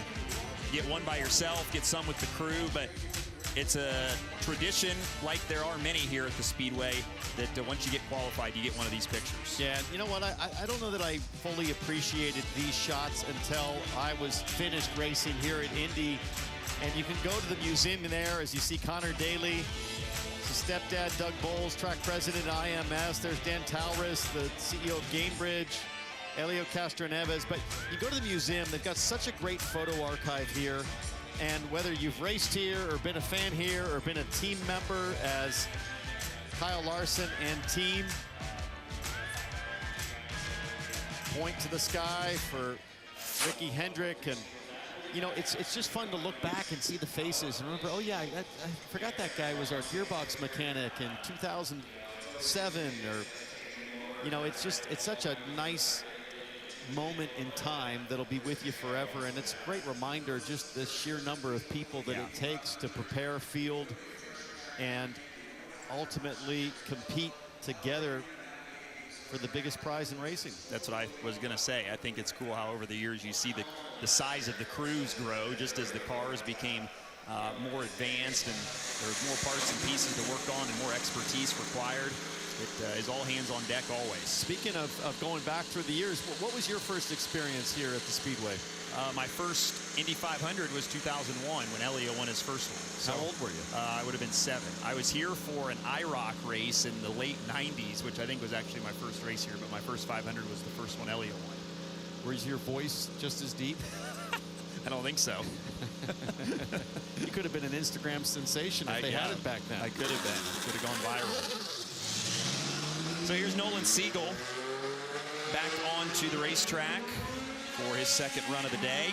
Can I just ask you about the voice? Because I find this fascinating. Between you, Dave Calabro, Kevin Lee, the list goes on. There's something about the Midwestern Indiana vibe that delivers this rich, deep tone. Well, we're no Tom Carnegie, but we'll keep working and try and get there. Where does that come from? What's must be something in the Wabash? I don't know. Yeah, I don't know. My dad has a deeper voice, so I guess I get it honest. But I don't know about Calabro or Kevin. But is Dad coming out?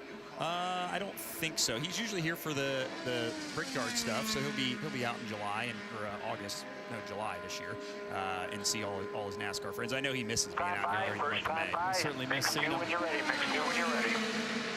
All right, Palo Alto's own Nolan Siegel gonna grab the shoulder belts, snug them down, and focus on that right foot if it feels like it's there. That's the key, is this debate mentally and physically. You've had a massive crash. You know you're not that comfortable. You're in a backup car, but you know you have to keep, as we look at the throttle trace, you got to keep that thing hammered when it counts. And building up to it, kind of as Kevin talked about. So hopefully by the end of this 4-lap run, he will be able to hold it flat out as the green flag waves. Green flag here, green flag. Let's do this. Some encouraging words there as Siegel sails off into turn number 1. 2:32 at the end of the front stretch. Wide open through 1. That's encouraging. Solid through 2. So this is big progress now for Siegel. He's finding his groove again, but the speed not looking too fierce down the back straightaway. Just 234, maybe 235 as he goes into turn 3. Through 4. Flat there as well. And his first lap time speed, unfortunately, is only 228.541. So not the best first lap speed at all there for Siegel. But in a car that is very much, I think, Jess, representative of what's changing over as we take a look. How was food? The break was actually good timing, actually, because I was able to have some nice food. So, yeah, I didn't miss much. it looks like. What's the second? Have you seen the second lap speed? Because it hasn't told me. In fact, one of my driver trackers isn't working. One is. So the one on your screen works. Lap 2, 228.444. As he comes across the line. So that's working. This one isn't. And the driver tracker. 440 it was. Right. Tracker's not working either up here. So, all right, we're getting, well, some things work, some things don't. Matthews stepped away for a bit, I believe, so he can have some breaks. And we'll so see. we've all had a break at some point, which is good. Yes. And that bathroom break I needed after not being to the bathroom since, what, before And qualifying? I needed food. I could not wait until like 11 o'clock. No, you needed something to eat. Yeah, so I'm fully replenished. But anyway, 228 point. Oh, improvement, but I know he can go quicker. I know he can. This is a lap time withdrawn, remember, from Siegel. As it comes down, a repaired car as well. What's he got to give us as he comes in towards turn 3 and 4? Down low once again. Take the checkered flag this time around. And the 4th lap time for Nolan Siegel, the rookie here at the 500, takes the line. 227.854, average of a 228.276. Puts him last. 33rd and last. Second to last. Oh, yeah. 33rd. 34. Yeah. So it puts him in the race, but he no, it doesn't. It puts him in the last bump. Yeah. Shootout. Pato O'Ward is 34th now on the board. Oh, I'll tell you one thing, Jess, this is going to be a very fascinating run when we actually get properly out there. I think as we get into the last hour, it's going to get really heated because we're going to have two groups of people, right? We're going to have people that want to get into the Fast 12 to see if they can get the fight with Paul, and we've got the people near the bottom that want to try and get through to actually take part in the race. So we have two groups of people. It's going to be exciting as we're seeing one car that is going out on a circuit currently. So trying to see who it is. Somebody went out there, but I can't see it goes into the pit lane now. But yeah, who left it and came back in again? That's what I need to see. Anyway, looks like we're all quiet for now. Let's head back to NBC until we know that we will be green again. Well, it has been interesting this week, too, to hear some of the drivers talk about how they're adding more downforce just to keep the car from being too trimmed out and sliding around. So there's, of course, as always, a balance of going too far the other direction, and certainly for Siegel, got to be careful and got to work up to it. But he's got 2 runs down, 228.276. Puts him 33rd right now, the 33 that have qualified. Rinus VeeKay, the only car that has not registered a speed. But as Kevin said, expect him here momentarily. Here's Ed Carpenter, his teammate and team owner. Ed's right outside the Fast 12 right now in 13th. Yeah, Ed Carpenter has no interest in qualifying 13th at his home track. Yeah, if you're going to be that close, you may as well go for it and try and get into the 12. He's a multi-time pole setter, a fan favorite, and they came to fight for the win. As Nolan Siegel, that's nice to see. A nice smile. He looks relieved to at least get 4 flat laps. Congratulations from Charlie Kimball. Confidence is coming back, and picture's worth 1,000 words there. Great stuff. Kevin is downstairs with Nolan Siegel's car owner. Yeah, Dale Coyne has been, in fact, fantastic of developing young drivers and giving young drivers a chance. They don't come much younger than Nolan Siegel, and he's also developing a car that you just built yesterday. Where are you at on that progress? Yeah, no, we're behind a little bit. You know, when it crashed on Fast Friday, that's not good, and we destroyed the car yesterday. So now he's in his road course car, which doesn't have as sweet a body fit as the Speedway car. So he's getting back on his horse, so we've got to make some changes to the car to get it balanced a little different. That was a better run there for him. So now we can work on trimming it a little bit. So it looks like he was flat, and you've got the driver back. Is there more to go that you can do to allow him to go faster? Yeah, there is, for sure, yeah. Now we put more downforce in to get him back used to that, and now we can start over and trim again. How are you feeling about the 51 car of Catherine Legg? I hope we make it through today, but we may have both of them in there tomorrow, so we'll see what happens there. All right. Thank you, Dale. So Townsend, we got to look at the rear wing angle on this 18, and you hear Dale say we can go a little bit more. Not a lot. So that slot right there with the adjuster bolt, there's actually 2 of these slots. There's one here, and then there's one that's kind of hiding behind the bodywork. Those are the 2, or you multiply that on the other side. So 4 anchor points for the rear wing uprights. And essentially, you're going to loosen that nut and slide the rear wing adjuster in that slot to adjust wing angle. So the more that this bolt goes that way, the more negative angle you're going to add or remove. Who's arguing with each other? So tired to listen to you guys argue with each other. You know what? Me and Jess don't argue. I think anybody's been arguing at the moment.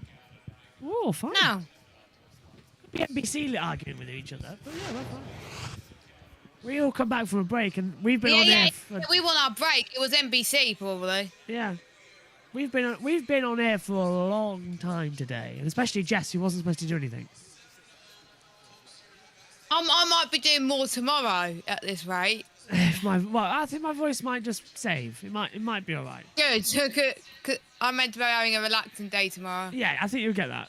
We'll let Josh T do some stuff tomorrow. He's at Richmond today, that's why. Or Richwood, wherever his car truck is. Anyway, still on a break. Ringwood, that's it. Thank you. Right, let's head back over as known as the Gal Country 30-30 qualifying. A few cars getting ready to go up, but at the moment, pit road is quiet. Back to NBC. Found ourselves on top of the pagoda. We're on the back side, maybe some of the best views on site at Indianapolis Motor Speedway, and it really gives you a sense of the size of this place. We can see all 4 corners. We can see the road course, the golf course. Guys, I have to tell you, though, I'm not a big fan of height, so I'm making Jeff walk along the outside of the pagoda, 199 feet from the ground floor to the top of the flagpoles. You're pretty quick, though. You ran pretty fast from the security guard trying to keep us from coming up here. But, yeah, this is a great spot. I mean, you really get a sense of the history. You think about all the things that have happened at this racetrack and the grandstands. They just go all the way around. It's just such a fun experience. You can see the paddock. You can see the areas where the fans go. This is just a large facility, great view from downtown. It's just a great place. And Kim, probably one of the more special things about it is there's a golf course here. Yeah, I think we're going to go later. There's holes inside the inside the racetrack. So we might, I think we should go. Have you played Brickyard Crossing before? A long time ago in a charity thing, and they made me play. I didn't play golf then. They made me play. It was one of those things that you acted like you were glad to be there, but I really wasn't. Okay, sounds like we need to find a golf cart and get out to the golf course. We're going to hit up the links. Well, there's plenty of golf carts around here. Hey, Kim, Jeff has played here before, as he said, and I was his teammate. He probably doesn't even remember. It was a NASCAR driver, IndyCar driver combo, and I was so worried about embarrassing myself with my stroke. Are you trying to say that Jeff embarrassed himself? Well, I was just saying, I was so relieved to see Jeff swing a golf club because I was like, oh, okay, brothers in crime. We were both awful. You know what, though? At that point in our lives, we could blame it on that we were working really hard on being great race car drivers. That's right. But now, we have no excuse. How's your golf game now? My golf game's a lot better now. Okay. A lot better. What about you, Townsend? I've been practicing. I would say I've improved, but I'll tell you what, Jeff, when you're up there, careful not to hit any buttons. The last time I saw you at a big venue was at Daytona for the fireworks, and you almost hit the wrong button, if you recall. I can blow some stuff up. I'm good at that. On that note, I'm getting to the elevator and going back down to the ground floor. That guy that was looking for his ball is what I would be doing if I was playing with you guys. Oh, that kid right there? Yeah, so that tells you how good my golf He's on grass. I mean, that's it's better progress. I guess it's better than over there in the sand trap or over there on the cart path, which is definitely probably where I'd be.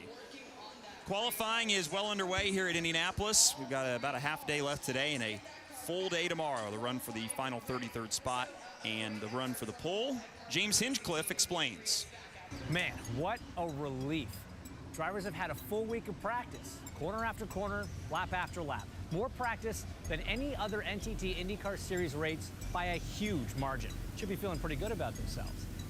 Other than the fact that the 2 most stressful days of the year are coming up. Indianapolis 500 qualifying. I'm talking 4 laps, 10 miles, 16 turns as fast as you can possibly go. No brakes, all throttle, and not even the slightest lift around the whole track. Pedal to the floor. Now let's tackle one day at a time. Saturday, each car is guaranteed one qualifying attempt, but we'll be setting the field for positions 13 through 30. Getting yourself into one of those spots is job number 1. For those that are uber fast, they'll be getting into the top 12, and that means that you move on to Sunday and you have more opportunities at qualifying attempts. If you find yourselves in positions 31 and higher, well, you too get a move on to Sunday, but for all the wrong reasons. You'll be battling just to make it into the greatest spectacle in racing. Suboptimal, as we say. That's the rundown for Saturday. Now, Sunday's its own animal, and it deserves its own video, so watch for that soon. We are in store for a great weekend. It's glorious and gut-wrenching all at the same time. Bottom line, the question is, are you fast enough? Qualifying lanes empty momentarily. See somebody rolling into lane 2. We can welcome James Hinchcliffe back to the booth. Hello, James. Hello, hello. How's it been going up here? It's been going, and as you see, lane 1 and lane 2, we'll give you another kind of refresher on this. Lane 1's the priority lane, so anybody without a time, which basically right now is Rinus VeeKay, would enter that lane with priority access, and anybody else who has a time, when you're in lane 1, that basically pulls yourself out of the Indianapolis 500. So that's the high risk, high reward lane. Lane 2, where we see Takuma Sato there, is not a gimme lane, but you don't have anything to lose unless you go out and crash. But your time's not withdrawn, and it's just, as it says there, a chance to improve your position from where you're at currently. Saw Nolan Siegel make his second run of the day. Kevin's caught up with him back in the garage. Yeah, we've walked through Gasoline Alley, where he has been very accommodating, signed a lot of autographs, all new experience for a teenager in Indianapolis. All right, rebuilding your confidence first, where is it at? It's getting higher every run. I actually feel good in the car. You know, we're back to flat all the way around all 4 laps. We just need to find some speed. So the car is much more comfortable than it was this morning. We've again, gotten better every run, rubbed on it a little bit, and, you know, hopefully we'll be closer to where we need to be by the end of the day. You've done ovals before, but nothing like this. What has this experience been like with a very limited practice time this week? How are you trying to get all this done in about half the time that most rookies would normally have? It's not easy. It's definitely not easy. We had a lot of rain, which cut some of the practice down, and then obviously yesterday I, you know, gave away some practice time. But lucky to be out here at all, and grateful that the guys were able to put the car back together. They did a great job, and again, you know, it's a different car. Things are a little bit different, and we've just got to get it back into a good window, and we'll see where we are by the end of the day. And if we do have to run tomorrow, we'll have more time to practice, more time to run, and it'll just get better. It's still only 3:20. Is there a thought that there might be 2 more runs available today, so you don't have to put it all on this next one? That's the goal. That's definitely the goal. We're going to do as much running as we possibly can and learn as much as we can, and you know, go as fast as we possibly can and see where it puts us. Thank you, Nolan. Such poise and maturity from a 19-year-old.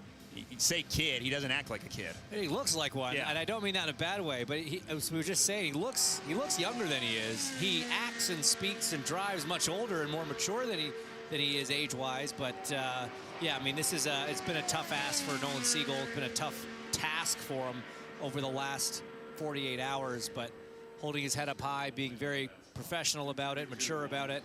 And yeah, with all hope, that car's a little bit quicker this time out. Yeah, and the truth is, welcome to the club, right? We've wrecked all been here. there. we've lost confidence here. We've been baffled here. We've had to refine our feet, and we've been shish kebabbed here.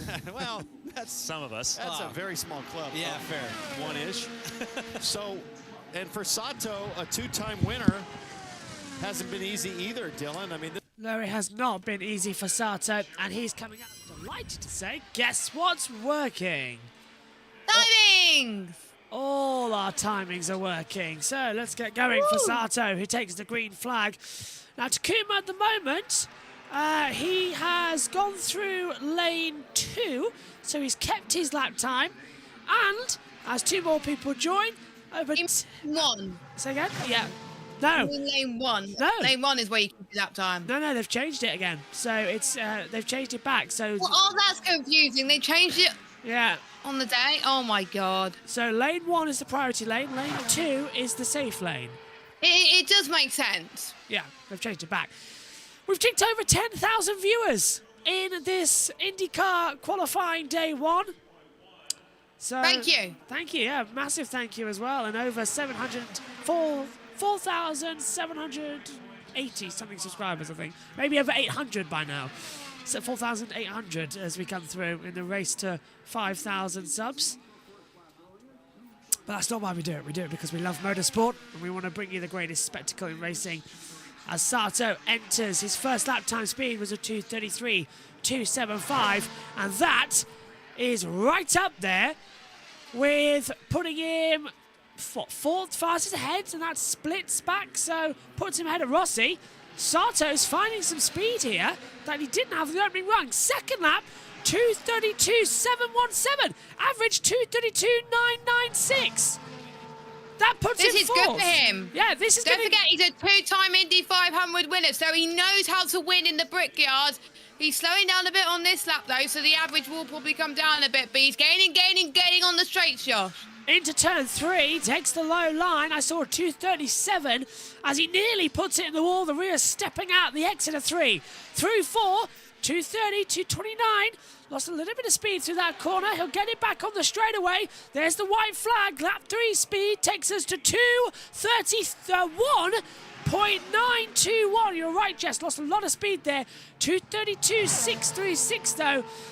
That still puts him 6th fastest ahead of Kyle Larson. This is a monster run from Sato. That'll put him, I think, safely inside the fast 12. He's been in the fast 12 many a times, and if he doesn't do it this time, it could be a huge shock for all of us. But this is looking like a okay-ish lap. But at the end of the day, there's some drivers that want to make it through to the race at all. But I know Sato wants to get in the fast 12. White flag. And Sato, 2:31.984, average 2:32.473. Puts him that ninth. That lap was brilliant. Fabulous. That was his quickest lap. So that puts Sato P9 for Rahal Lenneman Lanigan Racing. So this was his slowest lap. That's probably why he lost the time, Josh. Did he touch? No, he nearly touched the wall. That's when the car got unsettled out of 1, and he got so close to that barrier, Jess. Yeah, he did. That was, I think, costly, but again, still enough. And it would have been a high average lap time. But what would you do if you were Sato? I'd run again for a 3rd time, but in lane 2. I wouldn't reduce the lap time. You've got into the fast 12. As Matthew Owen said earlier on, you're pretty much in there now. I've got a very strong feeling we'll see Sato compete in the fast 12. But I'm looking now. There's a few people confused in the chat. Guys, it's Indy qualifying. Enjoy it. Everyone gets confused about these running orders because the timing screens. It says, there you go again, somebody's confused again, and someone's saying, pretty sad we're reduced to listening to this. Well, our timing screens aren't working correctly. We keep having to hit it. So it's like one lap we get told it's lap 2, and then all of a sudden lap 3 fades in, and then it's the last lap. It's the timing screen's not working. We've been having that. But look, you can see because there is Venus VeeKay who's been repaired. He's now out on the circuit. But again, it hasn't come up in the timing tower that he's next up until now. So it just changes around. This was earlier on in the day. At about, that was VeeKay, yeah. Yeah, what, 20 minutes into the day? Little twitch mysteriously out of turn 2. The rear stepped out the last second, hits the wall. They've repaired the car in brilliant time, I must say. And VeeKay will now get a shot to qualify. He currently, along with O'Ward and Siegel, don't have a time on the board. So for VeeKay here, this will be his 2nd of 3 runs. And very much a banker lap time to see what you can do and then put a 3rd run later on in the day. So I'm not expecting miracles here, Jess. I'm just expecting a secure run to see where the car is, and then the real run later on. Of course, that means more pressure on him. If I was him, I would just do a run just to get into the Indy 500 as the green flag is waving. Here we go then. Down into turn 1. Swings it in. He's still on a low lap, but he has taken the green flag. The time it's green has said it's green. So this is very much a slow run then for VeeKay. He's barely pushing. Well, I wish I had a live speedometer on him, but we don't. We used to have it. Yeah, but not anymore. But he's crawling. You can hear it in the headphones. This is just a run to see what he can do and make sure the car's okay. He's not going the normal speed. No, I bet he's just touching about 130. Sounds slow, but that's about 130. Look at Sato. He's happy. Congrats. P9. I wonder for VeeKay it's just a lap to see if the car's working. What, he'll abandon the run completely? 160. Yeah. He's slowed down. He's aborted. Yeah, you're right. 160.179. Not even attempting to go fast, so that's a weird one. Yeah, the checker flag has come out, which means the yellow overall, which means race control have called him out because he couldn't get up to top speed. So, oh dear, for Venus VeeKay. It looks like we already know one of the drivers who will be for sure on the last day route out. Let's have a word with Captain America, though. Right to race with Kevin Lee. One of those that skipped the first time out to try to dial some things in. Brian. Was it worth the wait? Did you find some things that made you a little better when you did go out there, and right now you sit 20th on the board? Yeah, there basically wasn't really much of a downside, right? Because there was only 3 or 4 cars behind us. So we stayed in the garage. We looked over some things, some data, watching people, seeing if we needed to change some gearing, judging by some of the other Chevy runners and our teammate, Connor. So there really wasn't much downside to it. So I like the call on that. Unfortunately, when we got out there, our peak speed on lap 1 wasn't really what we wanted. So we're going to try and find some more here, try and find a little bit more consistency in this venture Chevy. So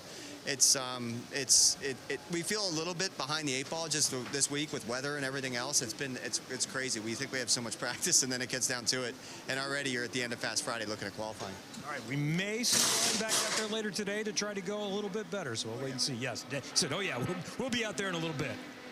Yeah, for the one-off teams like Dreyer and Reinbold, that's the weather this week's been extra costly. It certainly has been. You know, just Christian Evans now out, getting familiar with each other, getting the cars up to speed, and a guy like Ryan Hunter-Reay, so experienced.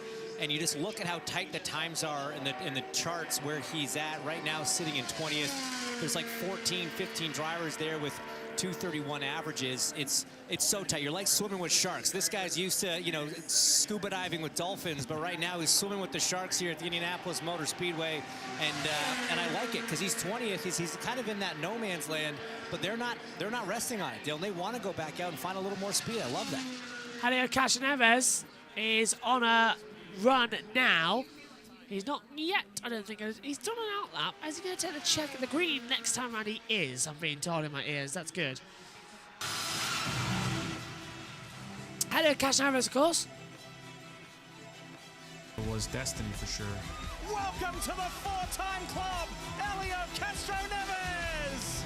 Crossing the finish line, and I even remember saying just to myself, screaming, "Can you believe it? We did it!"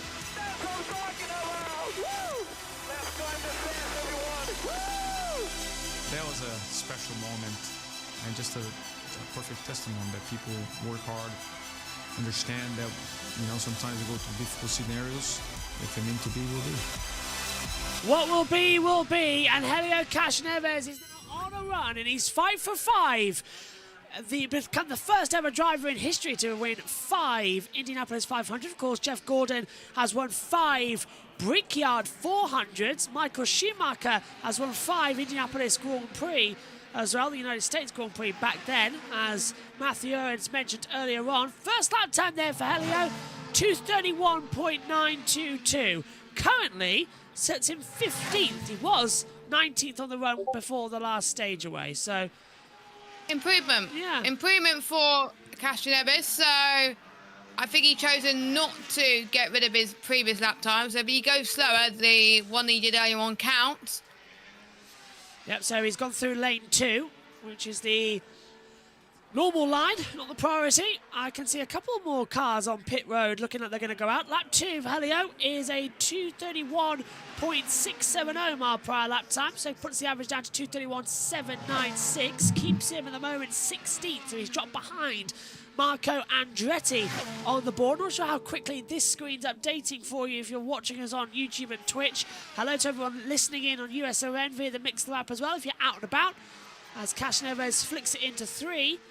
Didn't take too much of the inside line there, actually. He's preferring a wider line. The same through 4. It's not like he's missing the apex or anything, but he's finding a line of his own out there as he comes up lap 3, white flag, and it is 2:31.514. And that still puts him 16th. I can never tell if he's lifted. Yeah, he's backed off. So he's backed out of that run. That's a shame. He would have improved his time. Yellow's out as well from race control. So they've called him out again. And they'll have one more run then with 2 hours 17 to go. So this is what qualifying is. You're all guaranteed one run. That happened early on. Oh, hello. Pato O'Ward's heading out finally. He's in lane 1. But Ray Hall, O'Ward. Ward hasn't done a run, has he? No, and Ray Hall, I think, has taken his lap away. According to the timing screen, Ray Hall has pulled his lap time. From NBC's graphics. On timing 71, it still has his lap time, but... Ah, look! Ray Hall, Seagull, VeeKay O'Ward. So Ray Hall has pulled his lap time. Interesting. That was a 2:36.57. The average speed for Ray Hall was 2:32.33. Put him 31st anyway, behind Catherine Legg. Catherine's secure in 30th position. She's into the 500. And now here comes Pato O'Ward. 4 Indy 500 starts. Best start was 5th, both in 23 and 22. Seems to be 5's lucky number as he comes into it. But the Mexican, desperate to find some speed after what so far has been a very bad opening 4.5 hours here at the Brickyard. His green flag will be next time around. Has it almost been 4 hours? It's been 4.5. Since bloody hell. 4 hours and 15 minutes since we took over from JT, Jess, on the stream. Oh my God. We did have a break then. Yeah, we did have a 20. I did have like a 15-20 minute break, but still. It's 8:34 actually here in the UK, so yeah, it flies by these things. It really does. The Indy 500 went so quickly last year. Do you know, I didn't like that. I like the Indy 500 feeling like it takes ages. Because then because you're literally here for the entire week, and then all of a sudden the 500's done in 2 hours. It's like, I've sat in the box for 8 hours for the past 2 weeks, and it's done in 2 hours? Seriously?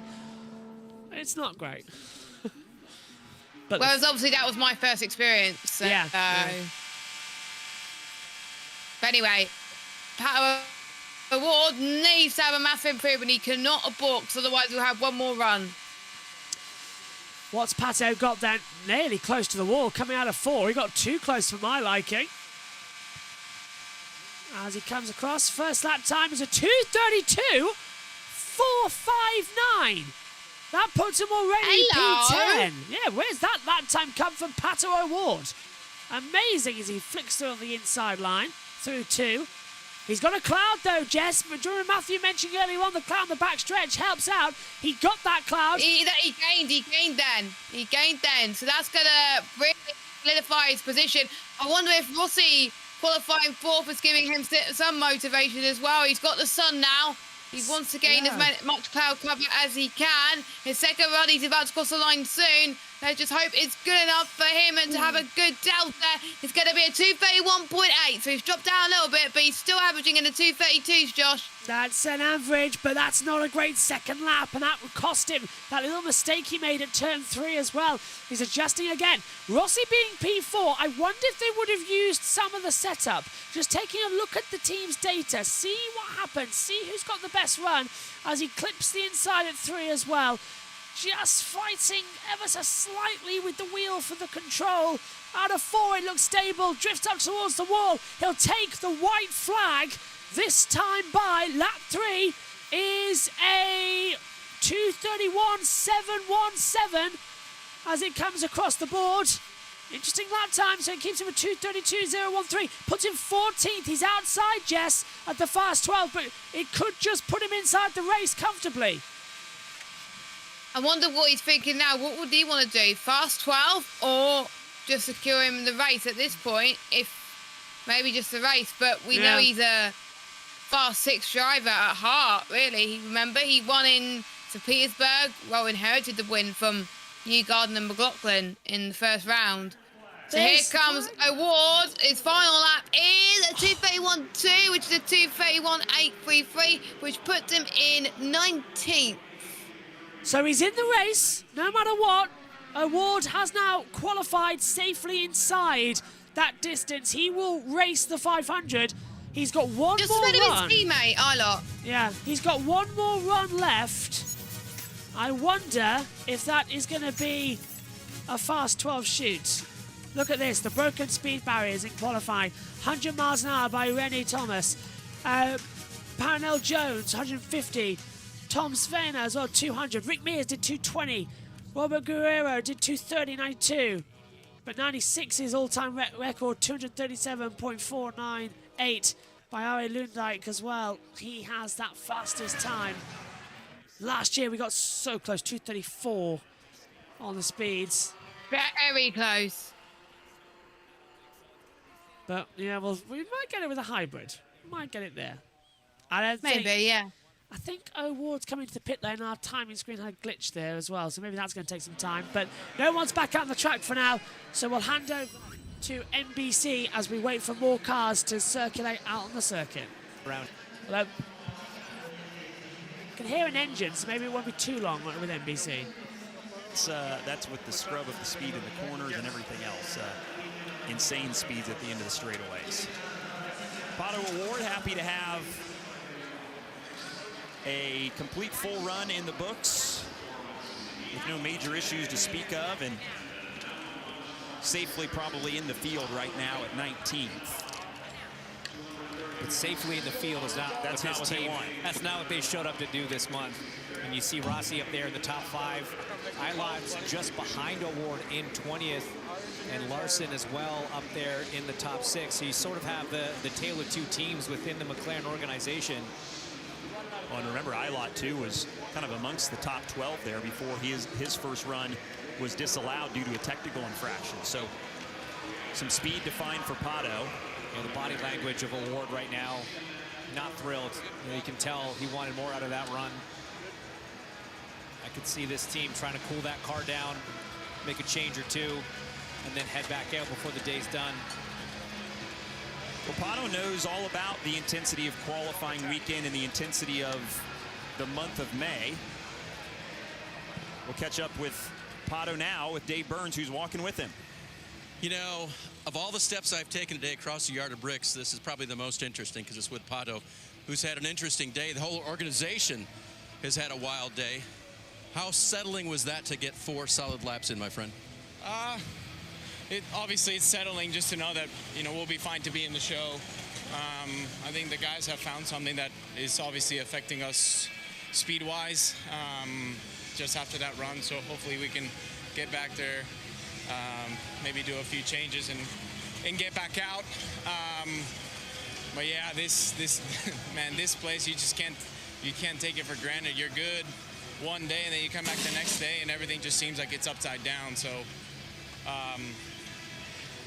we just have to keep pushing and see if we can get ourselves into the fast 12. It was pretty warm there on track temp, so I think it'll start coming down a little bit, and our next run, if we get into the fast 12, should be the one. Right. Goal, next goal that is, faster yet and into the top 12. So some intensity, but I think some optimism there from Pato. It sounds like the engineers maybe know what they need to do or how they can improve. And he said, you can never take this place for granted. He knows that all too well. He's crashed here a couple of times, including as a rookie.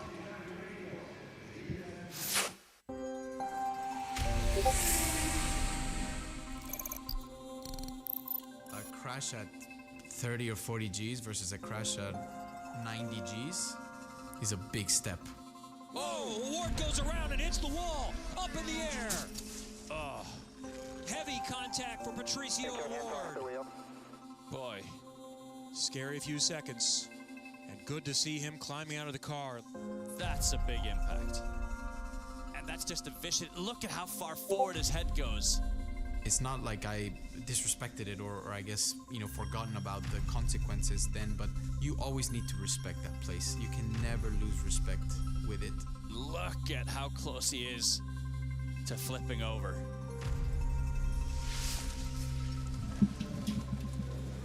Got to be on your game here every single lap you make around this racetrack. And it will reach out and bite you if you're not careful. And we always say there's a difference between somebody who's raced at Indy and somebody who's crashed at Indy. It changes you, doesn't it? The difference is just time. Yes. The difference is just time, Dylan. That's that old saying, right? There's those that have crashed and those that will. But Marcus Ericsson, unfortunately, one of those ones that has, and that was just on Thursday afternoon in group running. Backup car here for the number 28. Not quite getting the pace out of it that they had of their primary car. It's just kind of par for the course here at the Speedway. You put so much love and attention into those primary cars, and as hard as this group works to get the backup car as close as possible. And again, I've probably said this already 3 times today, but it's worth repeating. In relative terms, yes, this car is quote-unquote slow, but in absolute terms, the difference between where Ericsson sits right now in 30th place at a 230.6 and Power first at a 233.7, those margins in absolute terms are so small, but it's a collection of 1,000 different small variables that all add together to make that sort of 3-mile-an-hour difference. And right now, a 3-mile-an-hour spread on the field, that's one of the closest spreads we've ever seen. It is so tight. We hear it every weekend.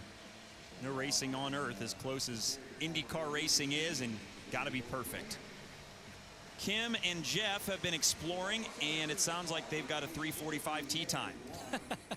We've made our way to the links. We are on the fairway of hole number 10. I am not going to pick up a golf club because with my luck, I will shank it straight into our cameraman. But Jeff is going to trade in his broadcaster shirt for maybe a golf coach. I don't know, a spotter. We found a foursome. He was able to locate their ball. They could not find it. He found it immediately. Yeah, this is a par 4, a short 10. Heading on to 11. Kevin here is laying 6 about right now. He's got about, 85 to the pin. All right, Kevin, be cool. It's nicely. Oh, that's nice. Yeah. My man, Kevin can golf. You're hard. Townsend. If it helps, we're not even seeing That's this. our guy right there. I know he's laying 7 on the green, but still, Townsend, he's better than us. Yeah, Townsend. I'll take that. He's nodding in approval. He is. Significantly better chip than doing the survey here in the booth. Nobody is standing up to say, well, I could have done that. Wouldn't be me. Yeah, that's definitely for sure. not going to be me. I already got text correcting me on my golf game that I would be further off the fairway than I proclaimed to be. So tough No crowd. ball tracker, though. I was a little disappointed, Hinch, you didn't telestrate that ball track or something. Oh, you're right. There we go. That'd be big time telestration up here. Missed opportunity. Here's Marcus Ericsson in lane 2 and ready to go back out and improve on his 30th fastest time right now. He's in the show, but that is by any means not where they want to be, and definitely not safe on the bubble. 230.603 is where he was at earlier. Well, you've probably got about another 45 minutes before things start getting really heated here. Lane 1 starts getting more use from drivers like Catherine Legg, Graham Rahal, Nolan Siegel, and Rinus VeeKay coming back out. So why not? If you're Marcus Ericsson, you're obviously not going to go into lane 1 and get rid of a time that is currently in the show. And one thing that's important to remember, and maybe to explain to everybody at home, so yes, we are technically setting the grid from 13 to 30, locking in the top 30, setting the grid from 13th through 30th. But if you go in lane 1, your time is deleted. You have not run, you do not exist.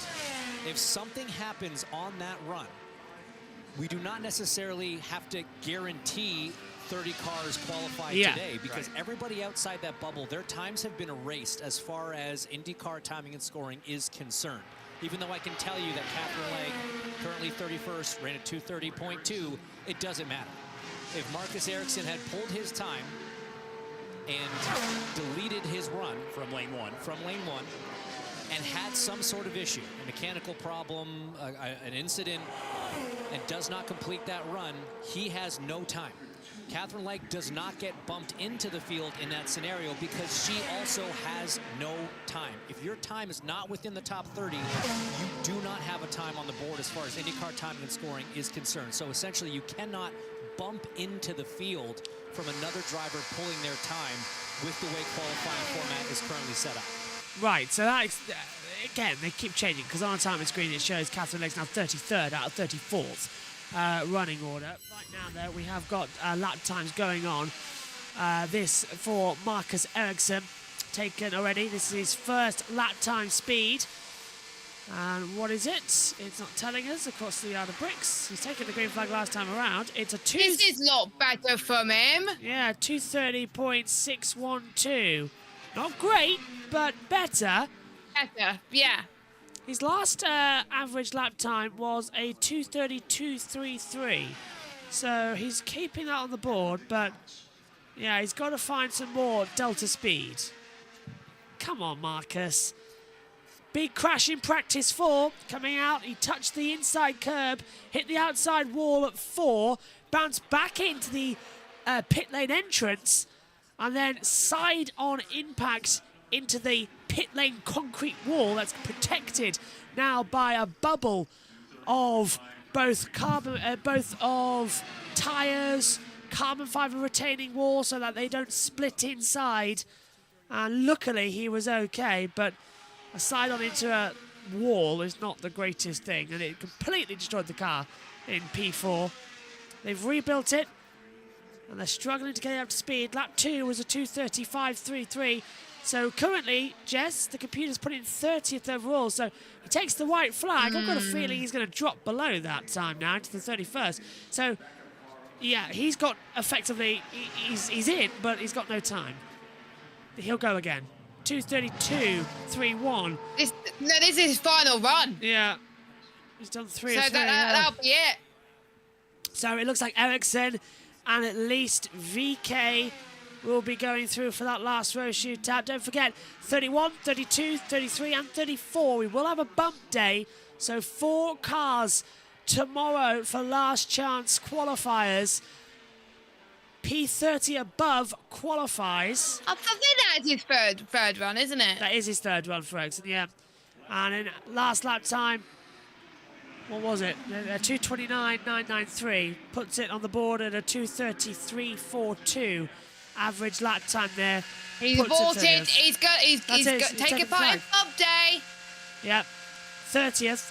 Now we've got Rahal, VeeKay, Legg, and Siegel still to do runs. Ericsson, yeah, I've got a feeling that he will be in bump day now. 110%, I'm gonna say. And that is a big shock. Well, if someone improves on Ericsson's time, then yes, he will be.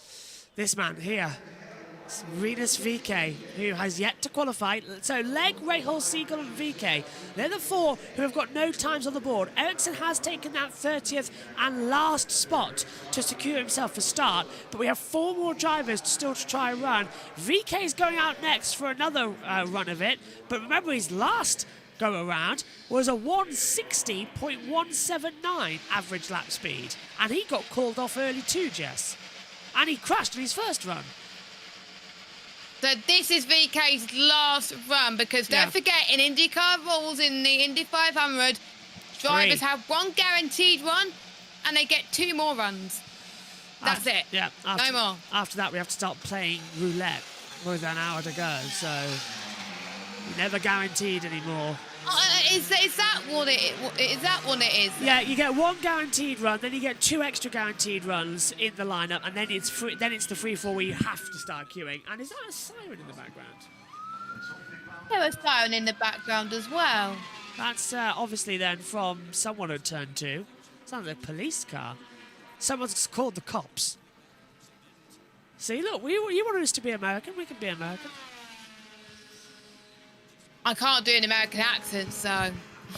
Where's Megan? She could do an American accent for us as well. Megan practically lives in American. Oh, can she? Oh, no, that was a horrible accent. Also, I just had to point out to anybody in the chat who was having, saying earlier on about how we're British, Dr. House in House MD, Hugh Laurie, British, does an amazing American accent, but he's British. Yes, you can, says Richard, yeah. You got it again. Aww. So, let's have a look. A lot of clouds. A lot of Hold your nose. Oh, so you hold it like this. Oh, sorry. Okay. Oh, that's not too bad. I can't, no. Problem is, I've got a permanent broken nose, so that doesn't help. Oh, no. So, VeeKay is heading towards... No, I can't. That sounds like in the Indy 500 previous commentator as well. The one who was really loud. And I can't... Yeah, like that. Yeah. Yeah, I'm not doing it that way. That's why I'm not good at accents, okay? I do a good Scottish, but only when I'm angry. Megan. You're from Scotland. Yeah, there you go. Scotland. Scottish. I'm Scottish. I think I can do a better female a Scottish accent as well than a male Scottish accent. What's the lap time for VeeKay then on the first run around? He's up to speed a bit quicker, Jess, than he was last time. It's a 2:31.686 for Venus VeeKay. Now we're cooking. And it's immediately put him 22nd. VeeKay just wants to qualify, but this will bump Ericsson into the run for tomorrow. So it'll be a roulette for Ericsson, it looks like. But VeeKay really needs to speed up here to make sure he guarantees his safety. 2:35 on the straight. He's putting the hammer down. He knows how of Indy 500 him taking part will mean to him. So he's got to work hard for this in 5th gear. Down onto the start finish straight. Still at 229 miles an hour, 231, 232. What's going to be the average speed for lap 2? It is a 231.364. This puts him 24th, so it's behind Blomqvist, but ahead of Romain Grosjean. So this is a very decent run. Now, this is where it went wrong on the previous attempt. Lap 2 at turn 3 for VeeKay. Do not crash into 3. Don't crash, please. Otherwise, Josh will never live you down. I'm still amazed that a week in advance after watching the qualifying runs, I picked Marcus Ericsson to win the 500 back in 22 and got it spot on. I got the greatest pick-a-winner point in history, as lap 3 speed for VeeKay was a 2:31.016.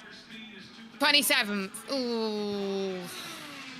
Ahead of Rob, Daly, Fittipaldi. They're the ones who locked in. You'll get him in, but again, there's people like Rahal that could go quicker. Legg and Siegel, Stingray Rob, Connor Daly, they're all going to go out again as well. They've still got time to find.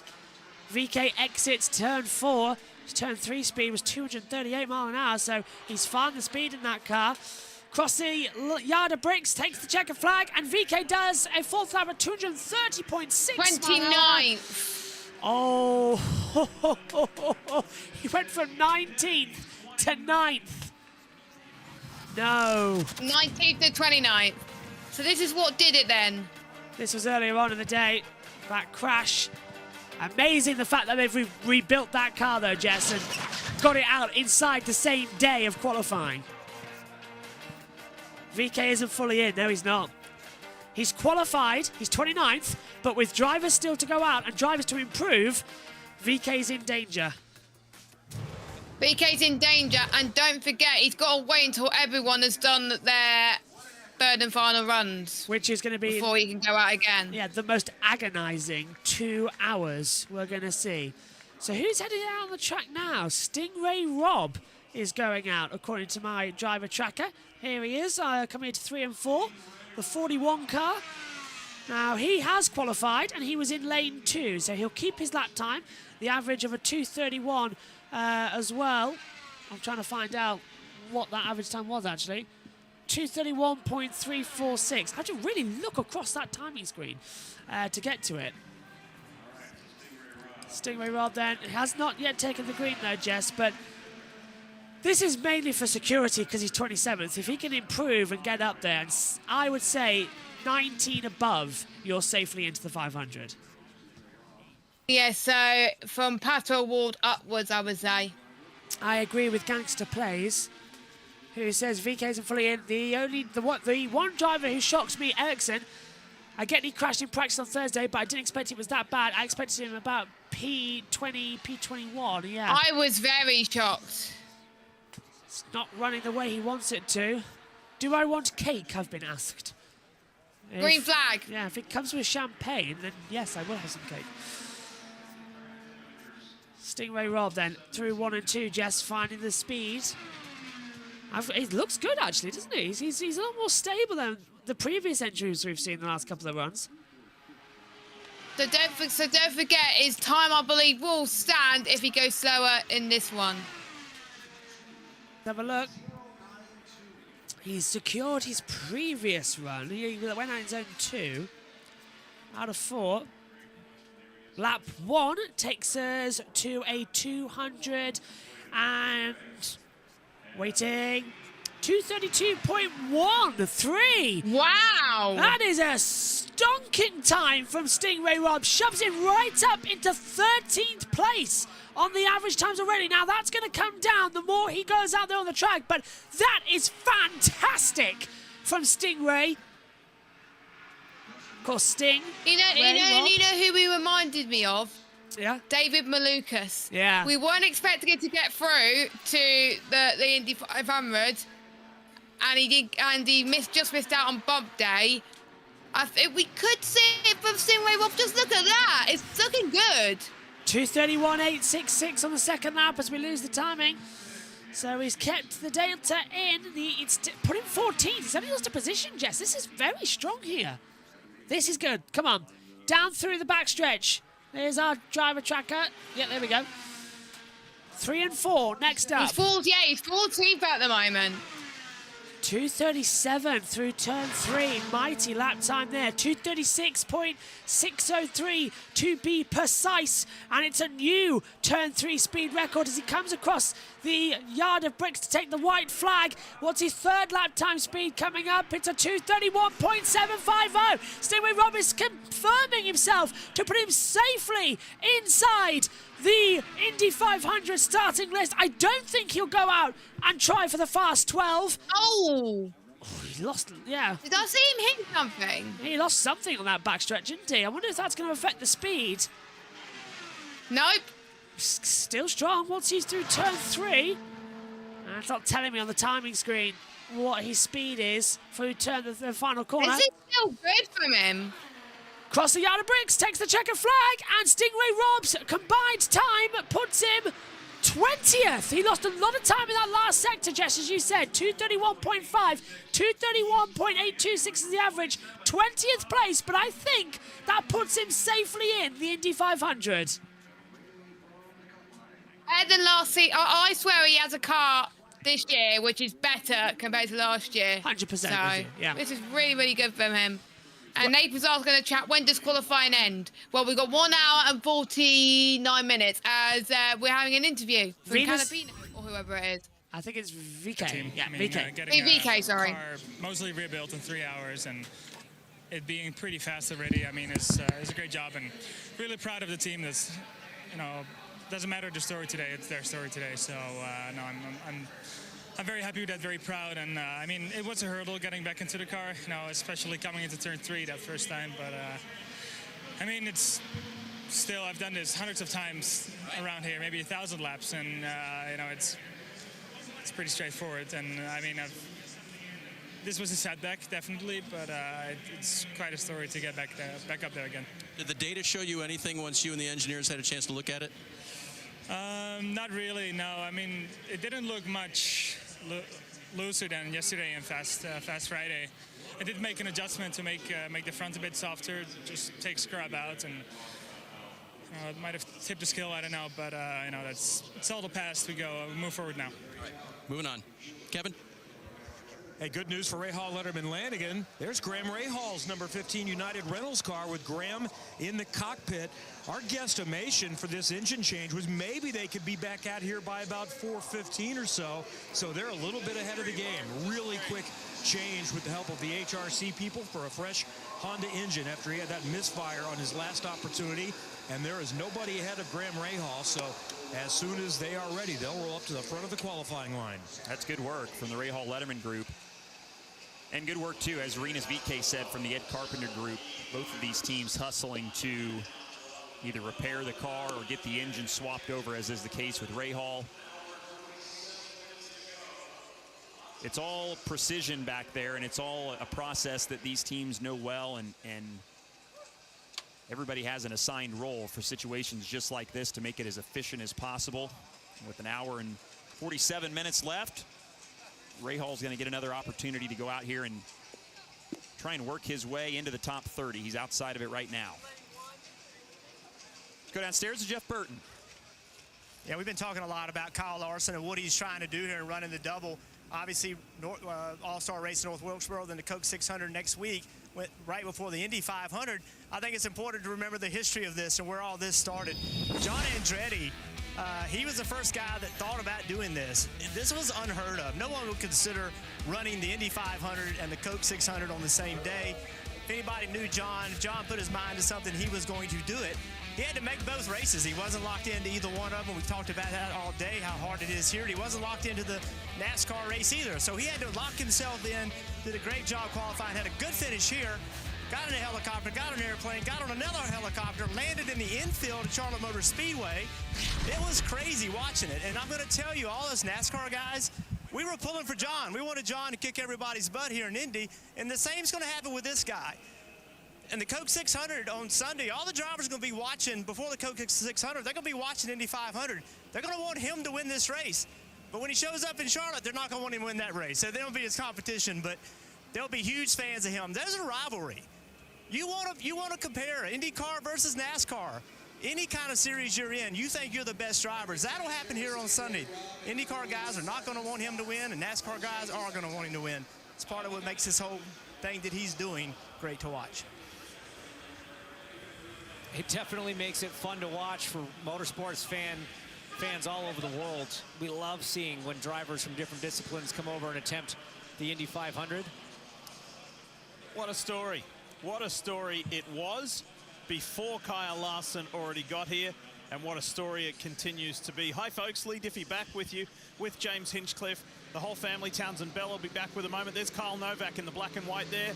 Gentleman in front of Graham Rahal, who says, "Are you ready to go? I'm about to put you on the clock." And Graham Rahal finds himself in an unflattering position outside the top 30. Remember, over the next hour and 45 minutes, we will confirm positions 13 through 30. That will be set. That will not change. What will change tomorrow are the positions in the top 12, who wins the pole, and who finishes 34th and goes home. So the last row, the driver who does not make the cut, and then those who race for the front row. Here goes Graham Rahal in the United Rentals Honda for Rahal Letterman Lanigan. It's been a frustrating day. Been a little bit perplexed.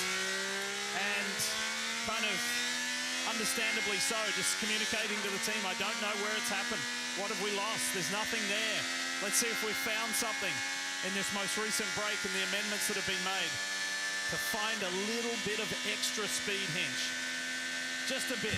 What's so tough about their situation is it's not like from the first lap of first practice they thought they were in trouble like they may have felt last year. Graham mentioned it in his interview earlier. He and I spoke after practice before the boost came up in Fast Friday. He was one of the quickest no-toe cars, period, and easily the quickest on the team. Not sure where the speed went. So when you come in with a little bit of higher expectations, it makes running where they are right now even more painful, Diff, than had they rolled off the truck and immediately been in trouble. So huge effort from the team to get that engine switched out. Hey, it worked for Dixon. It worked for Dixon? Worked for Dixon, so I was just out during the break, went for a wander up Gasoline Alley through the garage area, speaking with some of the teams, and spoke with Blair Julian from Ganassi, who's on the management side of Ganassi and also sits on the box for Linus Lundqvist. Yep. He's mightily impressed with Linus. A bit of a head scratch about the Dixon engine, but they had to do it. They were in that situation where let's act now. And here is the green flag for Graham Rahal. Is he going to get it into the 500? Yes, he's 31st overall. A new engine change. It's a big run around and a big hope to say, yes, I can get in. He doesn't want to rely on someone either not being able to make it or crashing their car during practice. He's got to nail it here. He can't afford to be waiting until tomorrow to find out if he's through or not. He's got to get into the 30 today. So this is what he's got to do. He's got to be within the I think I would say 232s. 230.675. He stays 31st. History is repeating itself for Graham Rahal here at the Brickyard. He's currently now 31st, the computers predict him, and he had his lap time deleted anyway. So this is not working out the way he wanted to. He'll have another run to go, though.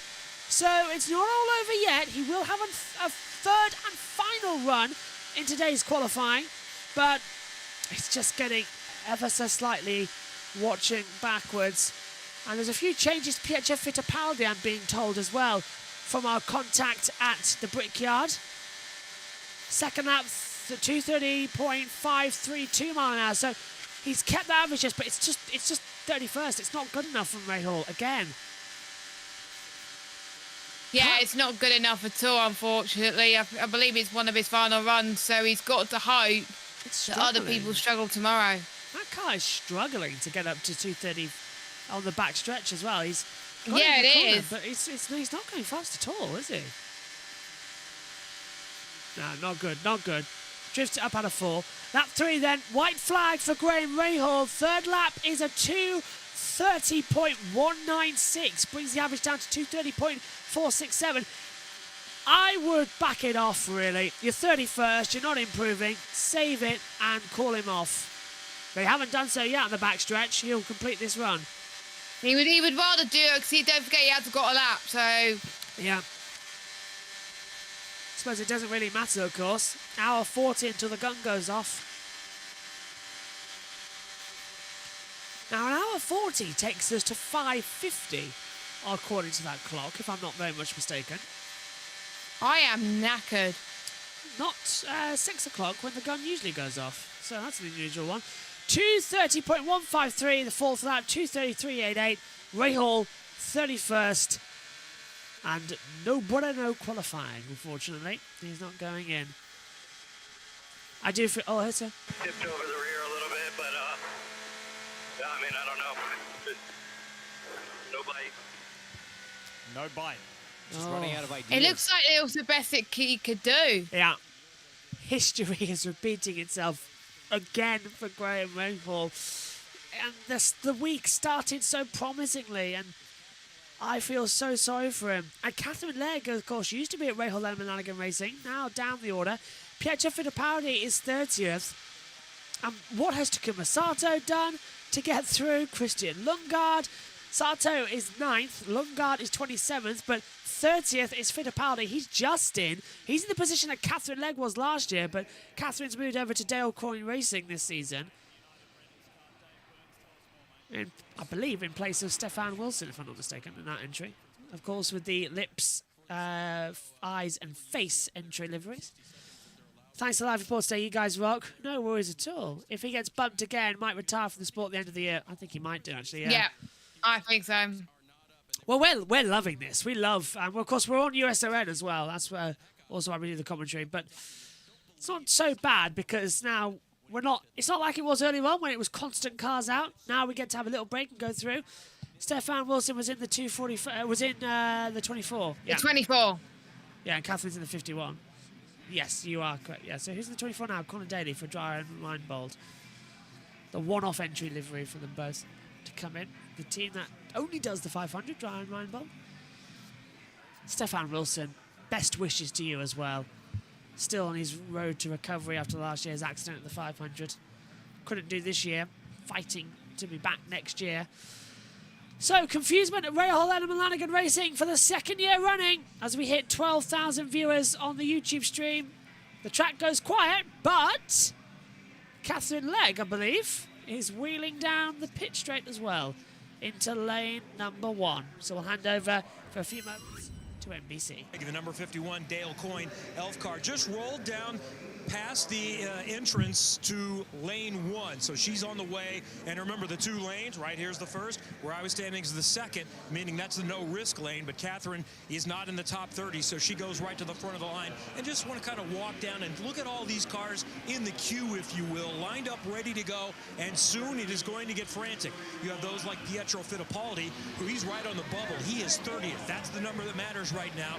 You have others that are very safely in the field. I saw Alexander Rossi come out in his fire suit. Kyle Larson's car is right there. Now, Kyle is one of those that is maybe in a little bit of jeopardy. I don't think that much to stay in the top 12. Rossi, 4, it seems like there's no chance at all that he's going to be in any kind of an issue to stay in the top 12 with the 4th quickest time. But the car is there, the driver is nearby.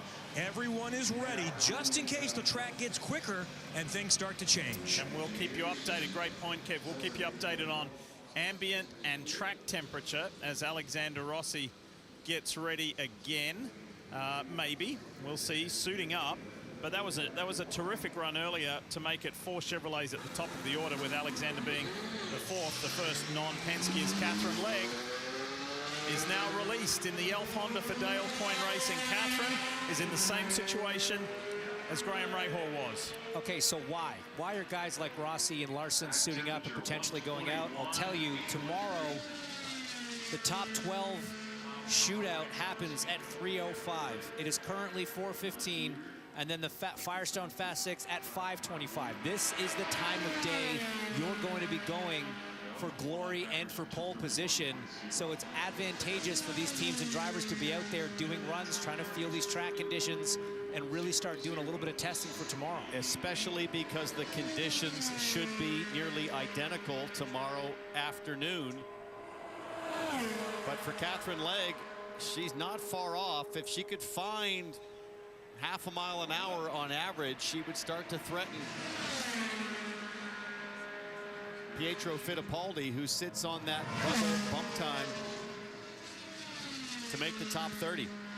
Look, outside the top 30, you got Nolan Siegel, a teenage rookie. Okay, you could say no problem, no big deal. Catherine Legg, she's doing a one-off. She's super experienced in the world of motor racing.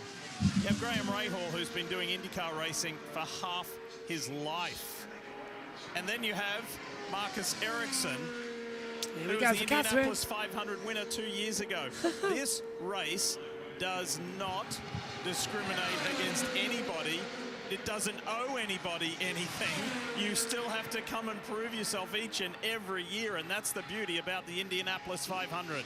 Oh, 110%. As we're going to see now, a green flag lap time from Catherine Legg as she heads back towards turns 3 and 4. And Jess desperately want to see Catherine. Last year, she was the fastest woman in history at this place. 234 mile an hour. She got in to the 500 easy. By the skin of her teeth. Yeah, but is it a case that she could do it again this year? How good is that car for Dale Coyne Racing? Lap 1, 230.944, 31st. She's still outside of it, so I don't think she'll get it.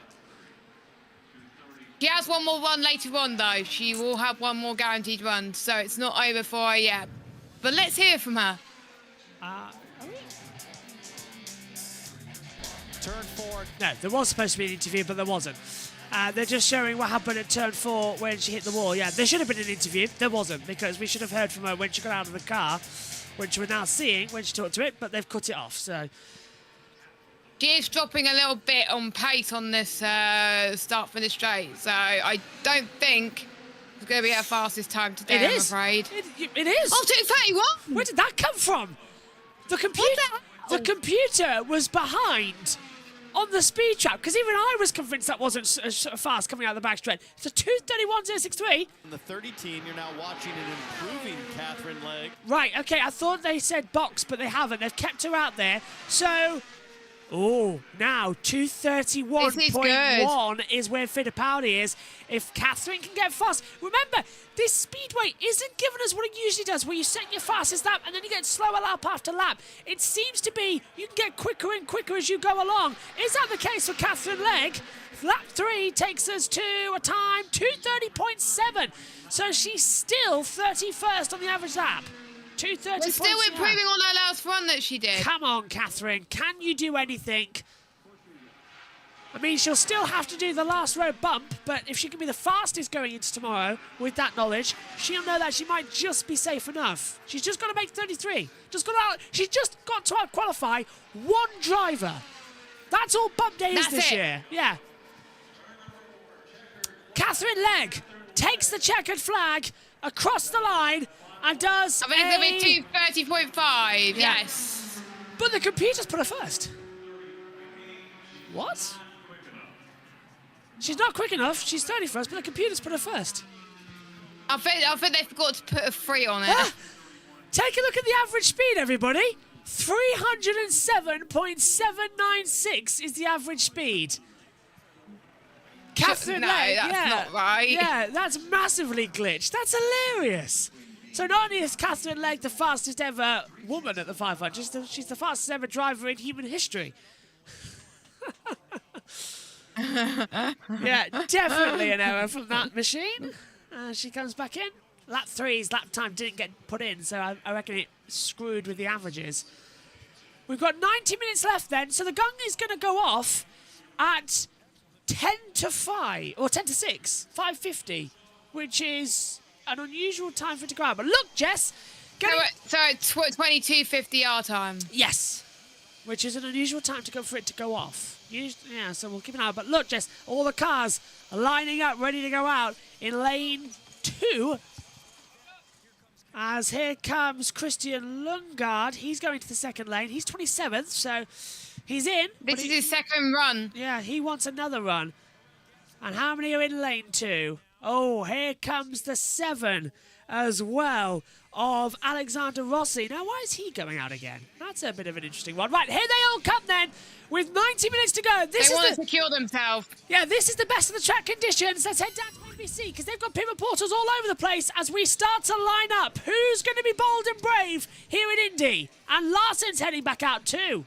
There's always a bit of gamesmanship at this point and how you put your car in line and when. Just a quick reminder, lane 1, that is for any driver that wants to pull their time and go out in priority, or for the drivers that don't have a time at all. So obviously lane 1 here, Lundgaard right there in lane 2. Lane 2, you get to go out. You do not lose your time. You can just try to improve. The 45 going to go for a run. You see Nolan Siegel there coming up in lane 1. And that's why you heard Kevin talk about it as the no-risk lane. To Hinch's point and explanation, you don't lose your time if you come out in lane 2. We saw it earlier in the day with Kyle Kirkwood, etc., but they weren't faster at that time, so they were waved off, right, by the race director. So where all the drivers that are getting into lane 2 sort of benefit is there are only 4 cars that are going to regularly be going into lane 1. Nolan Siegel right now is one of those. As he's outside the bubble, they can come in, make a change, put on some new tires, fill it up with fuel, go right back to lane 1. But only 4 cars are doing that. It probably takes about 5 to 7 minutes in between runs. So lane 2 is going to have some opportunity to get out there. But if you're 10th in lane 2, as we get into the last hour, you might not ever get a chance to run. But we've seen in the past, if it looks like you're going to get bumped, then you can roll into lane 1 if you think it's going to happen. We've also seen people pull their time and not need to do that and be sitting in lane 1 stuck. Well, yeah, and the other thing that you do is you line up in lane 1 and sometimes pull yourself out of lane 1 before you get to the front. You do it preemptively. If you're 30th, you get in lane 1 behind 2 other cars, let's say. Only if there's almost time up, I think, right? Because if you get in lane 1, you've pulled your time. Not till you get to the front of the line. No, you pulled it once you got in line. I think you filed the paperwork to get in line. We clarified that with Kyle Novak the other day. I thought the same thing, that you could pop out.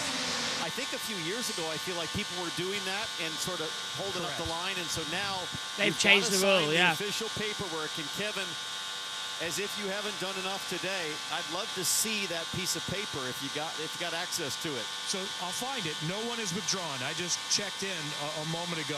All of those that are inside the top 30 are in the no-risk lane.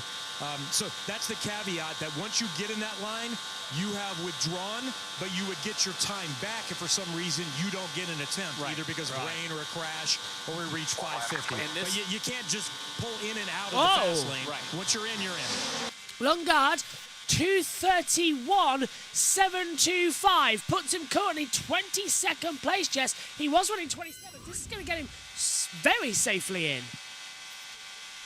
This is more like it from Lundgaard. He's had a bit more experience of this track now, and he's seeing the track start to be grippier as the track is improving. That's why a lot of people are on the far side now. This is where the crucial part of qualifying happens, and that's why we had a bit of a lull at this point, because they were waiting for these conditions. Lundgaard heads towards the start-finish straight for his second one. What's it going to be?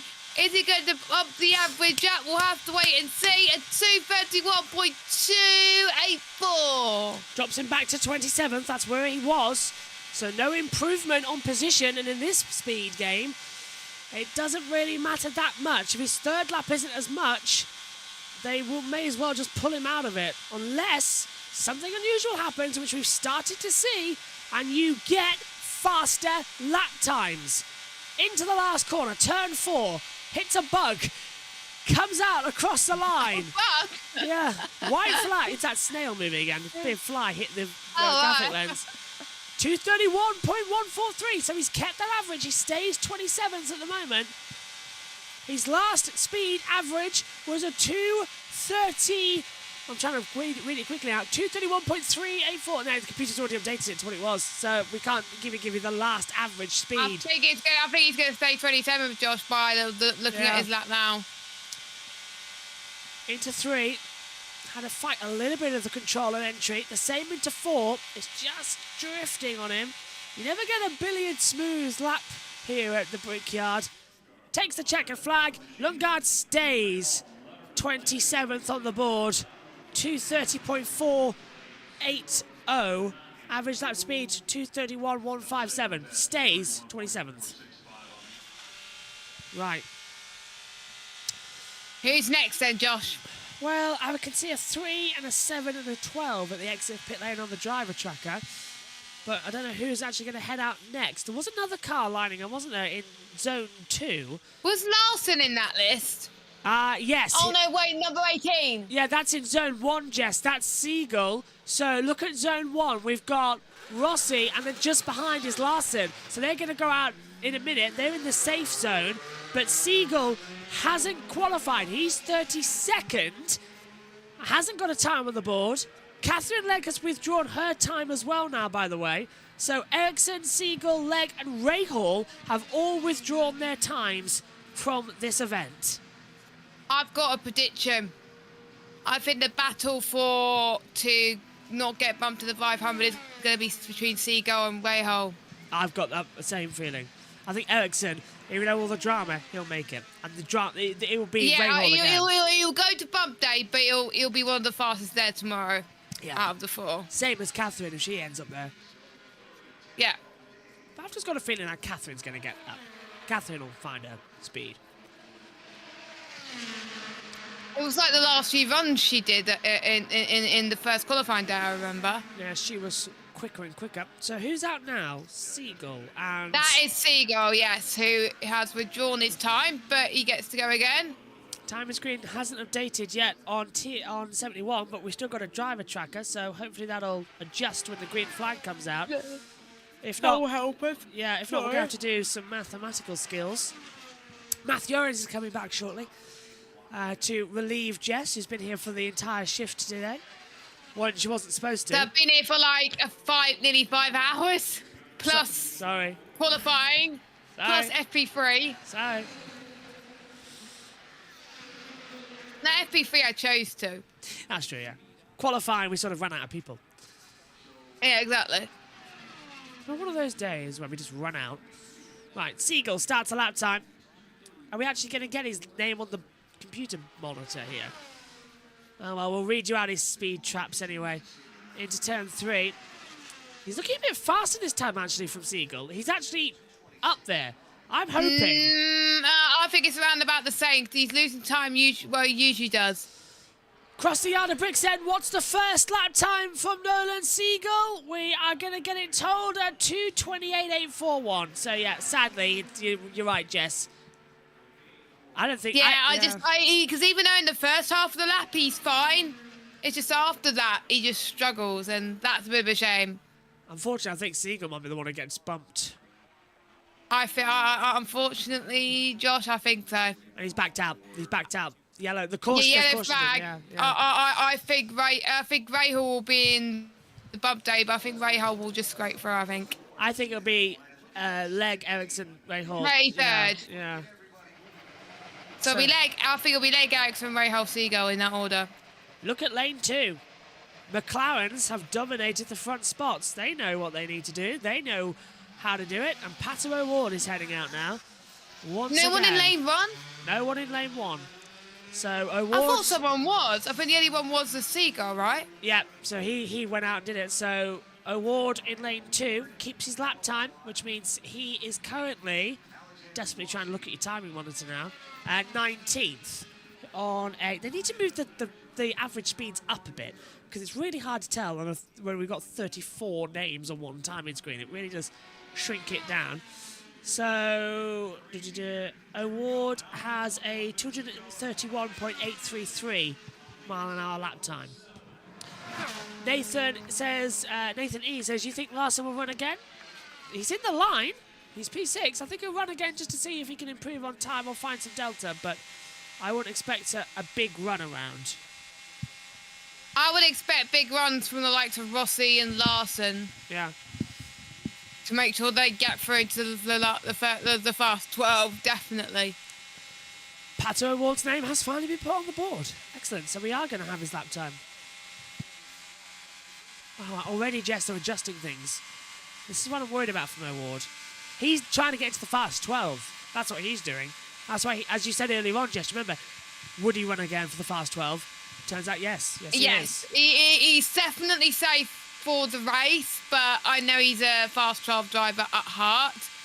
So the green flag's about to go out, and please, O'Ward, you're better than this. You could pull a better lap together.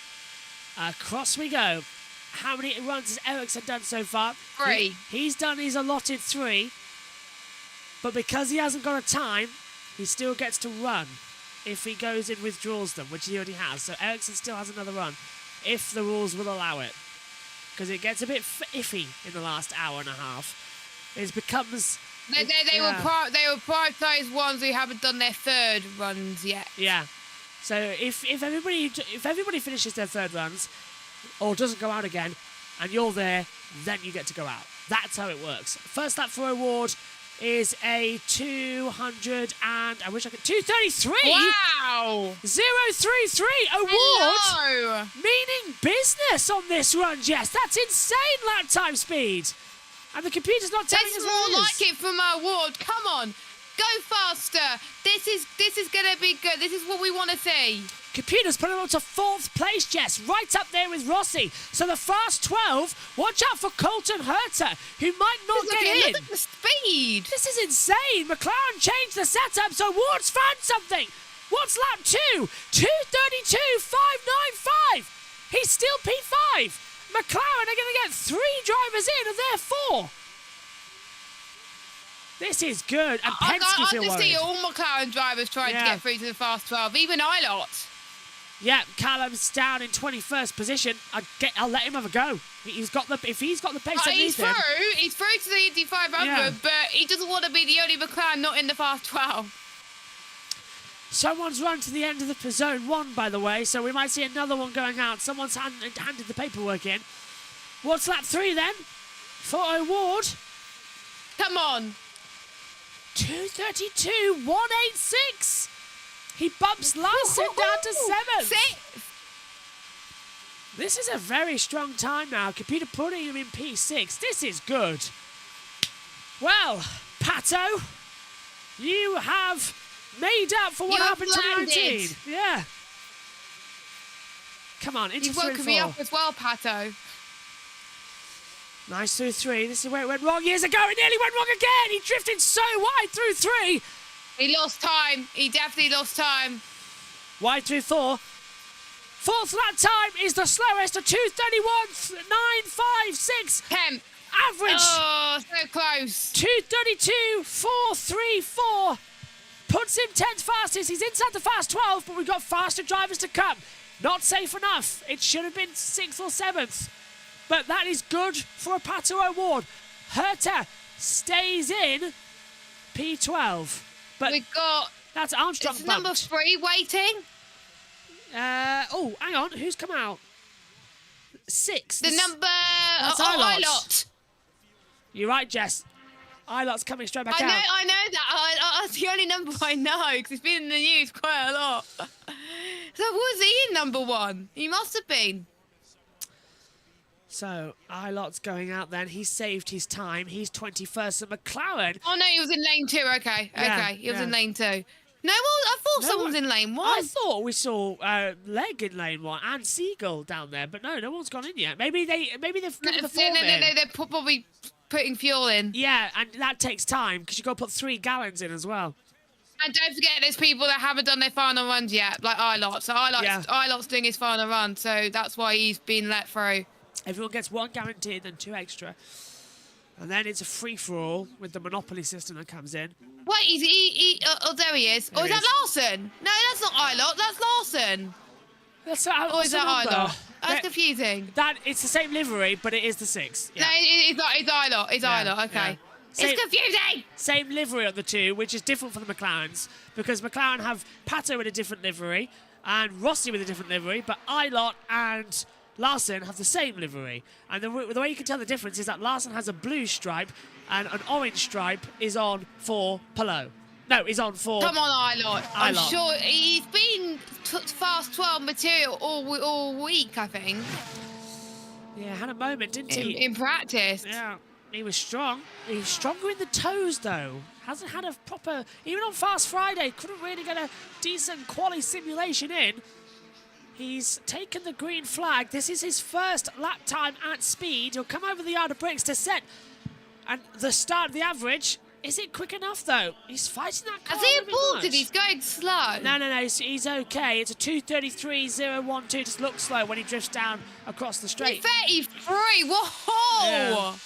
It always looks slower when it comes down the straight if it's weaving towards the pit wall. It's a bit of a, what's it called? Not a Doppler effect, but it's a psychological, like when you see a mirror in 2 inversions, it always looks like one's bending in the centre. It's weird. Right, I think they're happy with their award. Have McLaren's changed the setup because it's working for all their drivers at the moment? I'm starting to think, is Rossi and Larson going to go in between the 2 Penskes and really upset the day that they want to have? Second lap for Ilott. He's faster, Jess! No, he's not. It's 2:32.663. I'm going to say. Sorry. I was like... Timing screen glitched on me again. 2:32.663. That one's faulty. I'm staying with this one over here. I thought, did he do a 2:33 on that lap time? Did he find speed? But no, it's a 2:32.663. Still puts him 5th, though. That's ahead of his teammate of Larson. So this is still very good from Callum Ilott. Can McLaren get all their drivers into the Firestone Fast 12? I hope so, after a bad start to the day for all their cars. 2:31.892. It's jumped into 8th. He's just got to find some speed in this last lap. Turn 1 is in shade. So he needs that back straightaway in a bit of shade to cool down the track temperature. Yeah, he made a mistake. Lost a lot of speed through 1 and 2. The car's fighting him down the back stretch. He has to downshift to 5th gear as well, but he can try and build that speed back up. They're all looking. They're all shaky. They want all 4 McLarens in to the Firestone Fast 12 to really take it to the Penskes. McLaren are currently running in P5. It's P8, the computer predicting Ilott. Where's it going to be across the yard of bricks? McLaren in with all 4 cars in the 12. No! Jolly just. He's 13th. I can't believe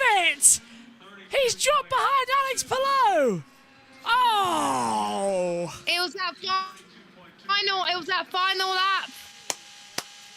What a run! That's the adrenaline that we love to see. He missed out. Hello to George, who's watching along. Hi, George, regular viewer. Oh, I need another drink in a minute. Wow. So that should see him definitely through to the Indy 500. Yeah, he's secured himself now. He was, of course, down in, where was he, 26th. Let's have a word there with Pato O'Ward. Because McLaren's doing some great things. How did you feel about that run? I felt good. It's obviously the best run that we've had all day. The other ones, I think the one previous to this, we found an issue quite quickly as soon as we started the run. So, hey, hats off to the guys that we went back, made the changes that we needed to, and cooled everything off to get back out. I'm hoping that stands. It'll be tight for sure. But I think, today, all we could really fight was trying to get into the Fast 12. And that's where we currently are. So we'll see. McLaren's being business, Josh. We'll see where we land. You feel like you got all out of that, or were there a couple of moments on the 4 laps? No, I got I got it all out there. I had a few moments, but once you have a time on the board, you can hold on to it and just be a man, I like that. Hang on to that thought. Dylan. Josh, 6,000 between Herta and I lot. What's the difference? That is insane. Herta's so lucky he's still in the Fast 12. About what his teammates are reporting, but I like what Kyle's doing too. The last couple laps, he's been looking at the video board that has been right next to him here on pit row. There's a video board directly across and to his right and one to his left that you can see there at the onboard. He's just been watching it. He had one of his crew guys move out of the way. He said, I want to watch the big screen and watch Rossi and Callum make their laps here. So info's good, but sometimes you just got to see it with your own eyes. That's why we've got the best seats in the house watching these timing screens. Rossi starts his lap 233.636 mile an hour. Not as fast as Power. The Power's top lap time today was a 234.030, but that's the second fastest time. McLaren are here to disrupt Penske's gain and to prove to them, look, we can go as quick as you can, and you're not going to get your 1, 2, 3 for the first time since 1989. Or is it 88? I don't know. One of the years when they locked out, the only year they locked out all 2, 3. What's the second lap time? Come on. 233.134. Wow. Still second. That'll put him third. Yeah, so it's going to drop him behind McLaughlin, ahead of Newgarden. If they're not careful, he's going to drop some speed. So he might just go with Rossi, actually, who's safely in 4th. So this is actually not going to change that much because Rossi is... Oh, actually, did I just say that he's going to put him safely in front of Rossi? Yes, of course. This is Rossi. This is Rossi. Yeah, that's how long we've been on here today. Of course, Rossi is going to be safely 4th, but he'll prove on speed, not position, which is crucial here at the Brickyard. Cross the line, 3rd lap, 232.895 mile an hour, and now he's estimated to stay in 4th position, but with a new best average time. So I'd take that. No. Oh, yeah. Unless he really mucks it up on this last run. Always improve his speed if you can. Yes, he hasn't gained any positions, but Rossi would do himself a good justice here in case anybody feels like being a bit of a fancy party later on and everybody goes for another run, because quite a lot of them still have a 3rd and final run. But with an hour 9 to go, we're running out of time to get runs in here. People need to move up. His final run is... He improves on his time. 233.069 is his average speed. Rossi improves on his speed and keeps up 4th position. Kirkwood stays 5th, so that was not a wasted run for Rossi. That gives him crucial data for tomorrow when he will go out in the Firestone Fast 12. I'm almost certain that he will now. Oh, this is so good. This is a better qualifying than we've had. Also, as soon as we're finished, let's go down to Callum Ilott now in the pit lane. Final 2 laps, how would you describe that run?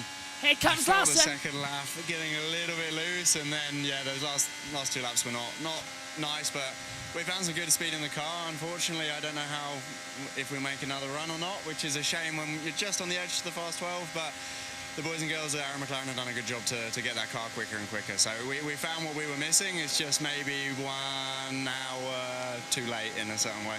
But it's good. It's so tempting. It's so tempting. He's 13th. Does he go again, guys? You can. I would. He's got another run left. He's got an hour left. You know, you have to cool the car down. You need to get it prepped again. But to be so close, and we know there was the time there. He had the pace to do it. He just had that bobble in 2. So if I'm Cal Milan, I desperately want to go again. We're now seeing Kyle Larson. Hasn't taken the green flag just yet. Will do. But it's... Did a good job. Pretty big understeer 3 last lap, but kept his foot in it based on his position. Sir, right now he's in the show for tomorrow. Larson gets it. He's in the big show for tomorrow, as you heard him say. Rossi's in it too. Kyle Larson. That means he won't be taking part in NASCAR tomorrow. Yeah, he's going to have to... actually, that's true. He'll miss the open race and the heat race, but he might just get back for the All-Star race, but start at the back. He has won a race this year, so he's eligible, but he will start at the back from North Wilkesboro. Will he get there in time? We leave here at... Well, the race starts 1 a.m. We finish here at 11. So there's a 2-hour gap to get in there. It'll be tight, but he could just do it. First lap time there, Justin's backed off 233.499 mile an hour. And he's backed out the lap time. So they've proved what they need to do there. There'll be a yellow flag. Yeah. So I think he realised that he couldn't improve. Did a stellar time, but why risk Luckily, it? he wasn't in the priority lane, which means he gets to keep his lap. Stays 6th. New fast delta for him, but he's got that car shaken down now. He's ready for tomorrow. And that is, I believe, Larson done for the day. He's got no reason to go out again. George is saying, how long do you guys sleep? Well, 11.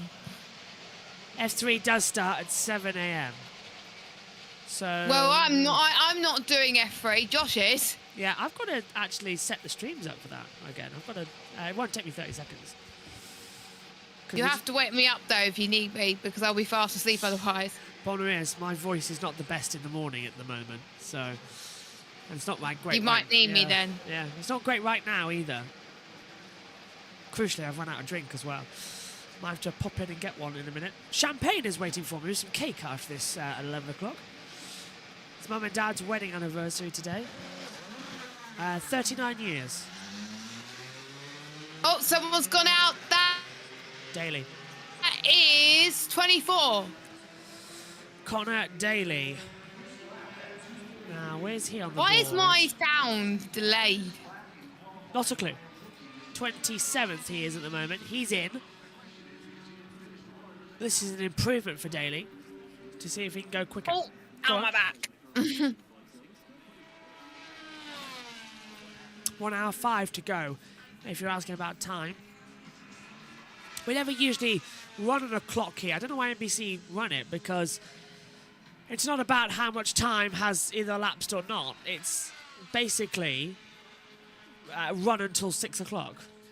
But for some reason, NBC's timers... Sorry. Yes, for some reason, NBC's I timers... was stretching. Oh, right. Yeah, we've got another hour and 5 minutes to go. Tell you what, though, I'm ready to sit down quite a bit. My feet... I'm ready to have a nap. Well, ping Matthew, see if he's back. See, he can take over from you. You've done enough today. You've replaced JT as he's gone off to Ringwood or wherever it is. I'll ask him when he's back. That time is green. I won't pressure him to come back if he's not available. Has Daly taken the green flag? No, not yet. Now he has. No clue. He's doing it now. Although, guess what's been stuck to Kyle Larson once again? Our wonderful timing tower is stuck. Green flag for Connor Daly. Oh, God. Still showing the driver tracker, just not the board here to tell us, because I still think Larson's out there on the circuit, so that's wrong. That's wrong. It'll ping eventually. And that's wrong. Yeah. Although, it's changed on the... Has it actually worked here? No, it's still saying Larson on the web browser. Oh, no, it's now saying Sato. See, sometimes it works. It's messed up.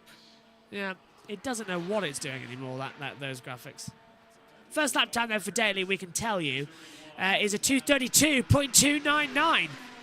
That's come out of nowhere. Daly's getting himself inside the fast 12 at this rate. Where did that come from? And where is he now? Like, where 12th. was he before this? He's gone to 12th place, Jess, on the overall time, so he's right on the cusp if he can keep this average up. But I don't think he will. I think we have. This is the part of the Indy 500, Josh, where we see surprises. Will we see a surprise from Conor Daly to be from near the bubble to actually near the bubble to get to the fast 12? Second lap time is a 2:32.023. So it puts it down as a 2:32.161 as an average time at the moment on the board. So the IndyCar app is working now, but timing 71 isn't working. So it's not often that happens. Yeah, not good. Yeah.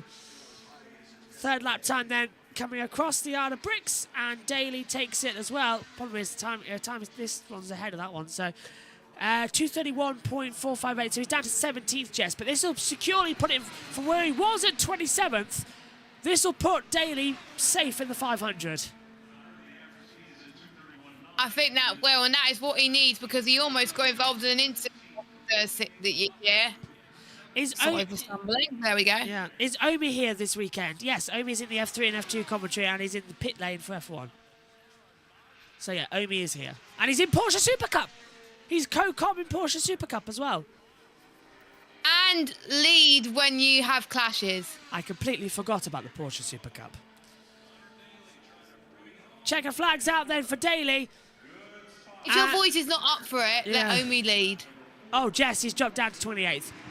He's actually lost a position. What's happened there? Oh, his last lap was horrible. Yeah, so that's him done then. Oh my God. Look at manager's chat. Look at what Josh T has just sent. It's quite difficult, so hang on. My phone is part of the Comcam setup. Let's have a look at this. Sorry, I just seen the images. Oh wow, JT's having fun. So we've got a little bit of a breakout here on the circuit, I believe, unless there's a car heading out there on the circuit. Yes, there is. Of course there is. Why did I even doubt myself?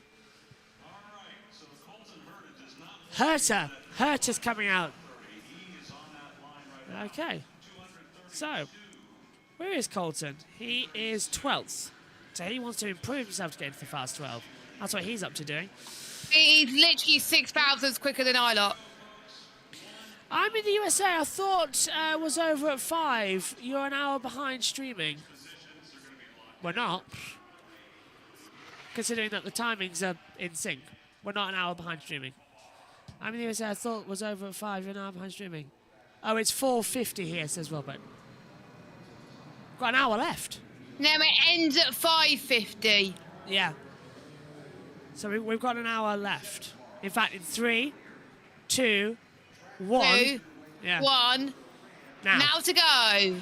So we're into the last 60 minutes of qualifying before the gun goes off. So there you go. Happy hour, says Varukta. Hello again, Varukta. Nice to see you. Yeah. Hello, Varukta. Happy hour. Who's got the best lap? Wish our timing tower would work, because here comes Colton Herter. And it froze at 42. It's now 8 minutes later. So timing 7. Oh, here we go. Here we go. Now it's worked. Oh, hello. It's like the internet came back on there.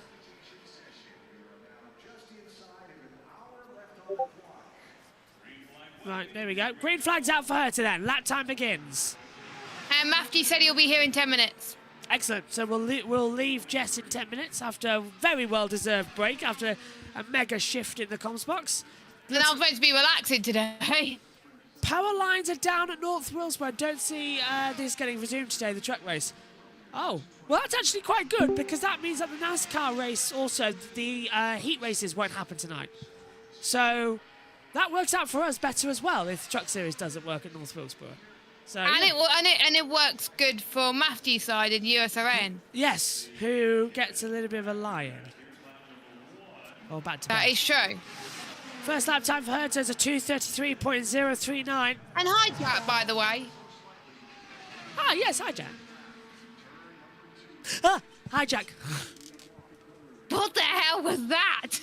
Well, you said hi, Jack, so I darted my line. Oh, my God. We've got an hour to go. We've been on here now all day. That's another clip I'm going to clip. Don't say that on a plane. Yeah, see? Jack knows what I want to do. Herta close to the wall. The exit at turn 4. He's still P12, so he's not improving. Second lap time speed is a 2:32.440. Right, so this... Yeah. No improvement there either.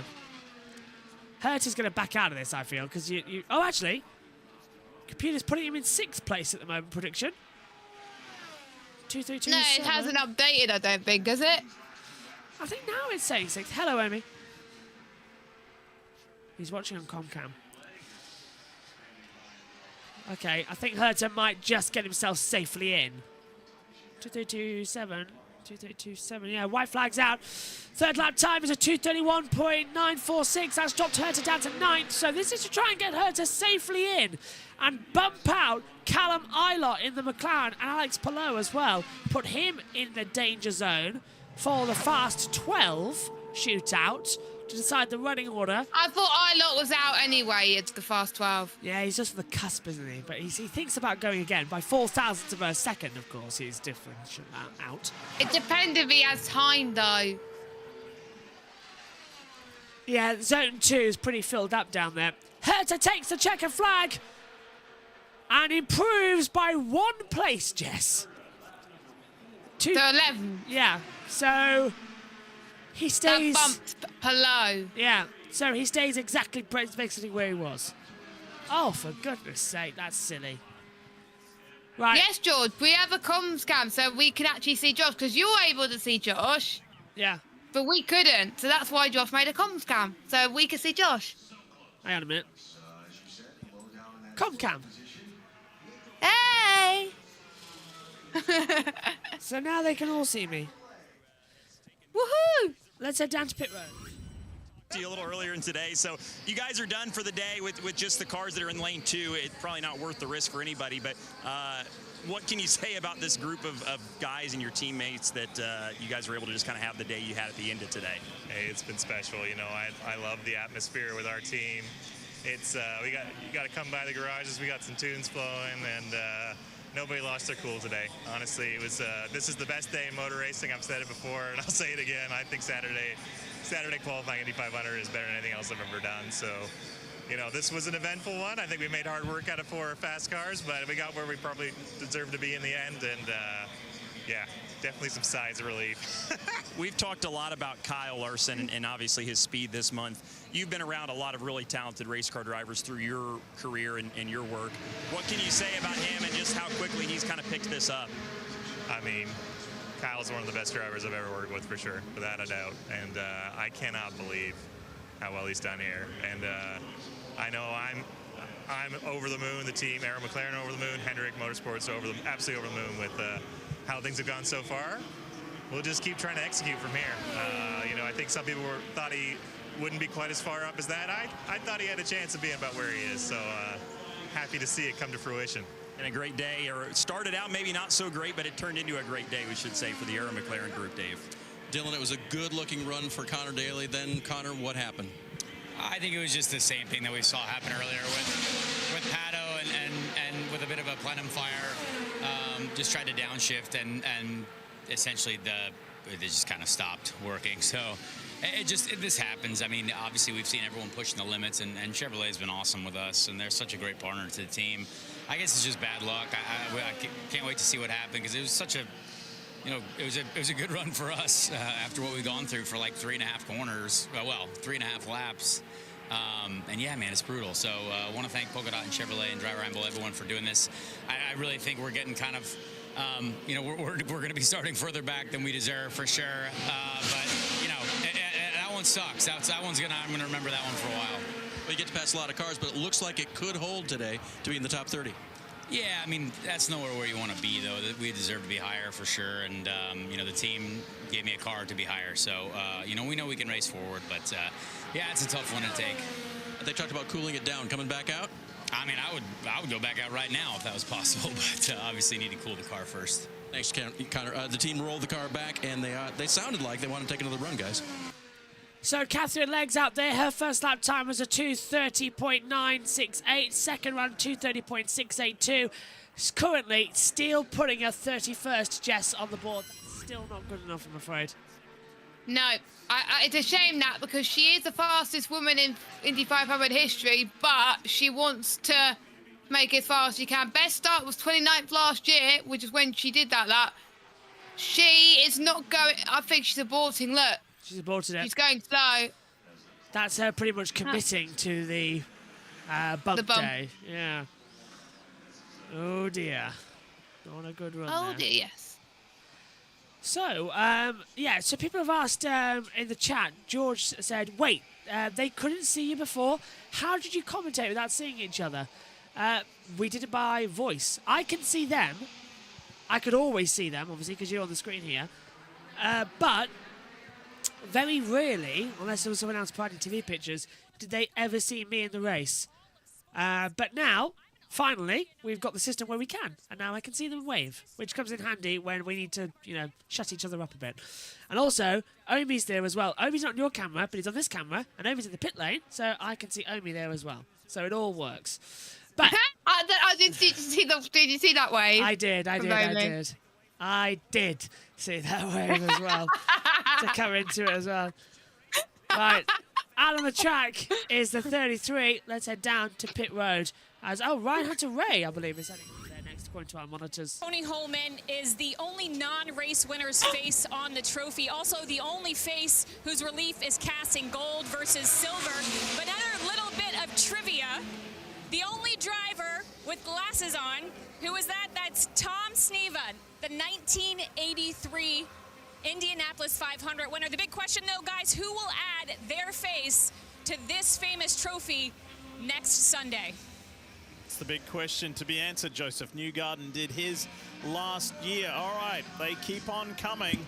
And up next is Dreyer Reinbold with Cusick Motorsports, Ryan Hunter-Reay. Out there again. RHR currently sits in 22nd place. So and he takes the green. Magical top 30, and in the confirmation zone of 13 to 30 for today. Is he good enough, though? For one race, someone should record the comm cam where they are all in the pits so we see what they get up to. Oh, we'll try and do that, actually. In fact, maybe someone could stream comm cam. Yeah, but then we can't swear on it. Not that. Yeah, no, says Omi. Comcam is basically what you see here anyway. There's not really much difference. Basically, this is except Comcam. You'll see the people in the pits. Yeah. And also a very ugly view of what the other side of the garage looks Omi like. said he wants to sleep. Look, we've only had Comcam 2 days, and already everyone's loved it beyond belief. So it works. It's been great. I've been using it today. I started using it today. And yeah, Comcam's brilliant. Absolutely fantastic. We must do this more. First lap time for Ryan Hunter-Reay was a 2:32.740. That's currently put him, guess where? 6th fastest in the best runs. So is he going to have an average to get into the fast 12? Nobody expected that. Lap 2 puts him at 2:32.539. He's still 6th fastest. This could bump out Herta. It's definitely put Palau out of it as well, but what a time here from Ryan Hunter-Reay. He was 27th, Jess. He's come out of nowhere to get in the fast 12. I think the track conditions are better, and he just got a feel for the setup. Maybe they changed a bit of the setup. Omi's just pointing out, actually, that the Comcam was useful in F2 when my voice went. I think that's when it got damaged, wasn't it? It wasn't when I twisted. That's when it got damaged during the F2 race at the restart. I coughed for some unknown reason, and I couldn't breathe. damaged since then. So that's why it's good to tell when you're struggling, so then we can pick back up. Yeah. And you could just, like, mouth at us saying... 232.376, Jess. He's P7.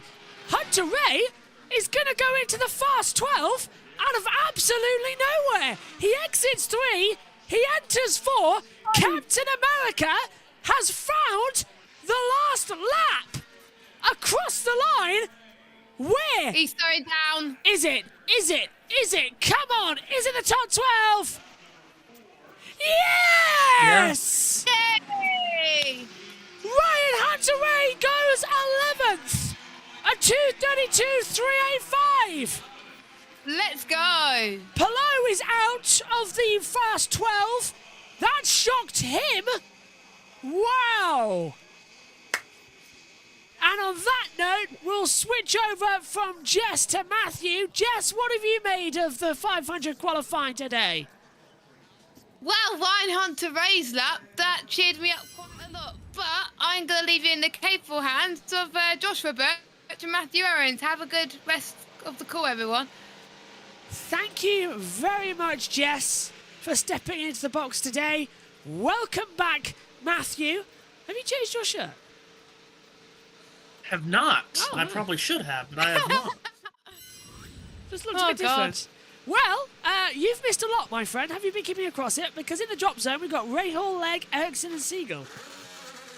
I have, yeah. It's been keeping up with it, and this is just... I continue to say, I hate to sound like a broken record. I love this day, and I love this weekend, and this is why. I mean, this is just so incredible, and the last 45 minutes is only going to get more and more intense, starting right now with Marcus Ericsson. We've been talking all day how we've been concerned with this car. Of course, a crash on Thursday, a hard crash on Thursday, and it's just shown no speed today here from Marcus. So the driver that's finished first and second in the last two Indy 500s has got to go right now if he's going to avoid the last row shootout. But what a run that is by Ryan Hunter-Reay. There were no hints that was going to happen. No one had any kind of inkling that he was going to step up and do that. So one of two things have happened. Either they have done an amazing job tuning that 23 car, or this track has found some speed, real speed, for the first time in about 4 hours. So would you, if you say Ericsson, who's out there now, definitely Rahal, Legg, and Siegel, would you get in zone 1 now, get out there in the last 45 minutes, and get a run in? See what Hunter-Reay does. Yeah. Because this is a very fragile situation. If you're Fittipaldi, if you're VeeKay, if you're Daly, this is very fragile situation. So we'll be interested to see what this run looks like for Marcus. Through 1 and 2, he looks okay. Drifts up now down the backstretch towards turn number 4. This is his first lap time. He's still in 5th gear, though. Hasn't shifted up to 6th yet. But for the first time in a while, Matthew, he's at 2:30 around the entire lap time.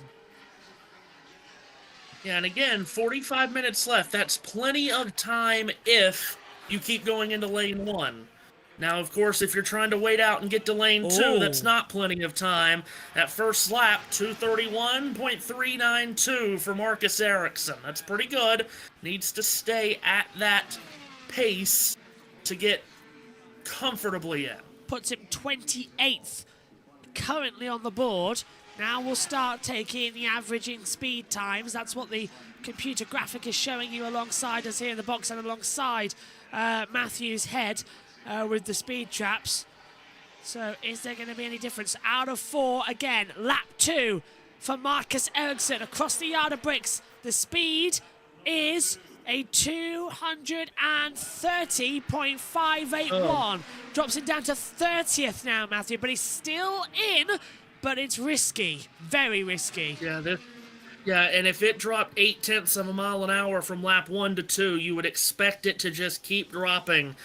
I mean, nothing's changed here with this 28 car. Nothing has changed. Oh, this is just getting worse and worse and worse. into 3 and 4 again. Yard of bricks waits for Marcus Ericsson, the 2022 500 winner. He takes the white flag. Third lap is a 2:29.667. Oh my gosh. So yeah, he's dropped it down massive now. So And can I just point out one more time, this is a guy that won this race 2 years Backed ago, out. second last year.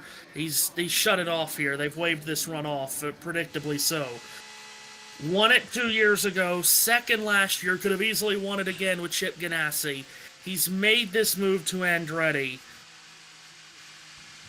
Could you imagine? Could you imagine what's going through his mind right now? Why have I made this move? Because this is dreadful. And if he has to come back tomorrow, man, oh man. Let's hear from the guy of the moment right now, RHR. By the speed alone on that first lap that came across the dash, the projected on the dash was off by a bit. But like I said to you, earlier I was a little bit bummed and surprised by the lack of speed, and now I was pleasantly surprised by the speed. So this place is strange like that. But we definitely did some changes to free the car up. We put it more on the nose, and those last 2 laps were pretty free coming off of 1 and 2 especially. So, I think we made the right decisions, and I'm really pleased for this team. And to bring it up from whatever we were in, 22nd or whatever, 23rd, and put it up in the top to, the Fast 12, that's pretty awesome. So I'm happy. The car's full, full sponsors, Venture HR, 4-6's Ranch, and obviously the support that we get from Chevy is just awesome. So we really appreciate it, and we're looking forward to tomorrow, hopefully. I know you know the strength of this group, but it is a one-off Indy-only group. What does that say about this team that you guys are able to put the fight to the big guys? Yeah, I mean, they absolutely, they really pay attention to detail, and the fact that they do just focus on Indy does have some of its have some of its advantages. But I've worked with some of these guys at some of the bigger teams. Most of them have been at the bigger teams: Ganassi, Penske, Andretti. So they just want to operate on a little bit easier schedule, and it just so happens it's a great group of people. Ryan Reinbold, Dennis Reinbold's got the passion for Indy. He's what it's all about. They make the most of every opportunity they get, for sure. Ryan Hunter-Reay safely in the field right now. That might be one of the stories of this first day of qualifying, and the story of Ryan Hunter-Reay's career is this: the pass in the grass, almost. How about that on Helio Castro-Neves? Amazing, absolutely amazing. 2014 winner of the Indy 500. You couldn't believe it. An IndyCar champ, an Indy 500 winner. Mission complete. Here comes Christian Rasmussen then to come across the line. And he's going to take the green flag. Now Rasmussen, where is he currently? 29th. Exactly as you said, Matthew. This is going to be the sort of drivers in the cut-off cusp zone that are going to be really on the braking run. Yeah, and it's so funny, isn't it, how we talk all month long about these high speeds and the quest for the pole and everything else. But right now for Christian Rasmussen, how much would he just love? How much is he dying to pick up one spot? To go to 28th? Yeah.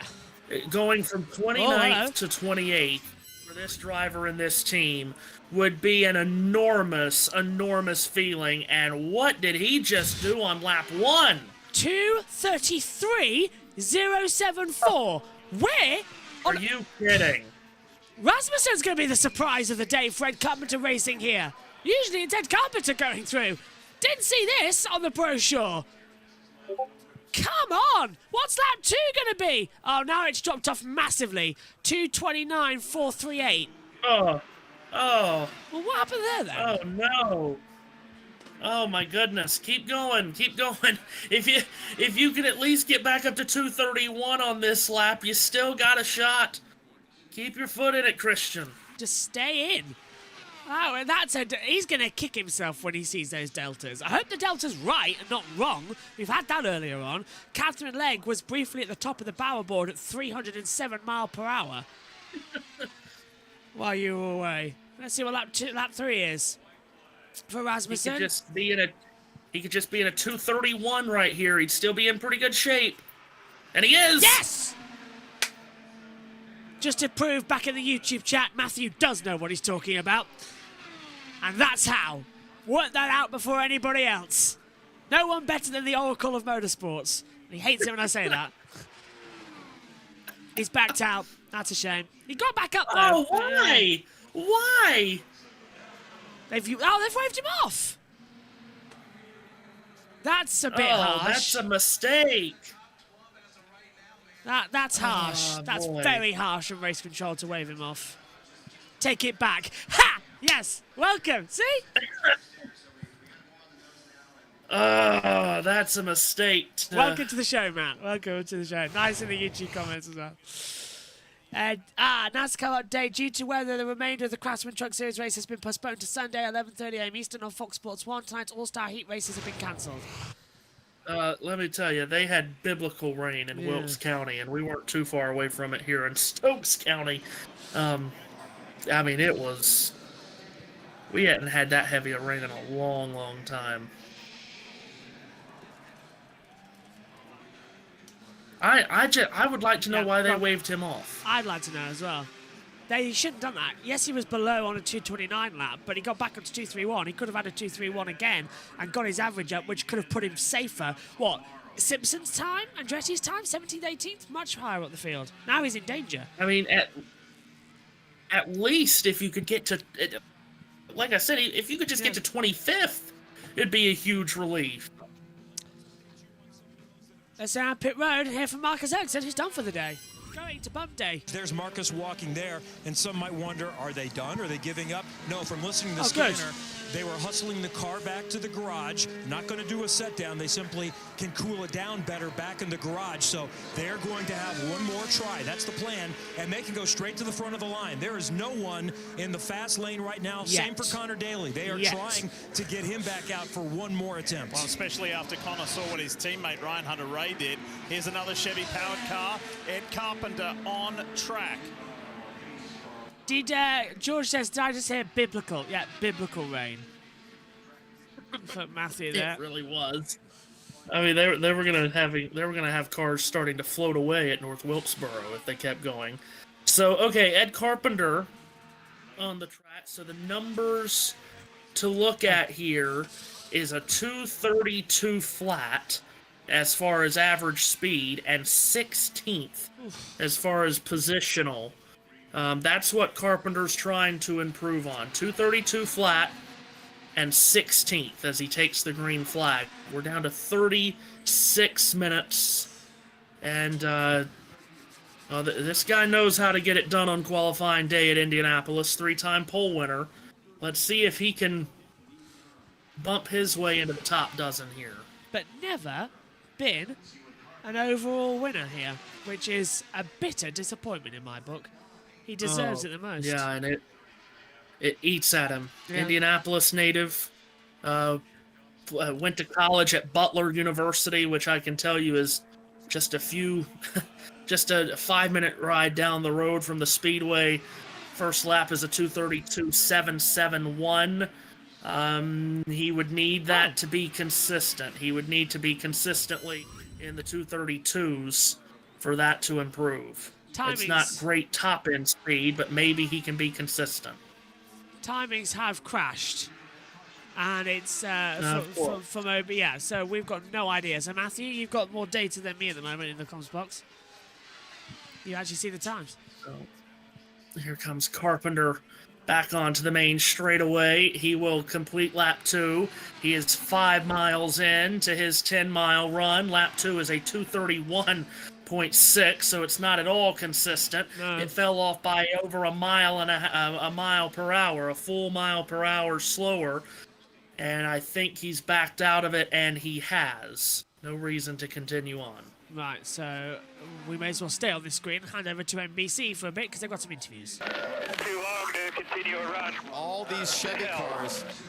Look, 121-degree track temp, 82 ambience, not outside the realm of what we normally run. 52% humidity, not outside the realm of what we normally run. This is very bizarre, but that's 2 Carpenter cars in a row with an engine issue. And 3 Chevys in a row. And 3 Chevys in a row with Connor Daly. This adds to the drama of the decision, like Connor Daly. Wowee. With time running out, 34 minutes left on the clock. things wrap up here, not at 6, but at 5:50 local time. Will end day one of qualifying, where positions 13 through 30 are set. Robbie Wickens there working for Andretti Global here at the Indy 500, chatting with Ryan Hunter-Reay.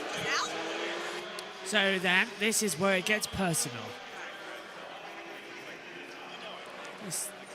Just want to clarify again just what Lee Diffie said there, because it's always, everyone always talks about this. It is 5:50. The gun goes off at 5:50, not 6 o'clock. That has been a source of controversy in the past. I remember the year James Hinchcliffe didn't qualify in 2018.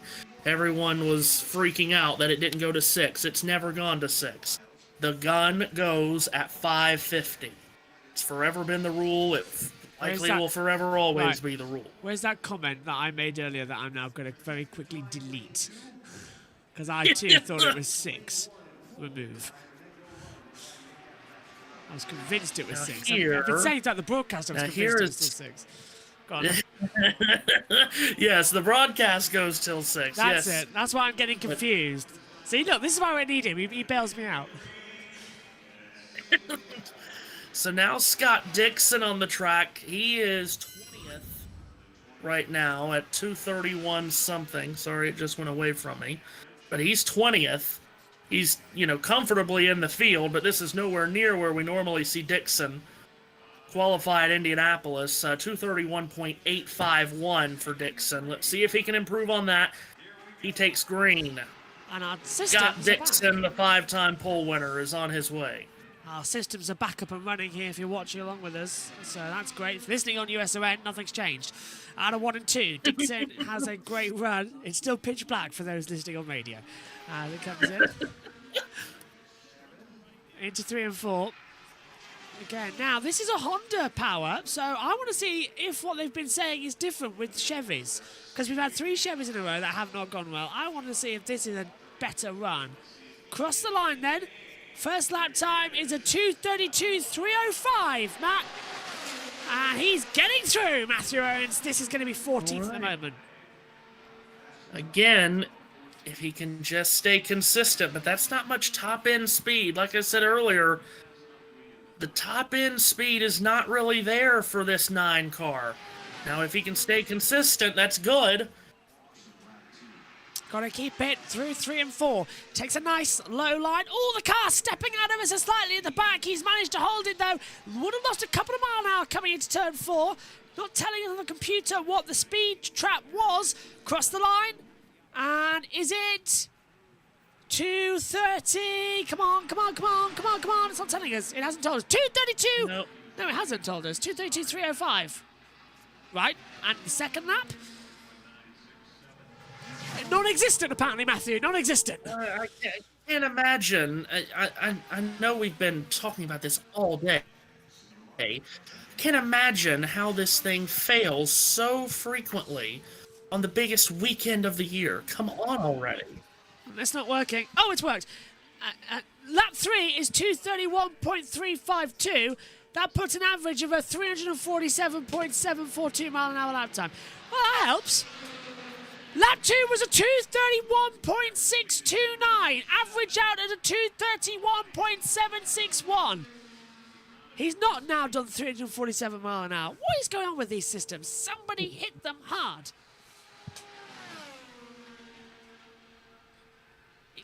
I don't think he's getting... our screens are useless now because it just says... Our timing screen says he's just going to go P1 at like 1 billion miles an hour. So we're now having to look at this angle. He's backed out. Yeah. Yeah, he just waved it off. He got all the way to turn 3 on the last lap and then waved it off.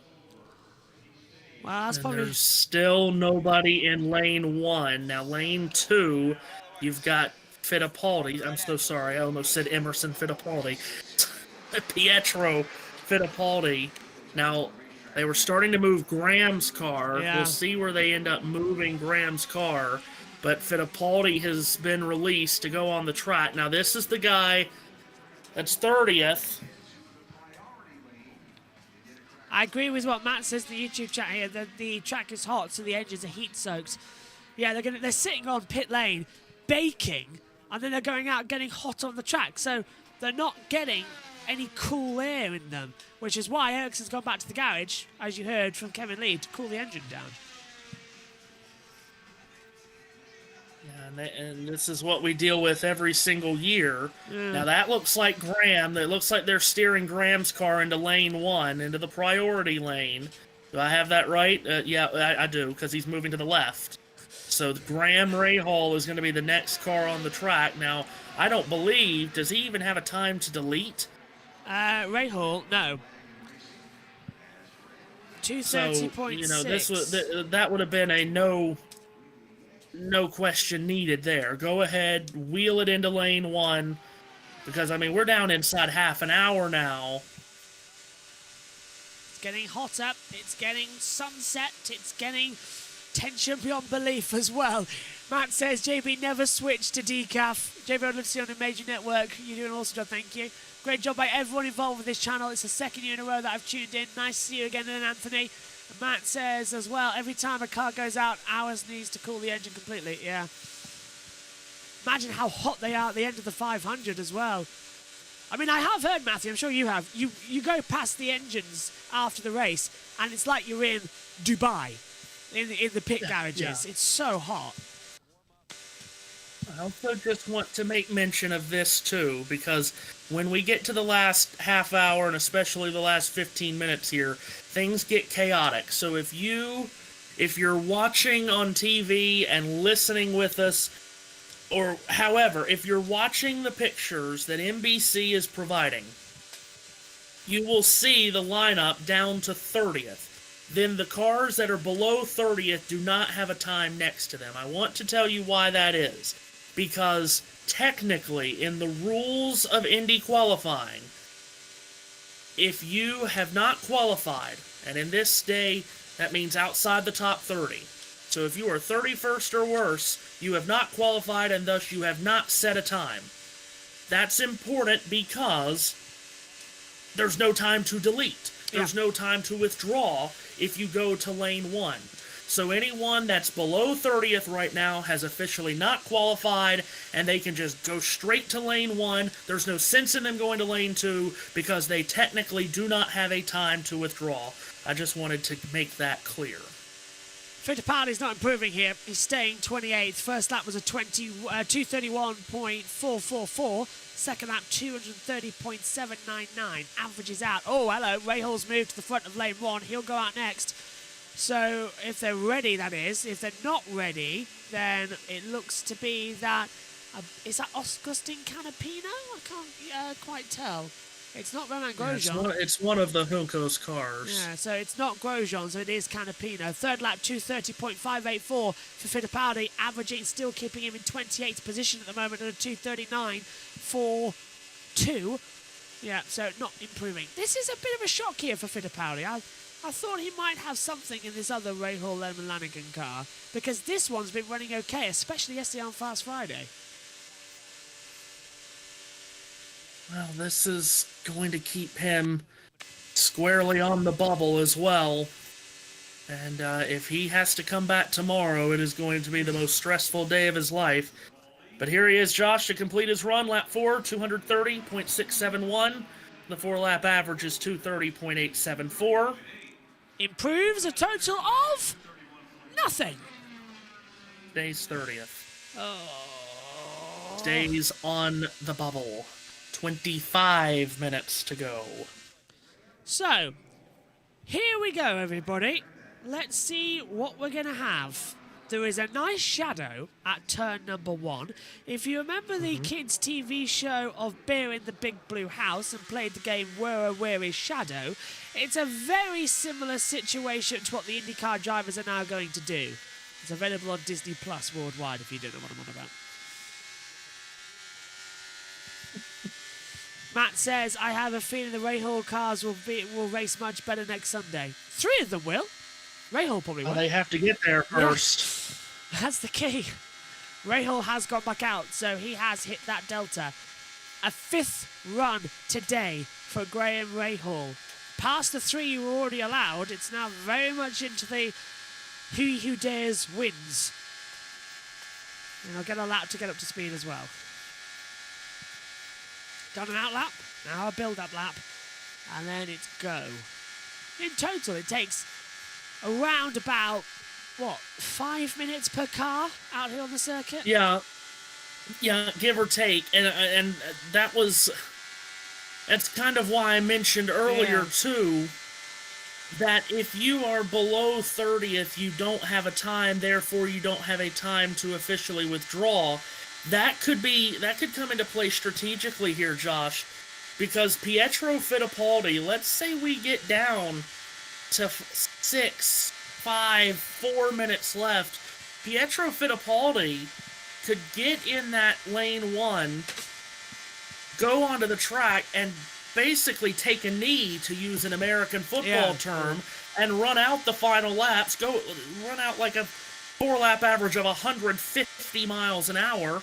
The gun sounds, and you're not going to fall below 30th, so that could come into play here. It's a very good lap here from Ray Hall. That's why I don't like the rule either. That's why I don't like the rule. No matter if you're 31st to 34th, if you've made a run,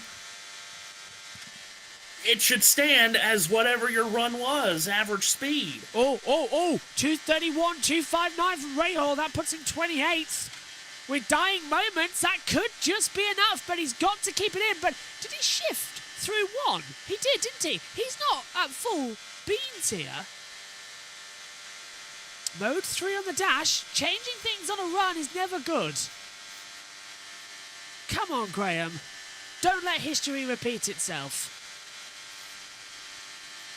Into turn 4. Oh, he got close to that wall. Yeah, he did. He's pushing it. Lap 2, 2:30, 6:23. Now estimated 30th. Tragically distracting. I thought he was going to say something on the radio. Yeah, who's talking to him on the radio? Idiots. Still pushing. Probably just telling him to use his tools, use the weight jacker. Thing is though, this is it, isn't it? This is the last run you'll get. You're not going to get another run. This is it for him. I mean, they would have to cool the car down extremely quickly to make another run. But remember, we said the same thing last year about Jack Harvey, and he went out and went quicker. Lap 3 is a 2:30.4. Still 30th. I've got a way to cool the car down. Get my extra breathe on it. That'll do it. 2:34.67. Still 30th on the board. Into 3 and 4. No shadow here. Sun beginning to just move away. Oh, he's so close to the wall. Exit 3. And he's going to carry that through 4 and drift up towards the wall, Matthew. Is it make or break for Graham Rahal?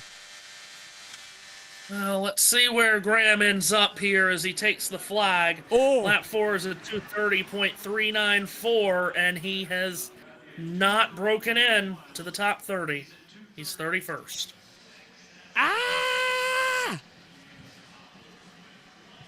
Unreal. I'm telling you, this track just finds a way. 25th, I am not happy. Yeah, that's not what I come for. Well, there is a chance that we still get to go out. He's second. That's Canapino. He's not happy. Was that Roman? No, that is Roman. Roman's not. Well, when is Roman ever happy, to be fair? Well, Roman needs to realize that he's safe right now. What is he, 26th? 25th. He's safe right now. They do not need to be on the racetrack right now with that car. Who runs out the day? That is the 24 Condioli. Go on.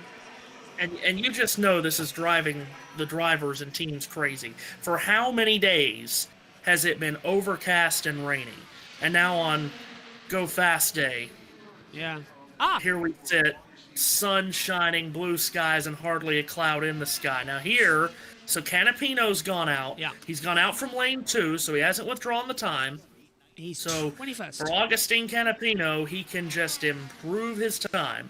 This is to try. He's 21st, like you said, 231.8.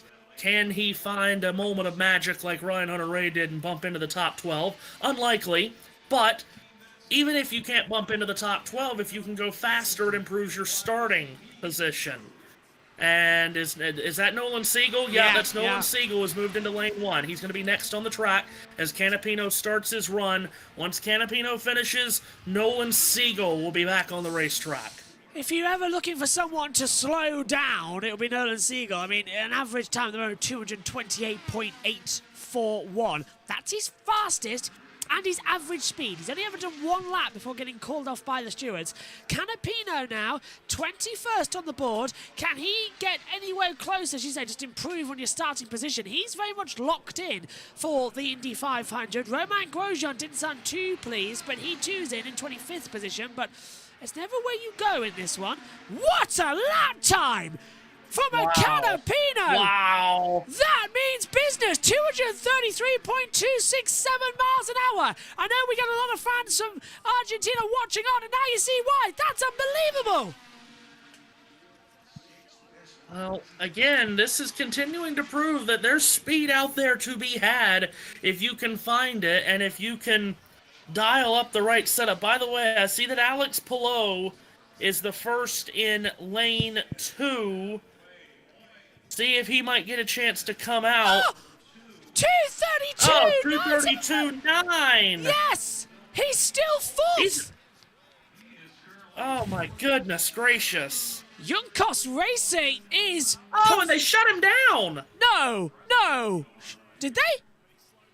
He has. Oh no, he's had a problem. He's had a problem, Matthew. They haven't waved it. He's had a problem out of 2. He's had a problem out of 2. Oh no! No! Come on! Get that speed back! You can still do something! Don't lose out hope! Look, there you go! You can't believe it! What's the lap time? What happened? He was so far down. This is going to be a 221. No! You have to shut it down now. What happened? Car drifted. Nobody knows. I've never is that another issue with a Chevrolet? Radio in 2 years of IndyCar. It is. The engine gave. It wasn't anything to do with him. The engine just gave out power. I don't believe it. That's a 4th Chevrolet that has had problems with power here in these conditions. He could have bumped into the top 12. He could have made the top 12. Look at the reactions from Juncos. They are not happy. Oh! Clearly a radio message from Canapino, yeah. 2, that would have put them in the fast 12. That would have been an unlikely fast 12 from them. Well, watch out, Agustin Canapino in the Indy 500 next Sunday. That is seriously some quick delta. And now to run out the clock, Seagull. Literally. The rookie. This is to try and get... Well, there was some radio, which is why I thought I had time to have a sip of drink. This is why we can't have nice things, says a little owl. I am sad. Not positive. I think Nola has been out the 2 lines, but I'm not too sure. He has been in and out. Why is Canapino cooking? What would happen if it rained on Indy 500 Day, say George? Well, for that, I'll hand over to the Oracle. What would happen? What happened if it rained? Yes, on the 500 Day. Oh, hello. More cars in lane 1. Ericsson, lane 1. Yeah, Ericsson has to get there. I mean, if it rained, we would try to run it out. Of course, the place doesn't have lights, but we would try to wait out the rain, and if we couldn't, we would go to Monday. Which thankfully stateside is a holiday, Memorial Day. So hopefully a bunch of people could still come out to the Speedway if it gets pushed to a Monday, which has happened, plenty of times. In 1996, we ran on a... No, not 96. 1997, we ran on a Tuesday. Yeah. So if we can't... Basically, we just wait until we can run the race. I presume... Yeah. It's never happened, but if we have to race on a Friday, would Detroit get cancelled a week later? What would happen then? Oh, Lord. Yeah, if they have to go that far out, yeah, we would have to move Detroit and move the schedule and all of that. Yeah. Green flag coming out. Will you guys cover the 500? Yes, we're covering it all. If it rains Not Tuesday... Friday, please. What? Oh, yeah. No, Detroit. No, that's in 2 weeks, Jess. Oh, look. He's already shut it down. Well, if I'm not mistaken, Matthew, is this not the let's go as slow as we can and stop anybody else from doing some runs laps? As, look, we've got Catherine Legg, we've got Marcus Ericsson, all waiting to come in. But yeah, he did shut that down incredibly quickly, Seagull, literally by turn 1. Obviously, obviously, there's an issue there. Because, I mean, he has no... Look at that line, though. Look at lane 1. Oh, my goodness. They're really stacked up. So you got Ericsson in there. You've got Legg in there. Who is that? VeeKay. Is that third car VeeKay? Yeah. That's Now, hold on a minute now. Hold on a minute. VeeKay is 29th. He's in the field. That's stupid. Why is he in lane 1? That's stupid. That is so stupid because now that lap time's going to get withdrawn as well. Unless they haven't put the paperwork in. You better not sign that paper. Yeah. You better not sign that paper. Because, look, we've got Ericsson going out. That's going to take 5 minutes. Legg will take 5 minutes. And then if you go out there, correct me if I'm wrong, but can you complete your time if the gun goes off? Yes, you can. Good. So is that what he's planning? You can complete your time as long as you are on the track and you're not looking like you're going to be waved off. But I don't know why they're in that line. Oh, my Lord. Well, I think Matt's put in the chat here, the engines are too hot. Time for desperation runs only. I think this for Ericsson could be something different because they wheeled it back to the garage. They pumped it with dry ice. They have cooled that engine beyond belief. They got it back up to working temperature. So this could be a realistic run still for Marcus Ericsson. However, they haven't done that for Catherine Legg because she was out about 20 minutes ago. And they haven't done that certainly for Venus VeeKay, who only ran about 10 minutes ago to go into P29. I think he's just there to cover himself if these two go faster. Don't like it, though. I agree with you that that's why he is there. Better not sign the paper. Yeah. You sign that paper, you're done. You will lose your time. But Rahal hasn't got a time either. So would that mean that VeeKay would then also have to go through bump because he would be 29th? Because we've got 4 drivers out of time anyway. But what happens if VeeKay doesn't get one? See, it's confusing that one, isn't it? Yeah, and that's why I say they need to change that rule. That if you're outside the top 30, you should still have a time by your name. It should not just read nothing. Yeah, because now we stand with 5 cars, possibly not with a time, but VeeKay would still get in? Because, well, how's that going to work? Unless they mandate he has to go through for a last row shootout. Has it really last row? Ericsson's first lap time puts him 28th. 231.333 miles an hour. Let's see if he gets through. Espresso shot for VeeKay. Espresso shot for JB and VeeKay goes out. It's nearly 11 o'clock here in the UK as well. I'm ready for bed. This is me running on adrenaline right now as well. That's Josh Averge. You need to cover NASCAR. You're smart. I do cover NASCAR. I do cover. We started it this year. Me and Matthew joint cover NASCAR. Because the season is stupidly too long. 230.589 for lap 2. It puts him 30th. So I think that's it, Matthew. He's going to stay where he is. VeeKay, but that's going to put Rahal in trouble too. So Rahal, Legg, Fittipaldi, and Seagull will have their lap time. So Ericsson might just get through here. But only because he's got a time. Is that what he's going for? Just going for a time? Which is good news. I would imagine so, yeah. That would be my thought. Ooh, he's high in turn 3. My God. Oh, gosh, this car has been ridiculous all day long.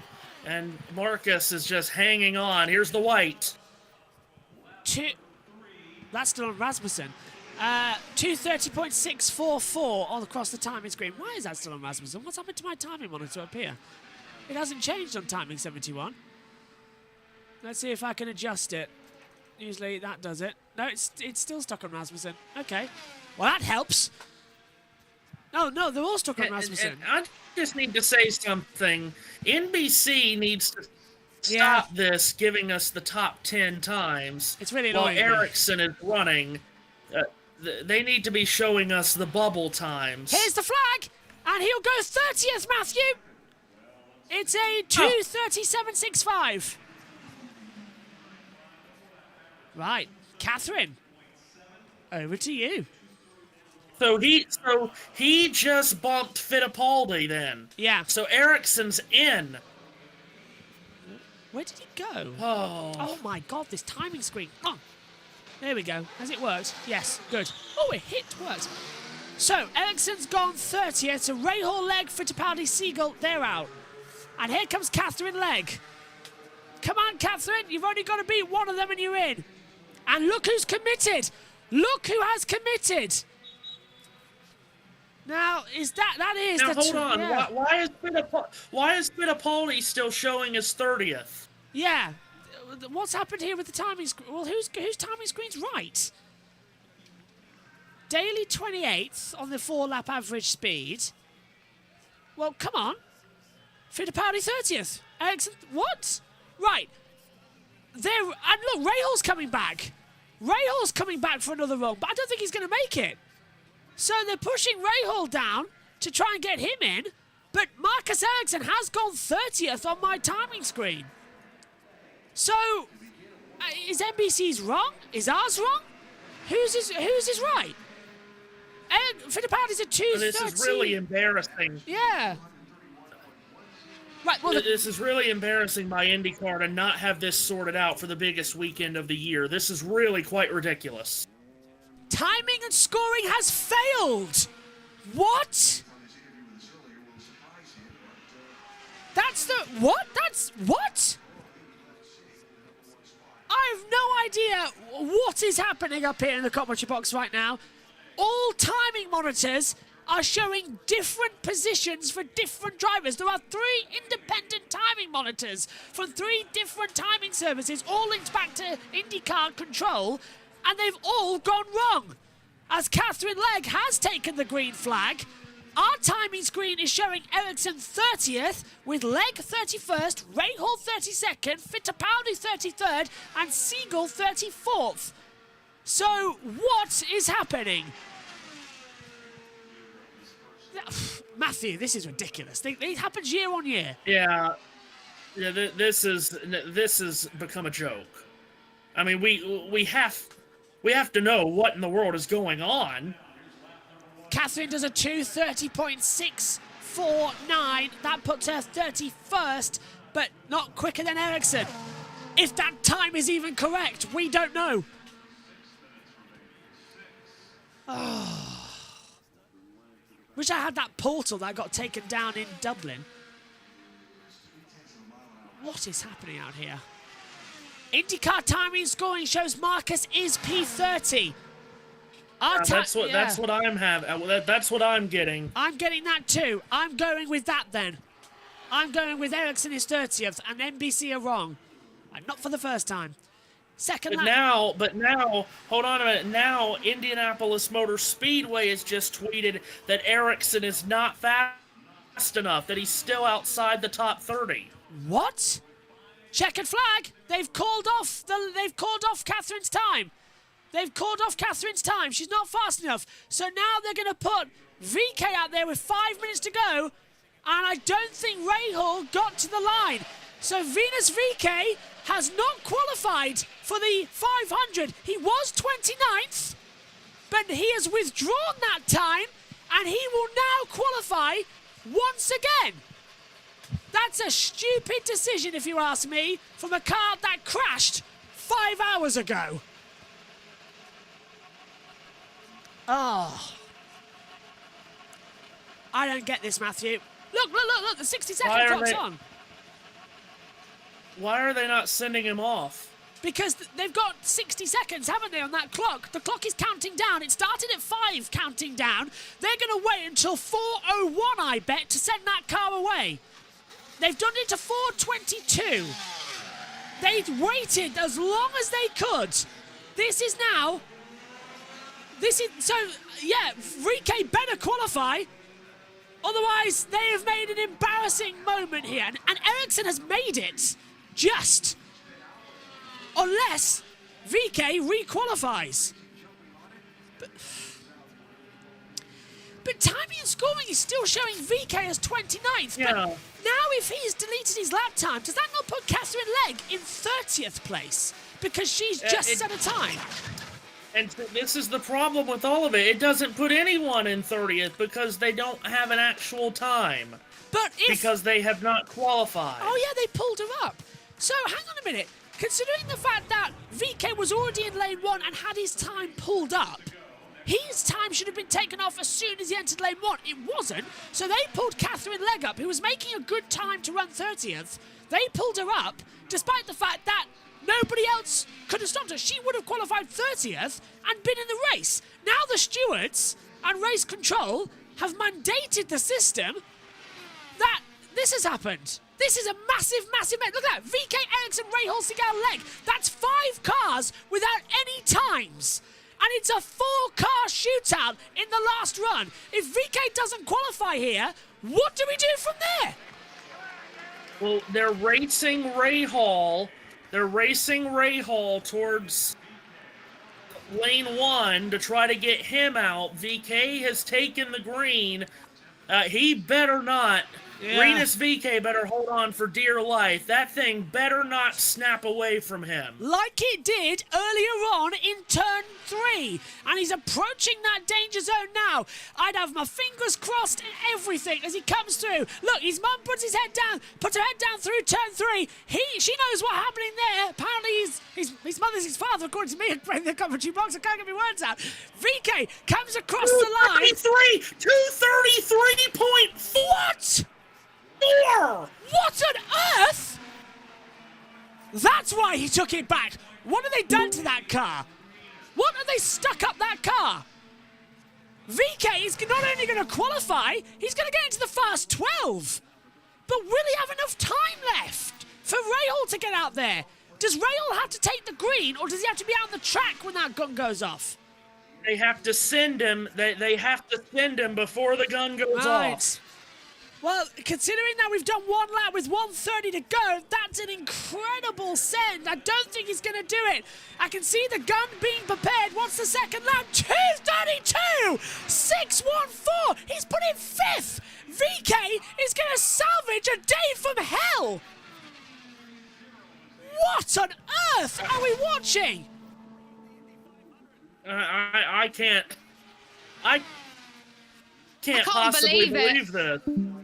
This is the most staggering of results here from a driver that's crashed already today. He was 29th prior to this run. He pulled the time, and now, okay, it's a race to the clock here, Josh. We got a minute left, and VeeKay has 1 lap left. And it's a 38-second lap, so can they get Rahal out there before the clock? I don't think it's going to do it. Fittipaldi They would have him fire his engine. They would have him fire his engine and go if they can. Fittipaldi's in! Fittipaldi's in! According to the timer screen, Fittipaldi's been put in. I don't know if that's right or not. I don't know what's happening here. The timer's gone crazy, but VeeKay's currently going to go in. He's 6th at the moment. 27 seconds left on the clock until that gun goes off. Who is going to actually get through? Here comes VeeKay. He's looking strong. Up to the line. Can he get into the Firestone Fast 12? 17 seconds as he takes the flag. He's in. He's in. He's 11th. He's in. He's done it. I don't believe it. What a comeback. What a comeback. Get Rahal fired. Get Rahal fired. He can go. Rahal can go. 3, 2, 1. The gun's off. Did he leave? He's out. Rahal's on the track. They got him out. Rahal's on the track. The gun's gone off, but Rahal's has gone. Rahal's gone. He's out on the track as the gun's gone off. Rahal will get it up in. He's the last person that's allowed to go out. Which means Ericsson, Seagull, and Legg on bump day. Yeah, that's confirmed. Wow. Matthew. Oh my God. What happened there? That's unbelievable from Rinus VeeKay. That's the most unbelievable thing from Rinus VeeKay. Ericsson is going to have to come back tomorrow. Fittipaldi's being shown as 30th as Graham Rahal begins his build lap. He gets a run in arguably the best track conditions. Graham, do not mistake. Come on, Graham. Yeah, come on. Do not do mistakes of the past. Have your time together. Have your deltas. And this is going to have to be the lap of the gods. What a time! I cannot believe it. VeeKay 11th, Hilton Ray is 12th. Herta is not in the Firestone Fast 12. And it's a green flag with naught on the clock. The gun went off, and Rahal gets a lap. And away we go for one more run. It's good through 2:31.1. 2:31.1 is what he has to beat. He has to beat a 2:31.1 to bump Fittipaldi. It's an absolute party right now at the Rinus VeeKay pit, which it absolutely should be. He has thrown and completed the Hail Mary. Oh. Now it's Graham Rahal. 2:31.1 is what he needs. Oh, he's wide, coming out of 3 into 4. What's the first lap time for Graham Rahal? Is it faster? It's a 2:30.133. He's not fast enough. The computer puts him 31st, and he's backed out. He's backing off. Rahal will face bump day along with Leg, Fittipaldi, Siegel, and... well, that's the 4. Fittipaldi. Rahal, Leg, Fittipaldi, Siegel. That's the 4. Ericsson goes through. Ericsson. No. Ericsson's out. Fittipaldi's in. Ericsson's out. Wow. Wait. How is Fittipaldi in? Has Ericsson did not beat Fittipaldi's time. Right. So when we had all of that confusion, Ericsson did not beat Fittipaldi's time. Unless I'm terribly mistaken. This has really gotten terribly confusing on Ericsson's last run. You're right. Ericsson's last run, a 2:31.259. Fittipaldi, 2:31.471. Why he's down in 33rd, I don't know, but you are right. Well, what was Leg last time? 2:30. I've lost 6, count. wasn't it? Yeah. Let's have it with VeeKay as we work this out. Wow. What an effort by the guys. Incredible. Yeah, just, I just have to make sure I keep it alive, get it over the line. The guys made this possible. Just incredible. My job was get out of the danger zone, but we put others in a danger zone. So, wow, what a job. And, well, I'm going to be driving tomorrow in a very good way. I'm not sure what a pull feels like, but this feels way better than a pull. We saw the emotion when you got out of the car. I saw the emotion in your eyes when your wife came and gave you a hug. What was today like for you? Well, roller coaster ×3. Just, started the day out with probably the biggest heartbreak there is, right? Hard hit. Got the car back out there, put something in, but we were on the edge of the last row. And then the team, this is magic right here. They just made it happen. The car felt awesome out there. It was just like you want it to be. And we were fast. I came through the first lap and saw that 2:33.4, I think, or 2. Well, incredible. So who's right then? I'm gonna sleep very well tonight. But this crew, they deserve 1,000 dinners and a lot of beer. Well done. Rinus VeeKay with a fighting chance for pole tomorrow. So, the app is showing Ericsson 30th, bumped, Rahal, Leg, Fittipaldi, Siegel. That's what we've got here as well. Here's Marcus. It's tough for sure. This place has very high. 31st, he's out. He's out. It was one of those, but I can only blame myself. I put ourselves in this position with my crash, and the team has been amazing.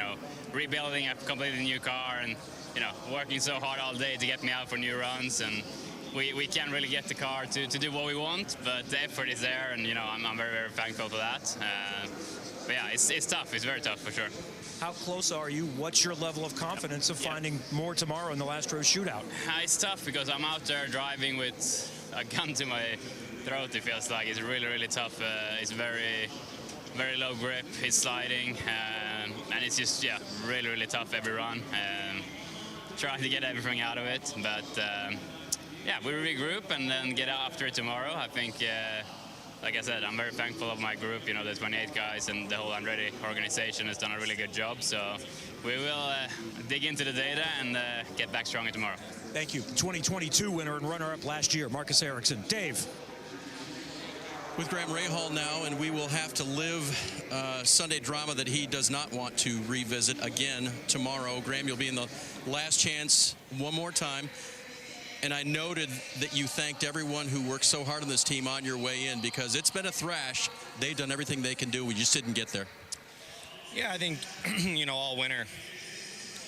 all winter the boys have worked awfully hard, and I think when you're on the shop floor, it's kind of a thankless job, right? Because you're working your butt off. You don't really see all the results. You don't really see or fully understand what's going on in the engineering room. You just work. You put your head down, you work long hours. These guys thrashed to get the cars ready for Indy, just with all the things that we had done. But unfortunately, you guys can see it, right? I mean, that last run was a little too neutral for my liking. And you hang on for a lap and you see what it does. I came out at 2 and it was down on my best lap. I knew it was slow. And when the car doesn't want to pull a gear, there's just not much I can do. There just isn't. I don't care what anybody wants to tell you. Driving around Indy can be hard. But Hinch, Towns, and everybody will tell you, the fast lap you drive around here are the easiest laps.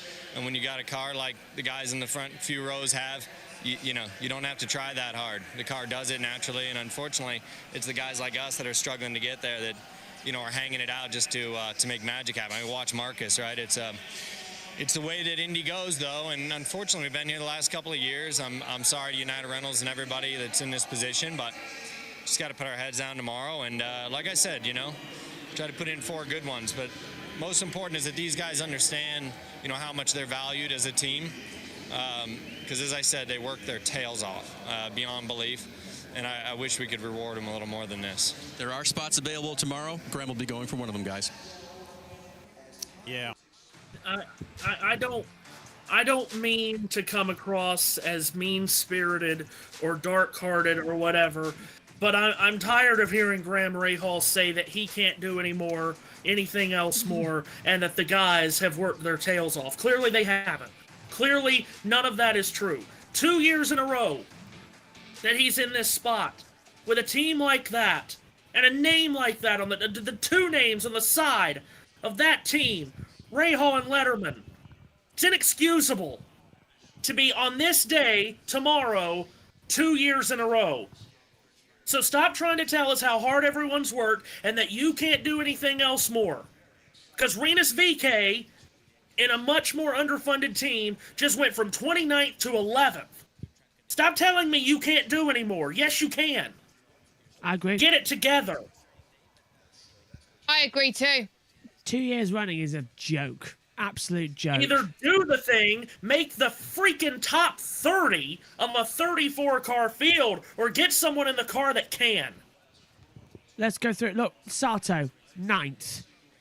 Lundgaard, 28th. Fittipaldi got through in 30th. Rahal having to go through bump day. Not great. And even Catherine Legg last year when she was driving the car got through. Let's hear from Alex Pillow. Tomorrow, but anyway, I'll be watching. Thanks, Alex. Thank you. Kevin. Oops. Kevin Lee. Herta is locked into his Indianapolis 500, number 6 in the 13th position. So you're one of those that went out again for another chance to try to better your position in the Fast 12. You did that and then still get bumped out of that. What do you take away from the day today and what was available? It's disappointing. I think when we come here, we're not just content with being in the show. We want to fight for the pole. We want to be up top. We want to lead the race. We want to have fastest laps. We want to win the race. So that's kind of our bar, and to not be in there, it's disappointing for sure. But the Gamebridge Honda showed some speed today at points. We just didn't have enough to knock some of those guys out, but it was really close. So overall, I think we have a lot to learn from today. That we can use for next year, and hopefully Kyle can use for tomorrow. But other than that, a little disappointed. You still have a pretty decent starting position, and now you can start to focus on the race. Is there, if we want to try to find a silver lining, any advantage to that moving on and start to think about Monday and race day? don't think so. But, you know, that's what we'll do. We'll move on and we'll look at what we can do going into Monday, what we want to change from what we were doing on Thursday practice. So a lot of time left to play. Obviously, a long race. It doesn't really matter where you qualify for this thing as long as you're in the show. But, you know, it does hurt a little bit not to be able to shoot out for that pole. Do you feel like the race car has been good? Have you done enough work on the race car to know yet? We actually haven't been too far from home on what we did last year, and I was really happy with the car last year. So we'll try some things this week, obviously. We'll keep trying to make it better, but I think we're pretty close to being pretty happy with it right now. Thank you, Colton. The driver of the Gamebridge Honda is honest. He wanted to be in, have a chance to run for the pole tomorrow. Yeah, now goes to race photo. What a absolute brilliant. Here's row 5 then. Colton Herta, Alex Blow, Callum Milot. Row 6, Marcus Armstrong, Ed Carpenter, Kiffin Simpson. Row 7, Marco Andretti, Helio Casneves, and Scott Dixon. Then it's Agustin Canapino taking alongside Stingray Robb and Christian Rasmussen. Tom Blomqvist, Roman Grosjean, Linus Lundqvist, Christian Lundgaard, Connor Daly, and Marcus Ericsson. That's your 30. Failing to go through. Timing and scoring's now been repaired.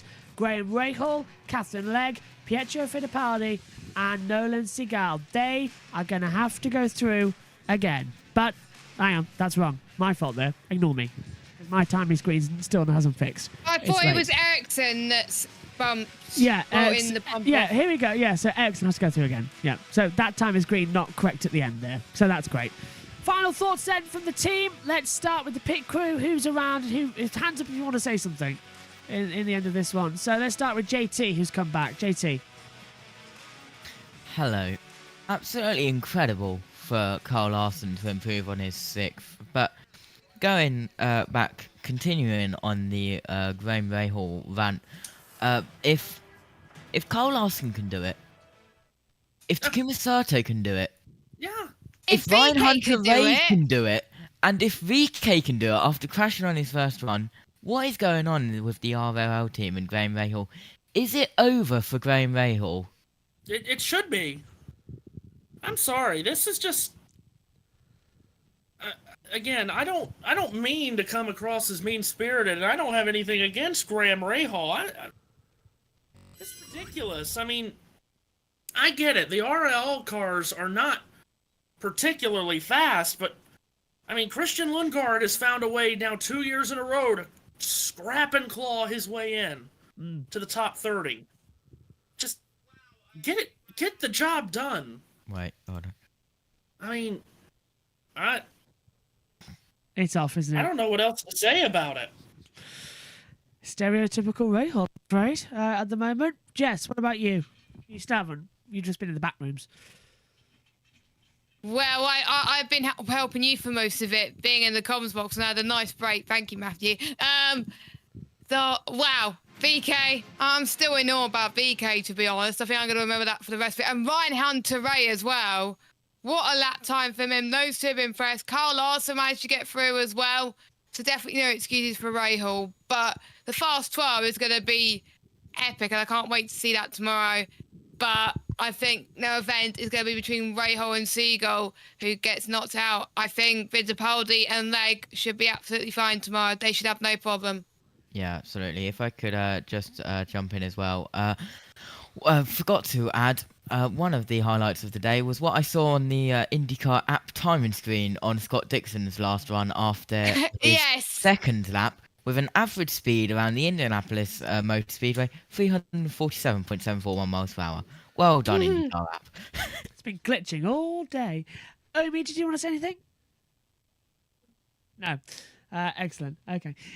So, Matthew, how do you want to play this at the ending of the USRN stream? Do you want? We can go off here now, and then we can wrap up USRN. So, what are your thoughts of the day? Perfectly fine. If that's what you want to do, that's perfectly fine. I just want to say again that this weekend never fails to live up to the hype. It never has once disappointed. The amount of drama that we get on this day and on Sunday is unmatched. I love it so much. I'm highly disappointed by the IndyCar timing and scoring here. I'm still on the page that says Marcus Ericsson made the field. What are we doing? at this rate. And again, I just want to point out again, Graham Rahal is a veteran that's been in the 500 for well over a decade, closing in on 2 decades he's running this race. I don't want to pull this card, but I think it's necessary. His last name is in the team's name. It's because his father runs this team. His father, the former champion. His father, the former Indy 500 winner. I was just runs thinking the that team. when I'm in another chat with them, saying Daddy can't buy talent. And meanwhile, they have cars out here with Pietro Fittipaldi, Christian Lundgaard, and Takuma Sato. Sato, who is only doing this one race, guess where he is? Oh yes, in the top 12 shootout. He's going for the pole tomorrow. Lundgaard and Fittipaldi struggled with speed, but they scrapped and clawed their way in. And Rahal didn't, again, and is going on national television and telling a worldwide audience, the team worked their tails off and I can't do anything more. Let's just catch up with the chat. Another thriller, says Vukta as well. Really hope Ericsson makes the race still. This May has been pain so far. Why do Americans love to unload on Graham Rahal all the time, says Rod Brown as well. It's not just that. It's just the fact is that he's just really not great at the moment. Coming into it as well. No CGR cars in the Fast 12 is a shock given their form in recent years. As well, New Shot raises a good point. No Ganassi cars in. Will the qualifying drama be killed by the proposed charter system? Yes, it would. Oh. You guys are spitting straight facts on Rahal. That's a nice balance there. I appreciate your expertise, but Graham's been doing well, by the way. Well, if doing well means that he failed to qualify for the 500 last year and is on the brink of doing it again this year, I mean, he's probably going to be saved, God bless him, Graham, because Nolan Siegel's car is just not up to pace. So that will probably save Graham. But by the way, there was one other comment too. No Chip Ganassi cars in the top 12 is mind-blowing. That's mind-blowing. I think Chip might have a little bit of a whacking season with a baseball bat soon. Humperdinck, hello, says, yeah, Graham has been fast this year. I think last year Graham was joking about retiring. This year he might if he can't qualify. If he still can't do this, it's not looking great. Adam says bring on tomorrow as well. And we will, because we're all losing our voices. Mm-hmm. So, from everyone here, we'll stay on USRN for let Matthew wrap up as well and get final thoughts. But here on YouTube, on JB Motorsports, that's us done for the day. You can join us tomorrow. Formula 3, Formula 2, Porsche Super Cup, and Formula 1 will be in action before we go over for NASCAR Pole Day and Bump Day. So IndyCar Pole Day and Bump Day. And then we also get NASCAR and the All-Star races as well coming your way tomorrow evening. Thanks for your company here. 15,273 people, over 145 still watching now. It rose at one point to around about 400 concurrent viewers. That's insane for practice day. So thank you everybody for joining us. We'll be back tomorrow for Pole Day and more importantly, Bump Day. See you tomorrow. Bye-bye.